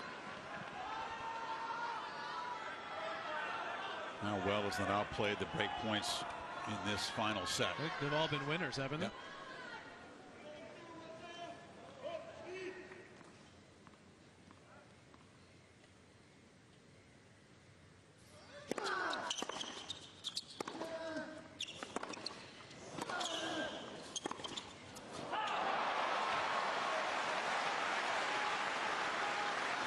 He's going to come in behind that backhand, sort of ran through it a little.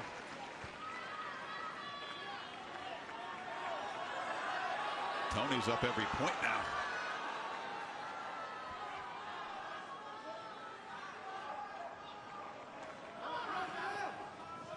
Thank you.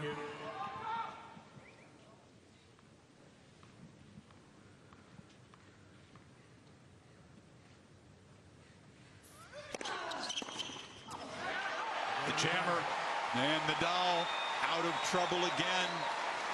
Inches closer to the trophy. 3-1. Nadal leads by 3 games to 1. Well, that's extremely unfortunate, obviously, for Federer, because he put a tremendous amount of effort into that game, and he was so close, yet so far.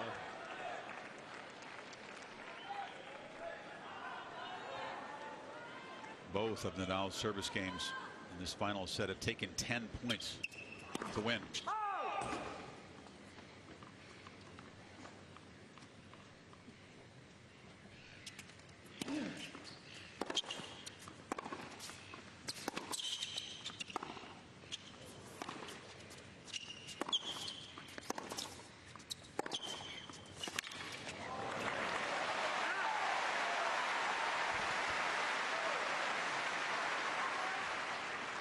Crowd thrilled to have a 5th set, but they seem pretty solidly behind Federer at the moment.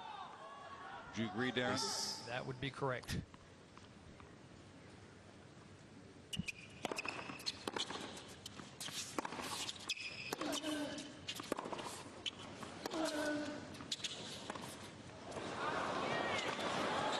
Well, plenty of legs to get up to it, and he finds the line.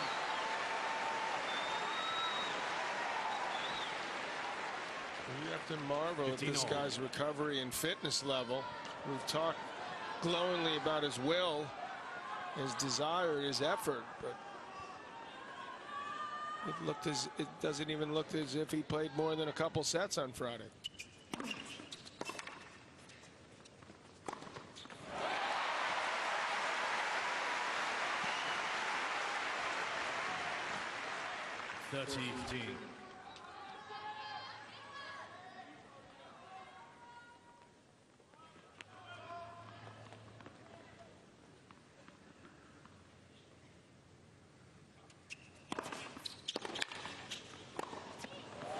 He's been one of those guys, though, hasn't he? Who just feeds on those kinds of matches. It's almost like it makes him stronger. He gets better. How do you do that? I don't know. He's the only one that's really been able to do it. Not the first time we've asked, how do you do that? Yeah.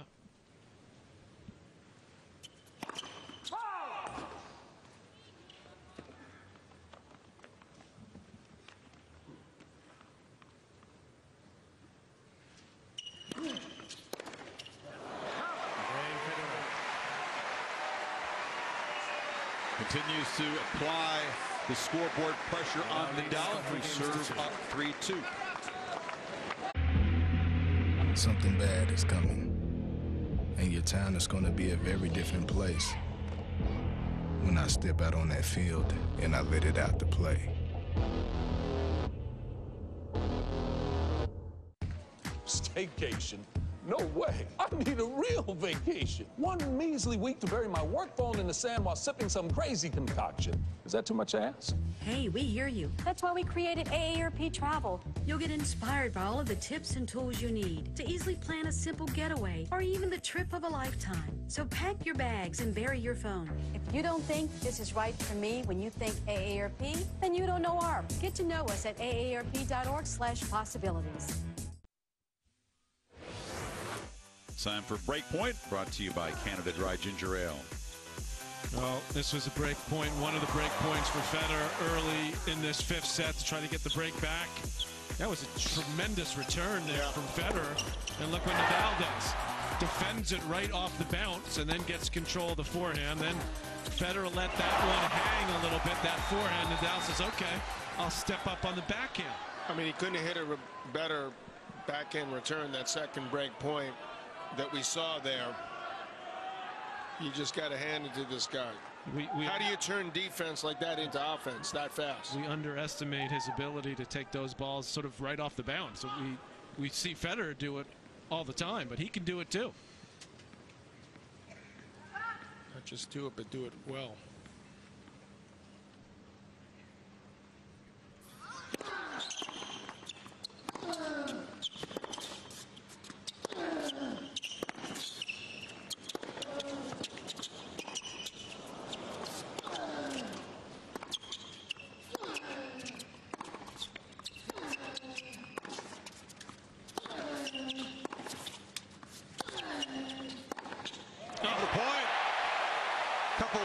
Defensive shots to stay in the rally, and then that absolutely dug in there, did Federer. Well, that says a lot about what Roger needs to do and what he seems willing to do, which is a good sign because he had to really do that the hard way. Easily could have lost that point a couple times.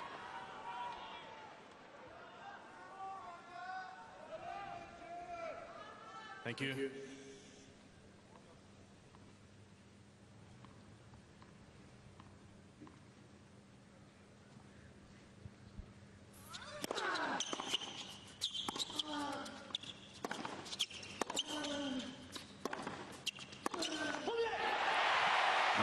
Federer crying out. Again, he's got a lead in a Nadal service game.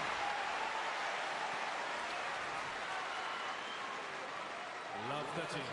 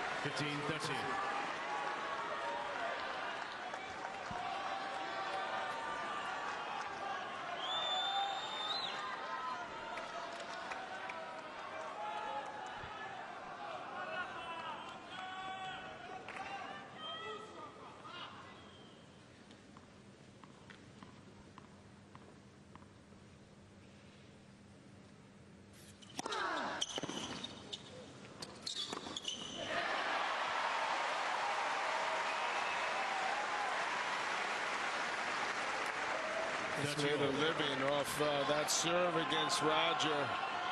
It's just an incredible angle he finds. And he's just on it so fast.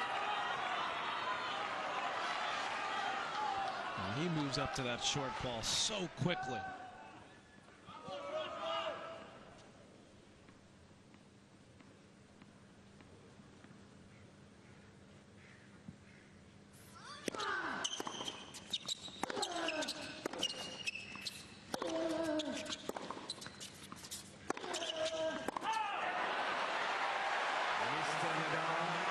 challenge.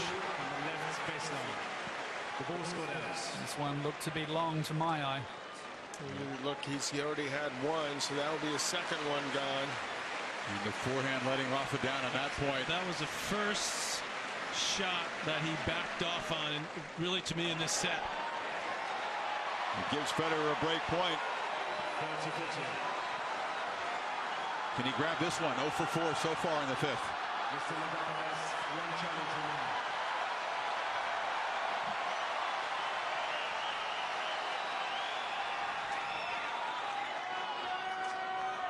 Thank you. Players are ready.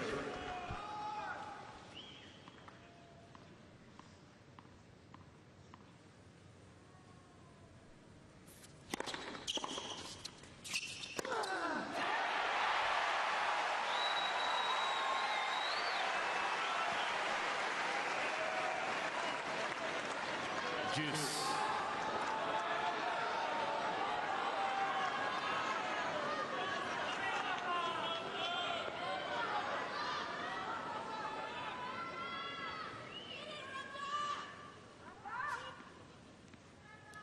Thank you.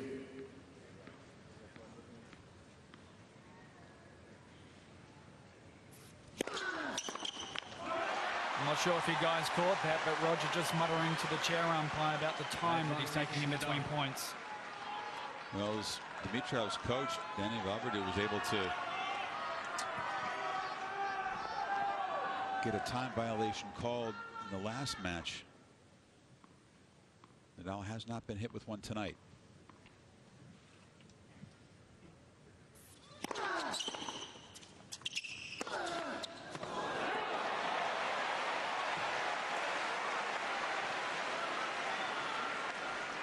Juice.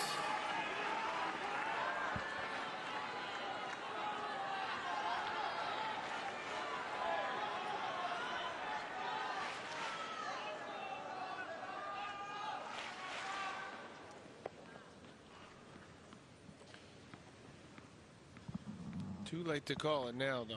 Don't do that.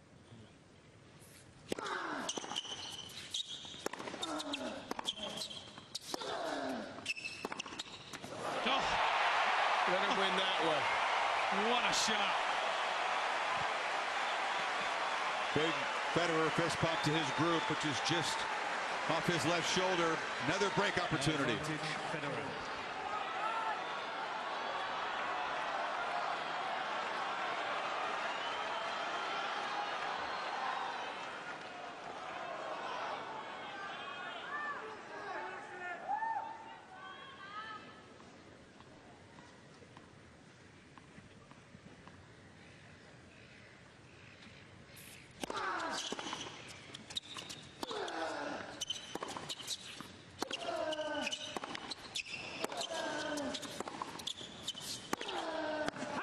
Missed it. Federer breaks back.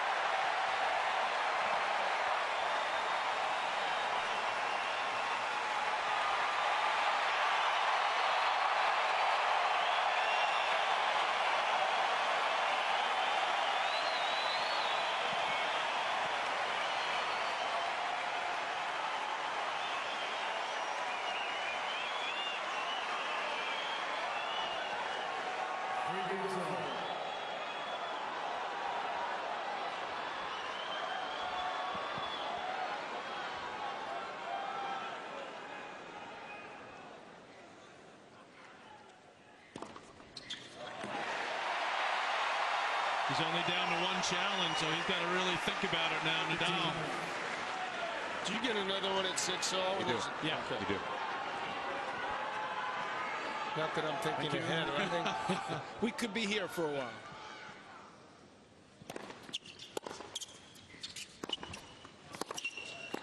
This isn't good enough for you yet, John? It's perfectly amazing.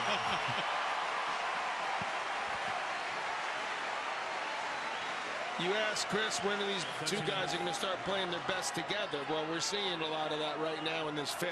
Federer looks re-energized. Sure does.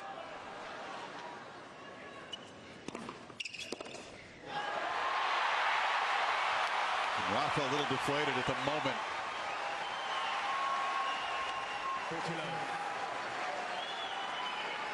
Thank you. Players are ready. Quiet, please.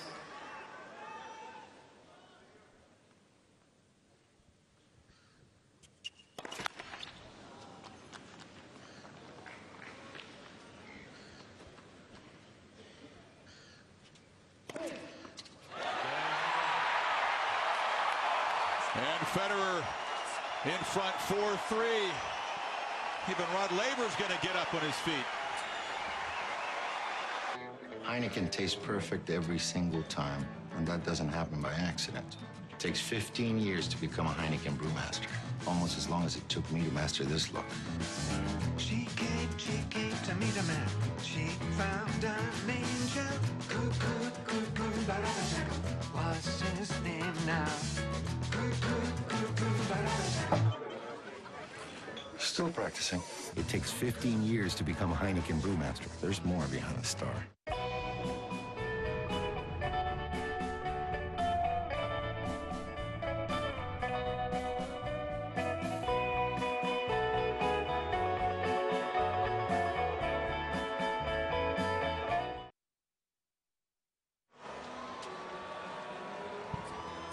ESPN Courtcast. I'm not sure what it said when Nadal was serving at 3-2 up a break, but right now, safe to say at least it was reversed, at the very least.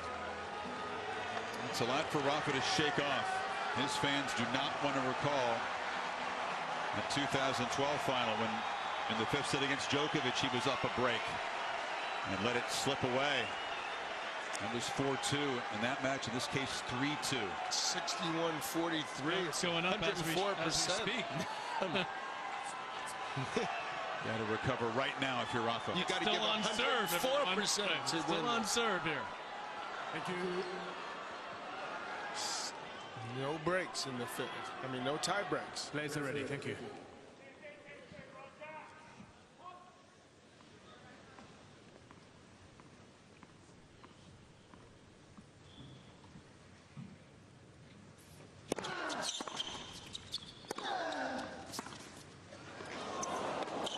Wow, what a shot. He hasn't used that much at all. Came in handy there. Yep. And Nadal struggled on every service game in this fifth set. Exactly. Two very tough holds, and then the wear and tear showed in that last service game. Please.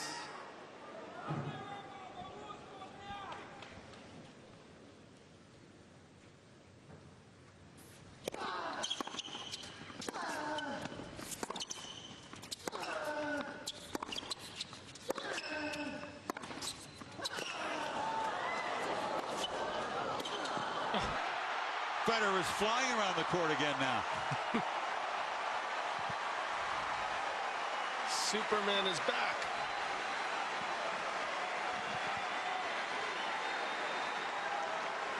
Love the team.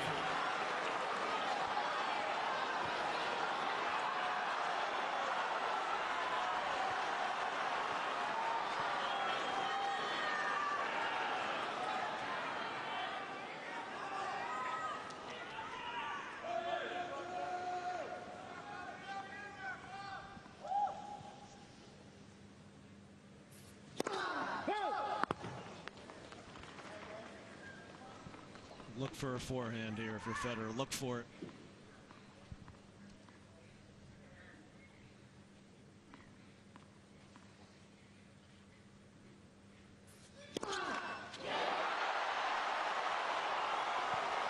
And maybe Nadal was looking for it.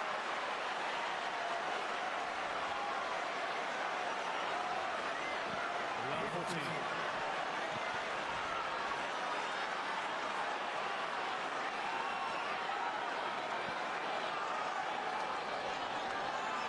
Thank you.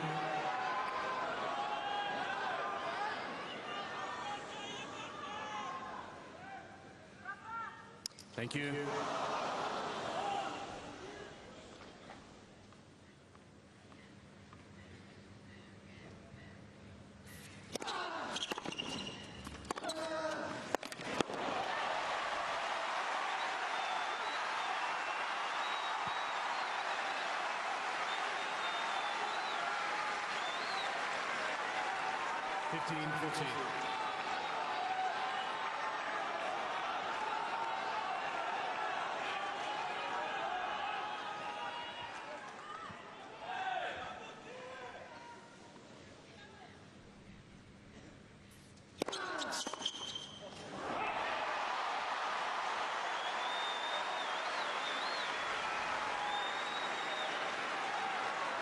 30-14.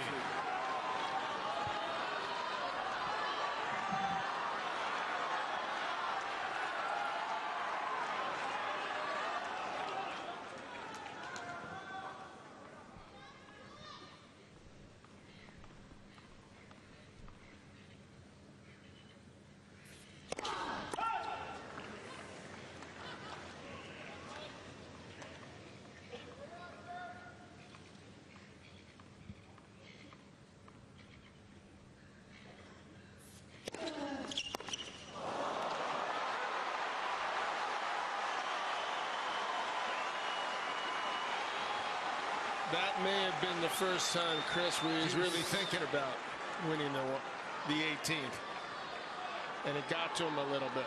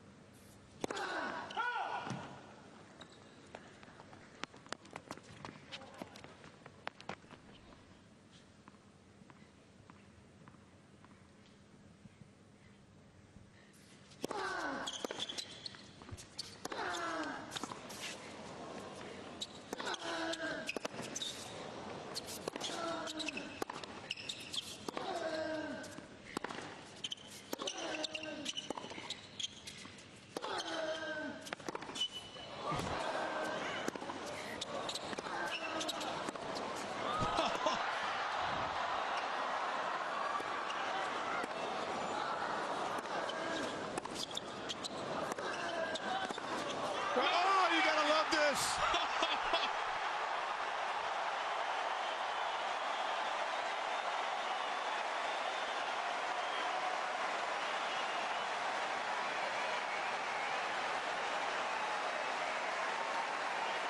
Who can dig deeper?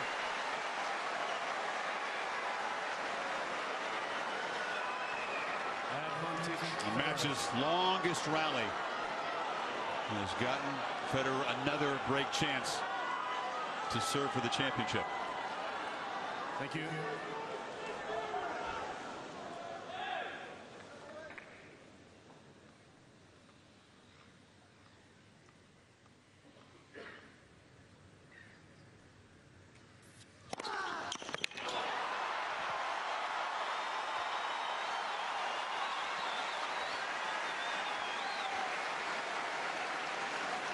Juice.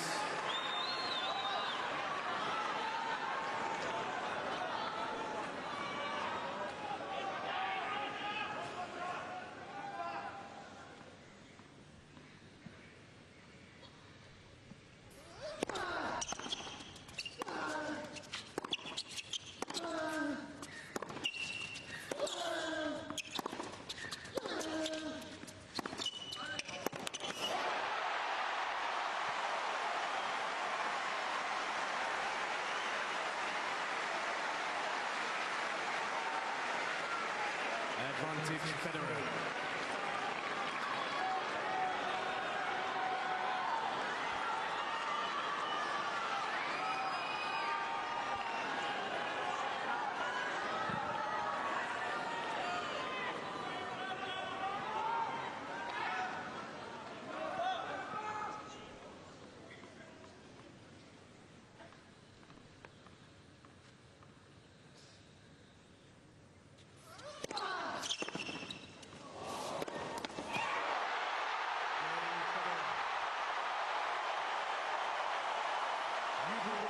Federer digging deeper than he's ever had to.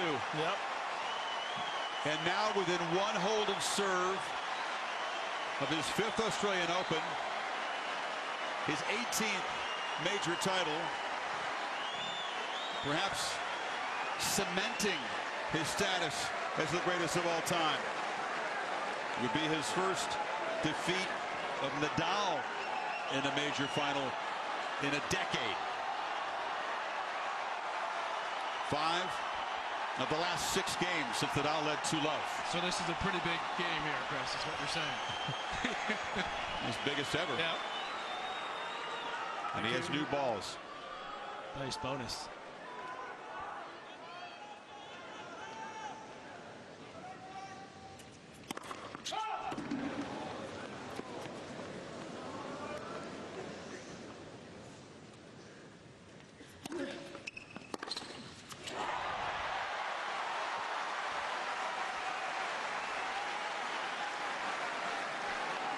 Love 15.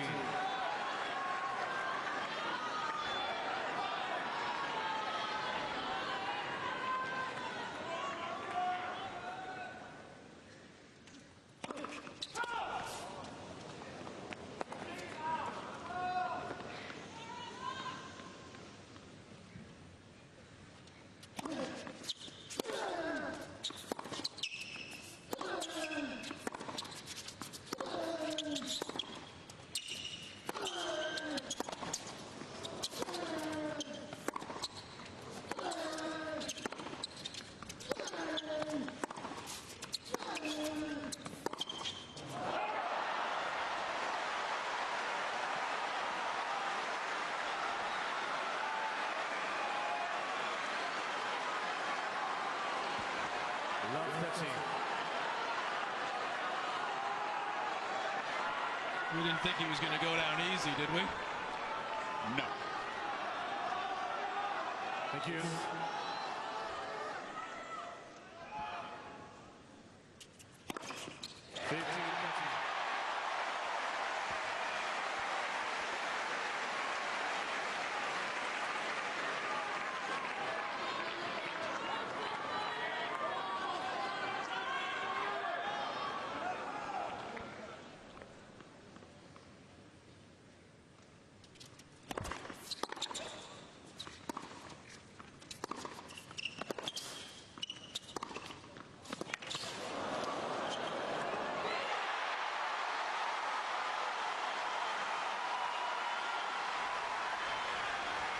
I should have known and probably wouldn't end here. 2 break points to Nadal. How can this guy even possibly dig deeper?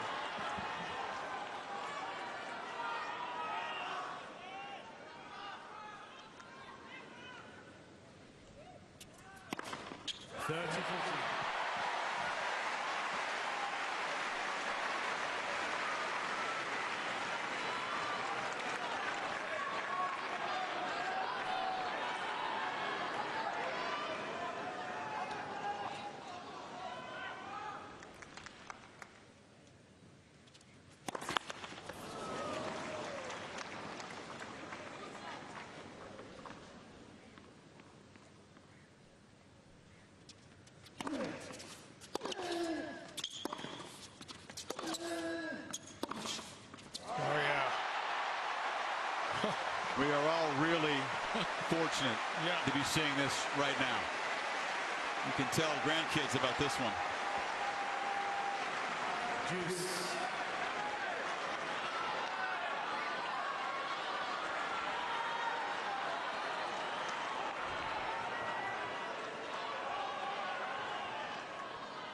Please.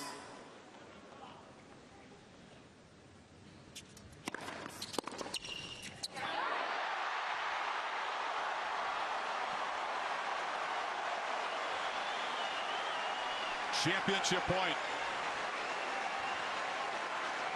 Advantage Federer.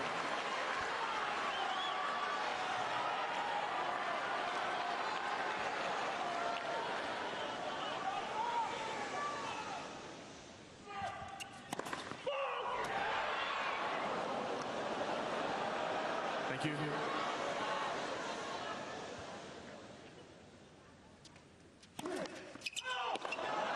Mr. Federer is challenging the call on the service line.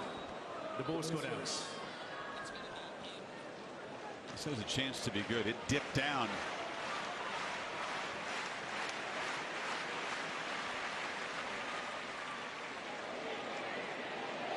It's in.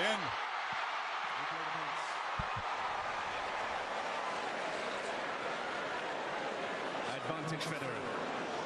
It's a first serve. It's another first serve here.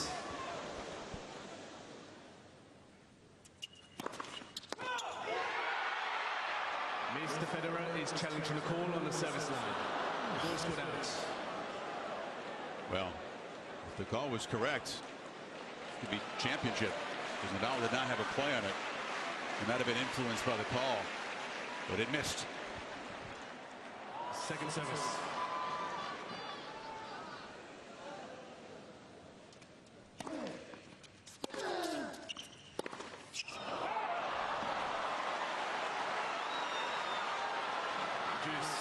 Mr. Federer has 2 challenges remaining.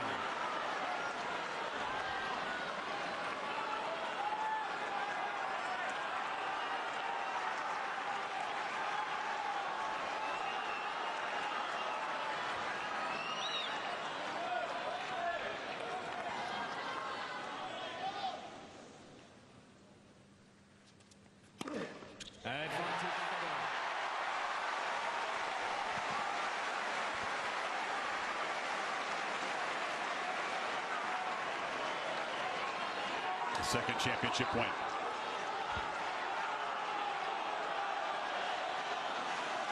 Thank you.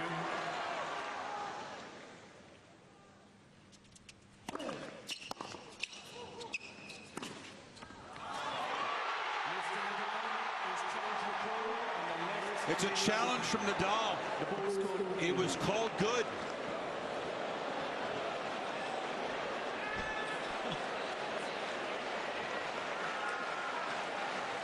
It's game, set, match Federer if it's good. And it is.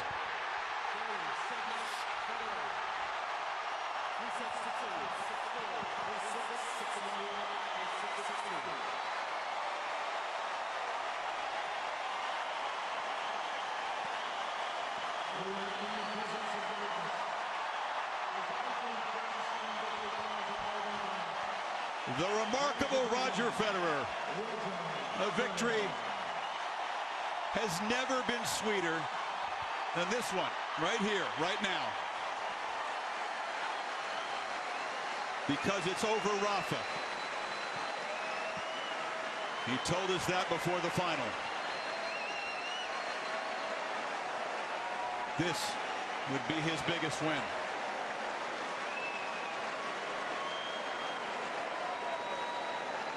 Boy, did this live up to it. And it'll be one of the most stinging defeats for Nadal. Another one in this quarter to final where he's lost his last 3. After a 2-love lead in the final set, Federer dug and dug and dug deep. Tears of joy this time. That to me is why it's big because it's over Rafa, but it's bigger because of the way he did it over Rafa. He out-Rafa'd Rafa. Great point. The 5th set. We asked him if he could do it, and he absolutely did do it. He dug deeper than he ever had in his entire life right there when he really needed it.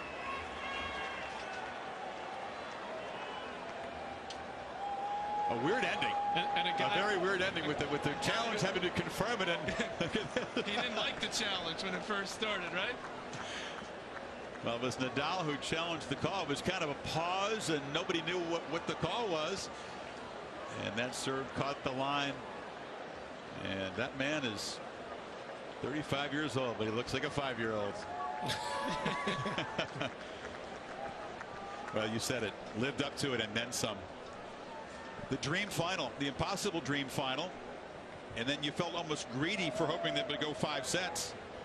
And then you felt even greedier after 2 sets all to hope that these guys could each find a high level of play in the final set and push each other. That's exactly what happened. It was just how lucky were all of us to see this, to see the way this transpired, to go 5 and for him to pull it out the way he did. Just incredible.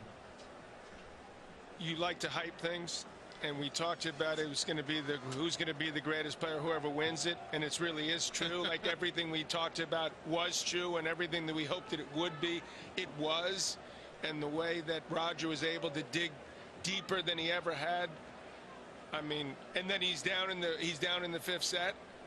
It looked like he was going to run out of gas. He's calling the trainer. He's all upset. The doctors there. It looked, everything pointed to Nadal pulling that out. And Rafa was Rafa. I mean, he really was in the 5th set. He didn't do much wrong. He was the guy that was struggling, and I felt that he's going to find a way, because that's what he's always done against Federer before in these kinds of matches. You said out Rafa. That's perfect, because it was the kind of sustained battle of attrition in the 5th set where he kept putting Nadal under pressure. 3 consecutive service games. Nadal had some great answers. The first 2 couldn't escape that 3rd tough hold, and that's where Federer was able to get back. Did it possibly? I mean, he looked pretty fresh, but maybe that 5-hour match did take its toll a little bit mentally. You know, they have to stick with it. And Roger had seen Dimitrov battle that way, and he knew that hey, I'm got 17 majors. I'm better than this guy. I can do this. But to be able to do it. There's a reason why it's difficult and rarely done to win 3 5-setters to win a major. Federer at 35 did it, and he did it against Nishikori, Wawrinka, and Nadal. That's all he had to do. Having not played a single tournament in 6 months since Wimbledon last year. Redefining what's possible. I'll take my. I don't think he's going to play to the French. This looks like this might be a pretty good year in tennis this year, 2017. My goodness. Well, we can update this tote board, and this match with all the weight on it means that Federer pulls 4 ahead of Nadal, who continues to be tied with Pete Sampras. Rafa's drought since the 14 Roland Garros continues, and I guess that the Fed fans can feel like, hey, the debate is over. Let's not hear about who's the greatest. There's still time to go in all these guys, which is so great. It's why we see with Serena, Venus, people say, oh, she'll never have another chance. Why not? Look at the way they're playing. And Roger Federer, here you go, 5 Australian Opens. Now he's got the 1 French, 7 at Wimbledon. And I think we all got asked a question, maybe more than any other the last couple of years. Can Roger win another one? That 7-year gap, though, between titles here, that's the longest gap between titles at a major in the Open era. I thought he'd never win a major after the 2012 Wimbledon until I got here. And when I saw him moving early on, I thought he could do it, and he did do it. Well, Federer has sheer tears of joy with this. Tears of disappointment after Nadal got him in the final here 8 years ago in the 5th. He'll hug Rafa when he cries. Right. Trophy presentation is moments away. This is another moment besides the match that we need to savor. Well, ladies and gentlemen, it was the final that we were all hoping for, and it did not disappoint.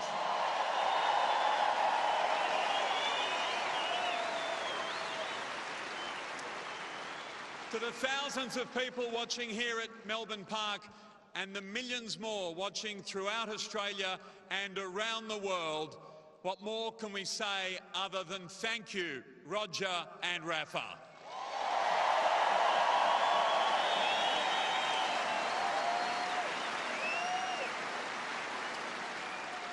Joining us for the presentation tonight is the President of Tennis Australia, Mr. Steve Healy, and the President and CEO of Kia Motors Australia, Mr. S.H. Cho. And a man, ladies and gentlemen, who won 3 Australian Open crowns, 11 Grand Slam titles in total, and in the process twice completed the calendar year Grand Slam in his stadium, Mr. Rod Laver.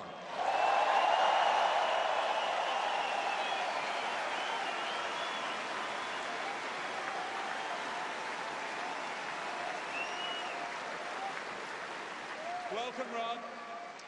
Also with us, the CEO of Tennis Australia and Tournament Director, Mr. Craig Tiley, and the Tournament Referee, Mr. Wayne McEwen. As you know, ladies and gentlemen, Kia have been great supporters of the Australian Open, and it is now my great pleasure to introduce Mr. Cho of Kia Motors Australia.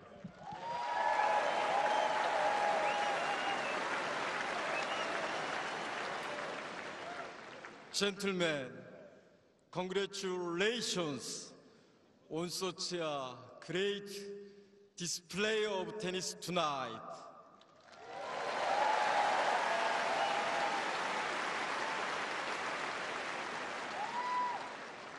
On behalf of everyone at Kia Motors Corporation, I thank you for showing us exactly why the Australian Open is one of the world's most exciting major sports championships.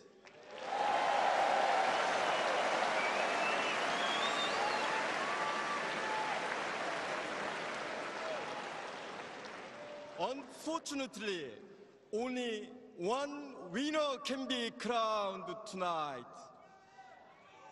But I believe both of you should be proud of the sportsmanship and passion you have shown throughout this year's tournament.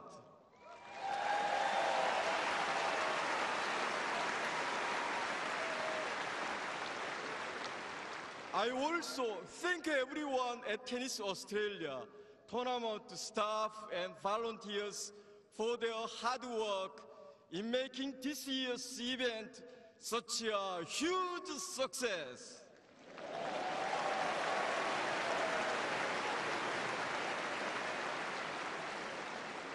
And of course, my heartfelt thanks go out to all of the passionate fans here tonight and watching at home. The Australian Open would not be where it is today without all of you, the best fans in the world. Thank you.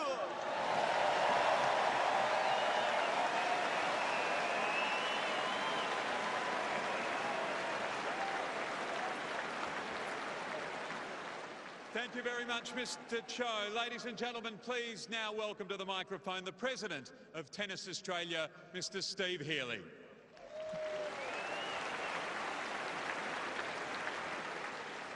Good evening, everyone. What a tournament, what a night, and what a pleasure and privilege to have witnessed that final. That was extraordinary. First of all, to Premier Andrews and your government, thank you for the ongoing and fabulous support we receive for this facility. It is the finest tennis venue in the world, and thank you very much. Thank you also to our fantastic sponsors led by Kia, Jacobs Creek, Emirates, ANZ and Rolex, and all of the sponsors. We thank you very much for what you do. To Craig Tiley and the 8,500 tournament team, a wonderful job, brilliant effort. You deserve every praise heaped upon you by the players and by the fans alike. Well done, Craig. 728,763 spectators came through the gate this week, an Australian Open record, and I've never experienced a better atmosphere in a tennis stadium than tonight, so thank you. And to Roger and Rafa, you have turned on an absolute show, and you personify all of the great values of sport in fairness, good sportsmanship, respect for the sport and the great champions, including the respect you show for each other. It was a memorable night. To Rafa, we sympathise with you. It was a magnificent final. You are a champion and always will be, so well done. And to Roger Federer, your 5th Australian Open, 18th Grand Slam, the legend grows. Well done. Can I ask the umpire, James Kiothvong, to come up and receive a gift?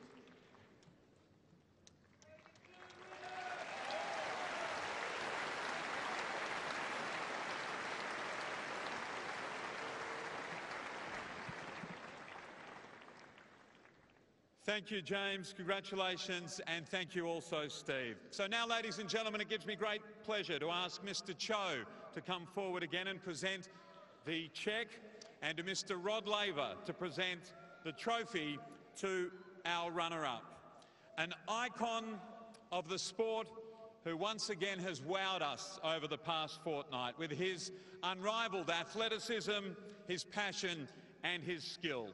A 14-time Grand Slam champion, and based on what we've witnessed over this past fortnight, a contender for many years still to come. Ladies and gentlemen, our runner-up, Australian Open 2017, Rafa Nadal.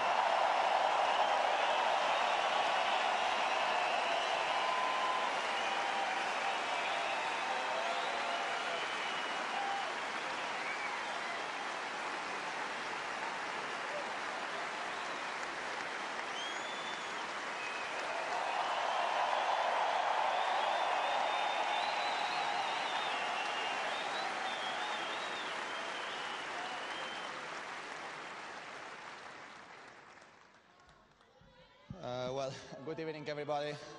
First of all, just can say congrats to Roger and all his team.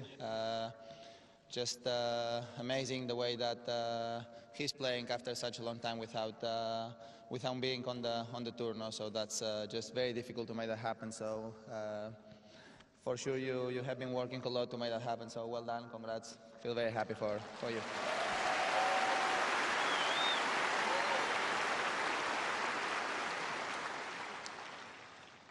Well, for me personally, have been a great month. You know, for the first time in my my career. I spent 1 full month here in Australia, starting playing in Brisbane, then playing the Fast Four in Sydney, and now being here for the last 3 weeks. No? So just amazing month for me. I really enjoy it a lot. This beautiful country, fantastic people, supporting a lot, all the events.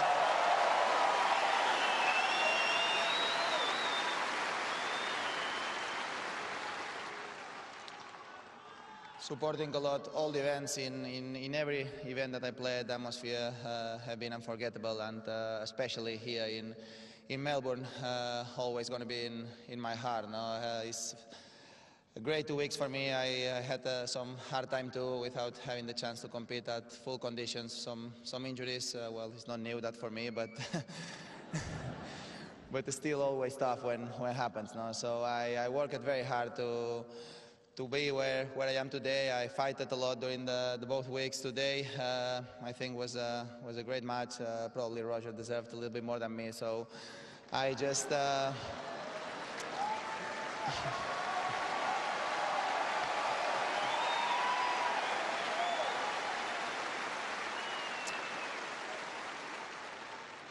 gonna keep trying. No, I feel that I am back at very high level, so I gonna keep fighting during the whole season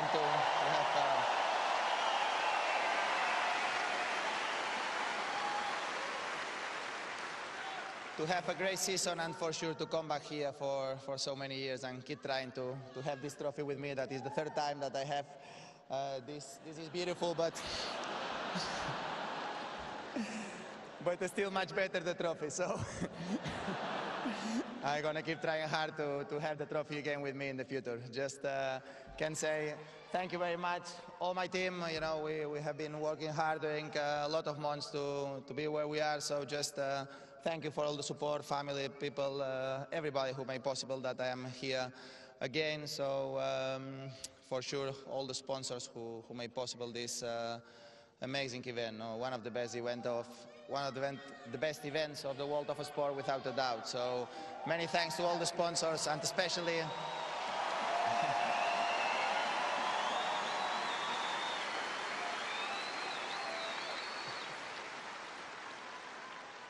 Kia, that is my personal sponsor after since 2004. So just thank you very much for the support.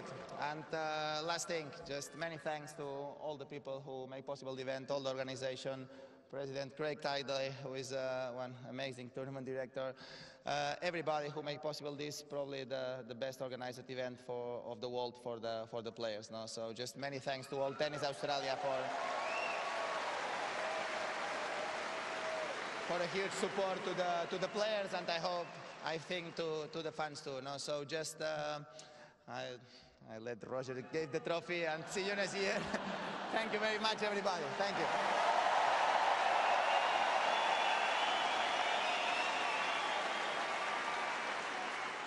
Rafa, well done. Such a gracious and humble champion. Our congratulations again to our tournament runner-up, Rafael Nadal.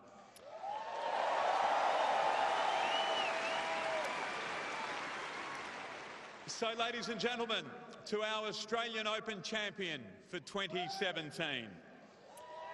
A legend who tonight featured in his 100th Australian Open match. Undoubtedly, one of the most popular players, if not the most popular player ever to grace us here at Melbourne Park. And now, the holder of 18 Grand Slam singles titles, five of which have been won right here on Rod Laver Arena. Ladies and gentlemen, the 2017 champion of the Australian Open, Roger Federer.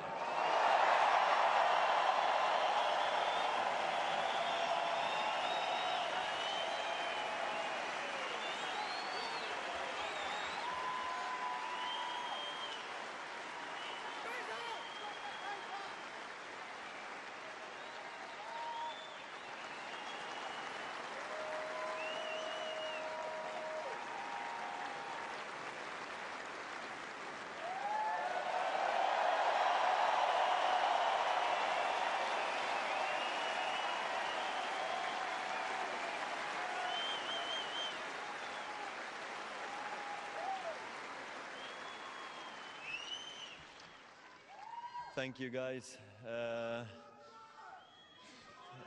I'm out of words, and Rafa said so many great things, but of course, I'd like to also congratulate Rafa on an amazing comeback. I think when we were in...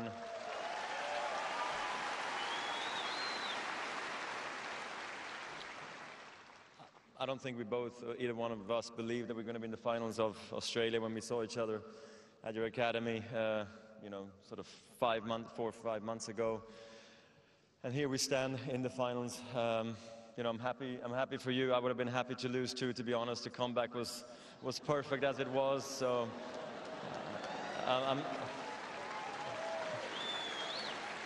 tennis is a tough sport. There's no draws, but if there was going to be one, I would have been very happy to accept the draw tonight and share it with Rafa, really.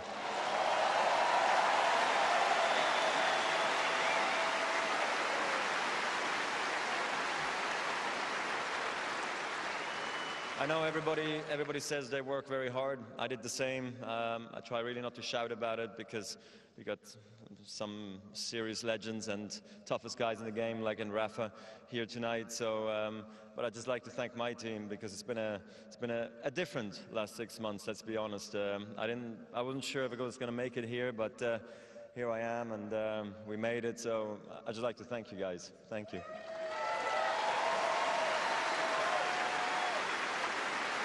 Danny, my wife, Severin, Ivan, Tony, everybody who's been on the ride, Pierre, my fitness coach at home.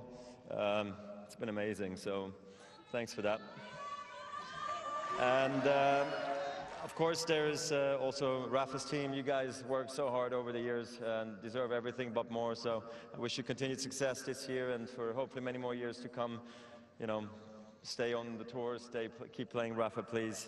Tennis needs you, so thanks very much for everything you do.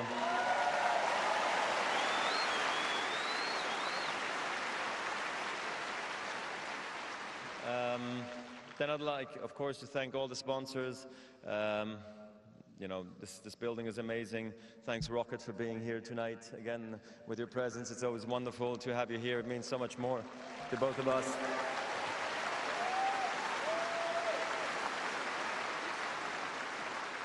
And of course, you guys fill up the seats and make it just a wonderful experience for us, the players, to fight harder and harder and one more time and one more time. So it's because of you guys that we are standing here tonight as well, and we fought like we could, and yeah, just you guys made it super special for me always. You guys have been amazing over the years. I've been coming here for almost 20 years now, and I've always enjoyed it, and now my family does too, so thank you for that.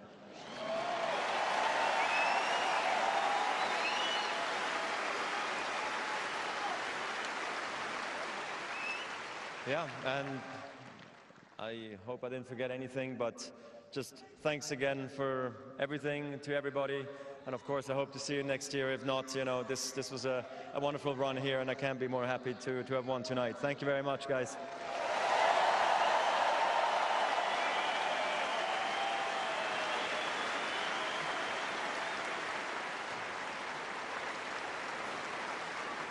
Ladies and gentlemen, I'm sure I speak for everyone in the stadium and indeed watching wherever you might be. It's a night we will never forget. Our congratulations and thanks to our runner-up, Rafael Nadal, and our congratulations to 18-time Grand Slam champion, Roger Federer.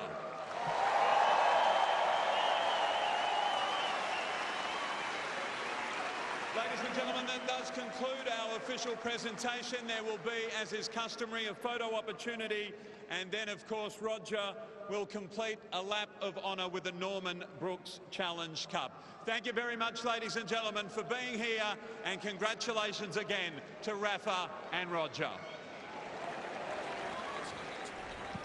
Well, Nadal has to feel gutted. Up a break, that missed forehand at 3-2. He'll think about that. You can see how disappointed he is, putting on a brave face, but the night belongs to Federer. Well, it sure does, and both guys put it very well when they said it's nice, extra special to have Mr. Rod Laver, who this arena is named after, my idol, millions of others, and Roger Federer has solidified himself as the greatest of all time. until Nadal wins the French. And then we'll rethink it. But it's going to be a heck of a year in tennis, that's for sure. Well, it's off to a great start. We know that. A precious occasion, something fans have hoped for and fantasized about, comes true here in Australia, and you couldn't have asked more drama. Nadal had Federer on the ropes, but he fights back to claim his 5th Aussie, his 18th major title. Let's head down to SportsCenter. Back for more coverage here soon. This is sports. Once you get in the Army, you hear the term Ranger, and you look at it as the highest standards. I was extremely proud to be part of the 1st Ranger Battalion. When I was deployed, I knew that USAA was taking care of my wife when she was back home. And now I know with my son, that the USAA will continue to provide the insurance and protection we need. They always say, you've served your country, so we're here to serve you. My name is Alejandro Villanueva, and I'm a USAA member for life. Call USAA today to talk about your insurance needs.